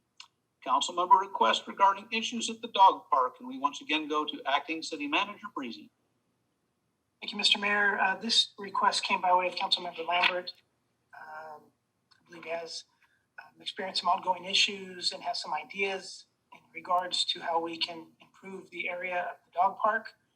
So I will turn the discussion over to him and allow him to take over. Thank you, Mr. Mayor. Thank you. Mr. Lambert? Thank you, Mr. Bridgie. Thank you, Mr. Mayor. So I don't know if anybody's actually went out there and looked, but they have been doing some work out on the dog park. They've actually got it on the large dog side. They've actually got it really looking really nice. But what I'm interested in is we need to look in to a few things and see where we can go and see what the cost is first. See if the council may look into possibly putting in key cards, key locks. This way, we know that we're able to monitor what animals or what dogs, if they're licensed through the city. The only way they get a keypad or a key lock or key card, they have to come and register for their city license. I've just noticed a lot of things going on out there. Not even sure if they're tagged, city license tag, and responsibility. You know, we're not getting any responsibility that is clearly posted out there, and this just puts too much on our the people that come out there and take care of the lawn and the care of the facility. I would just like to see something more that we can show, that we can let the city know that, hey, we want you to take care of your park, and this is how, you know, we're giving you this opportunity, you know, if the cost is effective. And I'd like to hear what other people, other councilmen, you know, think about, you know, this idea. Also, there's other things I'd like to see. How often is our animal control officer, has he seen any issues out there? Eventually, if we can get, you know, staff to check on that. But I'd like to hear what the other councilmen think about this also. Especially the key locks, the key cards, you know, getting the city license. That way, you know, every year they have to get their city license. They got the year permit used to go into the city. This way we don't have, you know, we have county dogs coming in, you know, bringing their pets in there to, you know, run loose. This way we know that we have city residents actually going into our city dog park. Okay. So I'd like to hear some other input if they have anything. Sure. Let's go through council and see if anybody has any ideas there regarding Mr. Lambert's request. Mr. Jones? I have no comments on this. I'm not an expert on dog parks or how to monitor them. Okay, very good. Ms. Lewis? Thank you, Mr. Mayor. Well, since the soft opening, I've been out there a few times, and I haven't been out there in the last several weeks, so I'm not sure what the large side looks like. But I noticed that when I was out there before, that there are dog droppings on the ground. There was toys left, you know, in the small, and this is in the small dog area, in the play area, and there was food left on the bench, perhaps by a resident bringing their dog in. And I know that perhaps those were just forgetful things, but you know, we provide the bags for people to pick up their dog waste with, and I would hope that people would be a little bit more interactive with their dogs while they're running around. And there's a bench there for comfort for people to sit down. But if you see your dog going down, then just grab a bag and go pick up what your dog has left there. And I know that our staff is going out, I believe it is, 2 or 3 times a week to clean up the park, which is very helpful. But it is posted that there are certain requirements to use that park, and that is your dog has to be licensed and your dog has to have the current requirements of vaccination based on the city law. And so I understand what Mr. Lambert's saying. I haven't witnessed any issues out there. I don't know if there's been a report that's come through the city or something that's happened at our dog park out there since its opening with any dogs getting into battles or fights. But certainly if we don't have the capacity to have the park monitored, then perhaps a card lock for people who are going to use that park appropriately might be a good idea. And that way, more people, it would be a way that we can get more people to get their dogs licensed and their proper shots going in there, because we don't know. We don't know whose dog is licensed, and we don't know if they've had their rabies shots. So that can put other people's animal at risk. And that's just kind of my take on it. Thank you. Mr. Yamas, any ideas on the dog park? Are we losing him? There he is. Mr. Yamas, can you hear me? Yes, sir. I'm sorry. Internet's not cooperating tonight. No problem. Did you have any commentary on the dog park? Yes, sir. I think that would be ideal to have access control, and that way we can have ensure compliance with the various ordinances. I think that that's going to be an additional burden on city staff to place lost, damaged, or malfunctioning key cards. What's the cost for the salary or the individual doing that? And then it's going to take away from, helping at the counter. So I think it's a great idea, but in practical application, I think it may not be as easy as we may think. So I think more signs at the park, so that folks understand that. But I don't know. I don't know if it's going to work with the key card. Yeah, the technology would be cool if the city license functioned as a pass to open the gate. Mr. Lambert. So I do agree, but I think we just need a way to monitor this. This could be an issue. I have heard that we have had dog fights out there, and one went to a vet to get sutured up. So we need to be able to monitor. This is our dog park, and this is for our city residents. And I just feel I'd like to see what it would cost, whether it's a key lock, where it's a punch number, or whether it's a key card. Just see what we could cost. It only needs to be on one gate, but at least we know whoever brings their animal in there, their dog or their dogs. At least we know that they did go to the city, they showed their vaccinations, and they received their city tag. And this gives them, whether they take their animal there or they don't. It just gives us a little more control. And then, also, we need responsibility out there. I don't know if you've been out there here in the last couple of days, but we've had dogs dig a hole all the way up underneath one of the benches. So we got a large hole up underneath one of the benches. So, was the owner there to stop the dog from digging? I don't think so. So are they just putting their dogs in and just letting them roam there for a while they do something else? We just need to have a little bit more, I believe, a little more control for our citizens that do love to take their dogs out there, to know that they're going to be, safe within the dog park.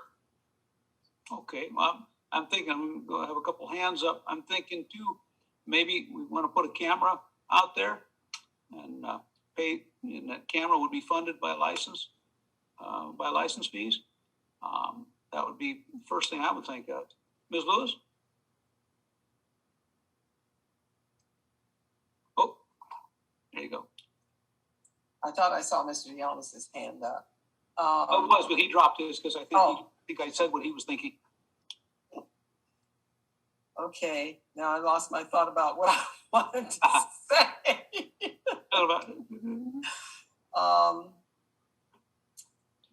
Well, let's see if somebody else has a comment, and I'll try to think of what it was that I wanted to make mention of.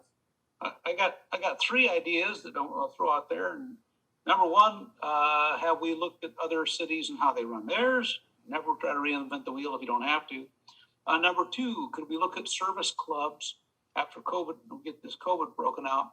Maybe service clubs, maybe students, particularly high school students, could get service credit for their either various clubs or their high school citizenship. Offer citizenship to just kind of be out there in some, whether they're in a service club uniform or whether they have some kind of, or we provide them some kind of uniform.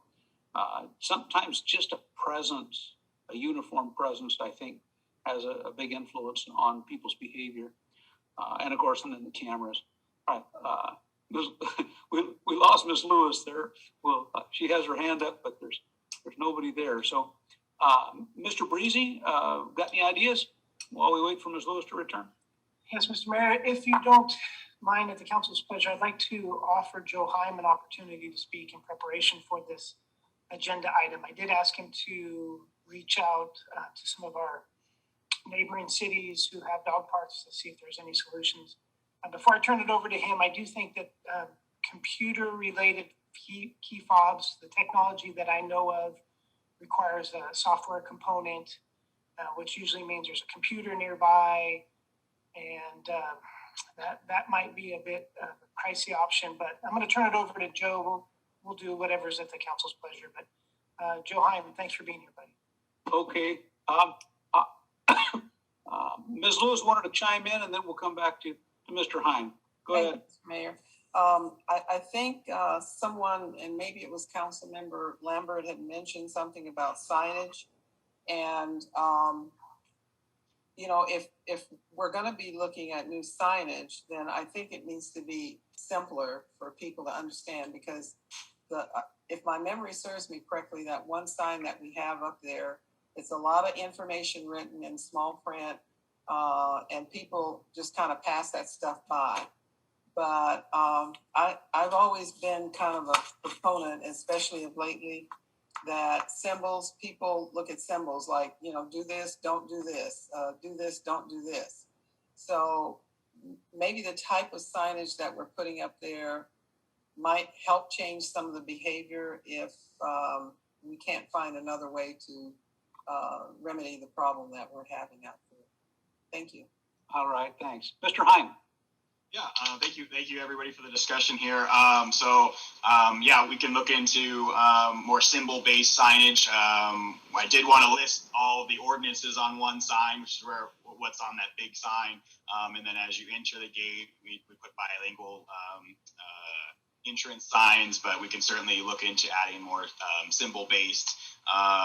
And then we did have a specific sign specifically for animal licenses, dog licenses, to direct them to the animal control, because I do think a lot of people in town just simply aren't aware that they need to go get a dog license, whether they're going to the dog park or they're just simply a dog owner. So I think getting that word out is very valuable for us. So as far as kind of monitoring the dog park, of course, it's a challenge. I did look into other cities. Turlock and Ceres, for example, both have dog parks. They are open, similar to ours. I looked into San Jose. They have about 9 dog parks that are similar. I think that's what you're going to find in the vast bulk of dog parks is the typical park hours with open access. I did find one, a county in New York. They do provide fob keys out to residents. I found some HOAs that have some dog parks that are inside of their community that do lock the facility. I have concerns with the locking, just simply because I think you're going to have a negative reaction from the public, which of course we want responsible people out there, but I do think it's a very popular park, especially for commuters and people that just want to not have the extra hassle of having to go do something. It's definitely valuable to have this discussion here, but I do have that concern, and I have a concern with, a code getting out, or the cost on fob keys probably is going to be pretty high, but let's say it's a code or something like that. But those are discussions that I'm totally open to having. I can price out what a gate would cost to install it. Mr. Lambert is correct, and it would simply be that first gate coming in. We probably want to up the signage to get the word out as far as, hey, go see the animal, go see the police department, go see, get that dog license, and you'll get that code. If that's what council is looking for, but I'm happy to follow the direction of council. So if there's any questions, I can help answer those as well. Okay, Mr. Lambert. Well, the only reason why I bring this up is because I've already got a few dog owners that have already come to me and said they're not going to go back out there just because they know some of the animals that are out there. They don't feel their license because nothing's around their collar. Nobody's been out there to check on them. These are early in the mornings and sometimes late in the evenings. So this is now why I want to bring up the part about how often is our animal control officer been patrolling out there. Has he written any warnings possibly for a city citation or city licenses?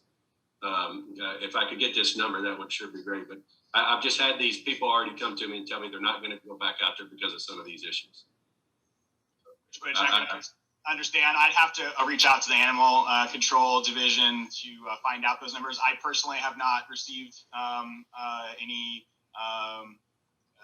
issue complaints regarding any of those. In fact, I haven't really received too many comments, period, from the public in terms of negative comments. Which of course, we expect that to happen at some point, but I think we have been really happy with how it's been received, generally speaking. I do feel for the people that have, like, that you're are reporting to you what they're witnessing. But I can check into those animal control numbers to see if they've been impacted and how that's been impacted. No, I have had some good feedback, though. They're happy to see what's happening on the large side. They're very happy to see what's going on.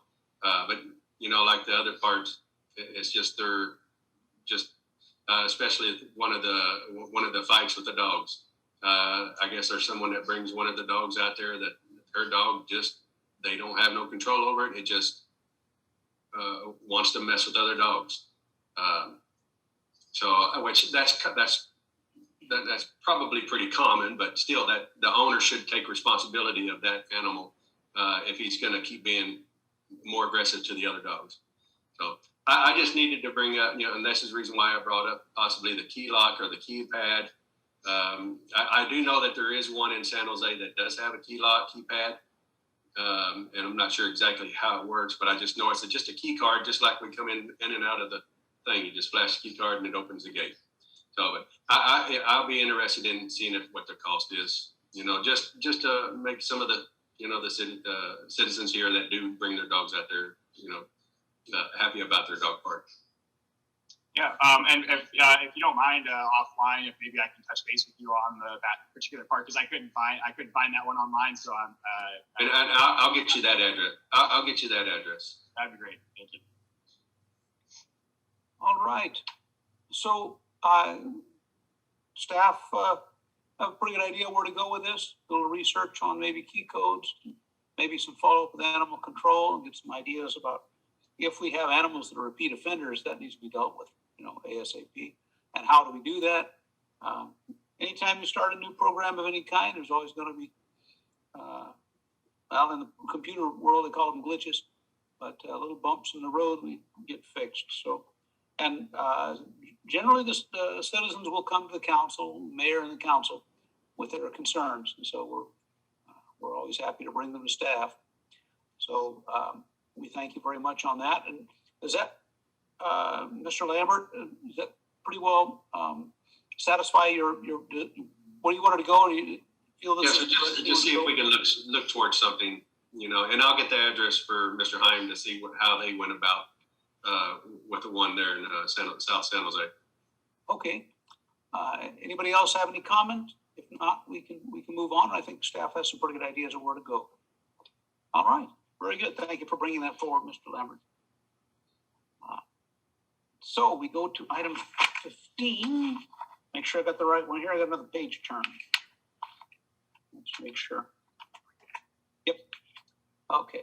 So the COVID-19 status update, and we will go to Acting City Manager Breezy. Mayor, I won't go into the stats a lot tonight. Everything's increasing in the good ways in regards to vaccinations. I think the state, since the last time we had this discussion, has offered about 11 million more vaccinations, single doses of vaccinations since the last time we spoke. The county of Merced, about 12,000 more.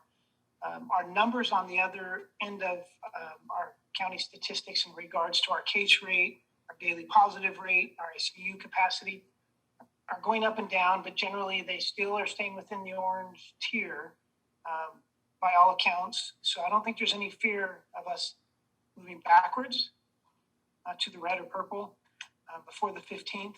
And I think all signs remain and continue to indicate that on June 15th that we will move to the green tier, for lack of a better term. So I've already discussed the idea of the July 7th return to the council meeting, the in-person council meetings at 6 p.m., the new time. I think our approach for the time being will be just the 5 of you at the dais, and the city attorney and I will be somewhere off to the side until I think we give that a couple tries, and I think we'll become comfortable with getting back to normal at some point. That's all I have in regards to a COVID update for tonight, Mr. Mayor. All signs are pointing in the right direction. Hopefully the 16th meeting will be the last meeting that we have to have a COVID update, and I will be glad to take it off the agenda for the the July 7th meeting. Yeah. Thank you, Mr. Mayor. Thank you. I mean, very happy to close that, to turn that page. So we'll move now to item 16, which is advisement of public notices, and we have no report this evening. Item 17, go back to Acting City Manager Breezy for the City Manager's report. Mr. Mayor, not a lot on the agenda tonight. I appreciate the conversation earlier about the downtown event. So thank you for that.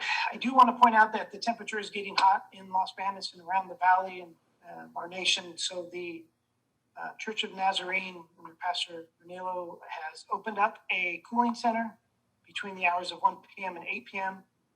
On the days of June 2nd and June 4th. And then Saturday and Sunday, they'll be open between 9 a.m. and 8 a.m. to get us through this most recent heat wave. The pastor is a great partner of the city of Los Banos. Staff reached out to him, I believe it was last year, and we're able to negotiate with New Direction, which is our homeless outreach provider for the county, where the two of them entered into an agreement where they would do outreach services at these events, these cooling or warming center events. And in turn, New Direction would provide the church with supplies, water, food, snacks, and other outreach efforts. So it's a great partnership. It's definitely a win for the city of Los Banos to have pastors like that working on our behalf. The only other thing I have tonight is I want to say thank you to William Vi, Joe Heim, and Jolene at Public Works. They have really stepped up in the absence of some of their fellow administrators. William tonight did a fantastic job, I thought, on the LLD presentation. I'll let you know that it sounds like that might have been his first council presentation, and to throw him to the wolves with an LLD rate increase, he did a fantastic job. So thank you, Joe. Thank you, William. Thank you, Jolene, for all the hard work you do over there at Public Works. They're keeping the boat afloat for sure while we navigate this temporary situation. That's all I have, Mr. Mayor. Thank you all again. I hope you have a great night. Thank you, Mr. Breezy. You're not considered the council wolves, are you?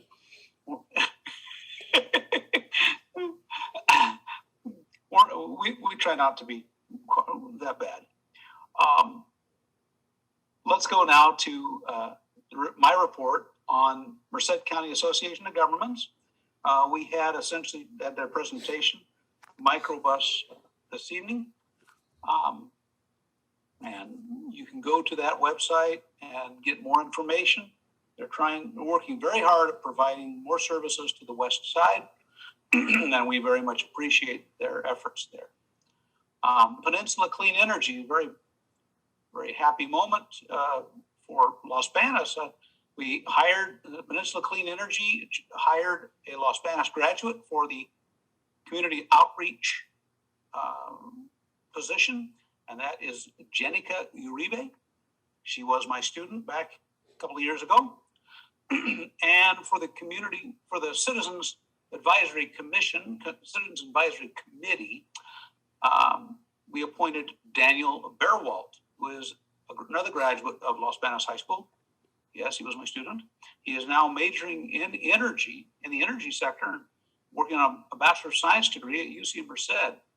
And kind of coincidentally, he just showed up at my house, dropped by to say hello, and we were just advertising for this position, and they were wanting someone from Los Banos on that committee, and it just happened to work out beautifully. So congratulations, Daniel and Jenica. Looking forward to working with you as we transition to Peninsula Clean Energy Power generation. And then Measure V Committee. Don't have anything in particular to report from Measure V today. So with that, I will move on to the council member reports and start with Council Member Yamas.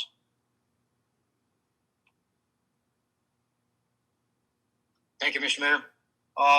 Don't really have much. I just, again, I want to thank Parks and Recreation receiving positive comments from the improvements, the work's being done, parks. Also, to let everybody know, the weather's getting warmer. Hydrate, not with sodas, but with water. And to be careful or cautious of leaving pets, children in hot vehicles. Thank you. Thank you very much. We'll move, Mr. Jones. No report, Mayor. Thank you, Mr. Jones. Mr. Lambert. I just want to say thank you to all the presenters. I'm sure we gave them a heck of a night. I appreciate them. Thank you, Mr. Mayor. Thank you very much. Mayor Pro Tem Lewis. Thank you, Mr. Mayor. I do have one request in regards to the Peninsula Clean Energy. Are they planning to come back and giving us an update on the start date of the contract that we entered into with them back in 2000? I guess it was last year? Yes. And also an update from them on financially what they will be able to provide to the members of the Los Banos community. I know they expect to bring an update soon now that they've hired Jenica Uribe, the new Los Banos community outreach person. So she will be the liaison, and she will be bringing regular reports to council meetings. And I think there's one scheduled in a council meeting, the next one. Is that correct, Mr. Breezy? Yes, sir. PC presentation on June 16th. So that'll be coming then. Wonderful. Thank you. You're welcome. And then for me, we met with Caltrans. We have the safety committee discussing particularly Highway 152 and Highway 165. And the city manager and I meet with them and MCAG because we're all partners on these state highways. So I would ask, it's very helpful if council, any recommendations or concerns that you have with any of the way the roads are, the way the highways are, the state highways that come through town, regarding medians, turn lanes, lighting. Those are the things that are being discussed at those meetings. And I would very much appreciate if you could bring those to me so that I can take them to Caltrans. And they're very receptive and they're very, very nice to work with. And they really want to help to make it, to make our corridors work smoothly. So please feel free to, if you want to send them through staff, that's probably the wisest way to go. And then staff will bring them to me and the committee. And then We have another little comment here and regarding the library. Now, I love libraries. I'm kind of library crazy. I used to spend hours in them back when I had some time. And so we got a public comment, and this is from Bob Plass, a Los Banos resident, and on the Merced County Library Advisory Commission, and he's the District 5 representative. Great news, the Los Banos Library is now open. The Los Banos Library reopened on June 1st, as Merced County has now moved to the less restrictive orange tier. Please drop by and say hi to the head librarian, Nola Ramirez, and check out the wonderful programs she and the library have for this summer. Also, the library has wonderful new carpeting donated by the Friends of the Los Banos Library. Thank you, Bob Plass. And thank you to Merced County, the library system, and our Friends of the Los Banos Library, just one more noble nonprofit in our beautiful city. And with that, Chair will entertain a motion to adjourn.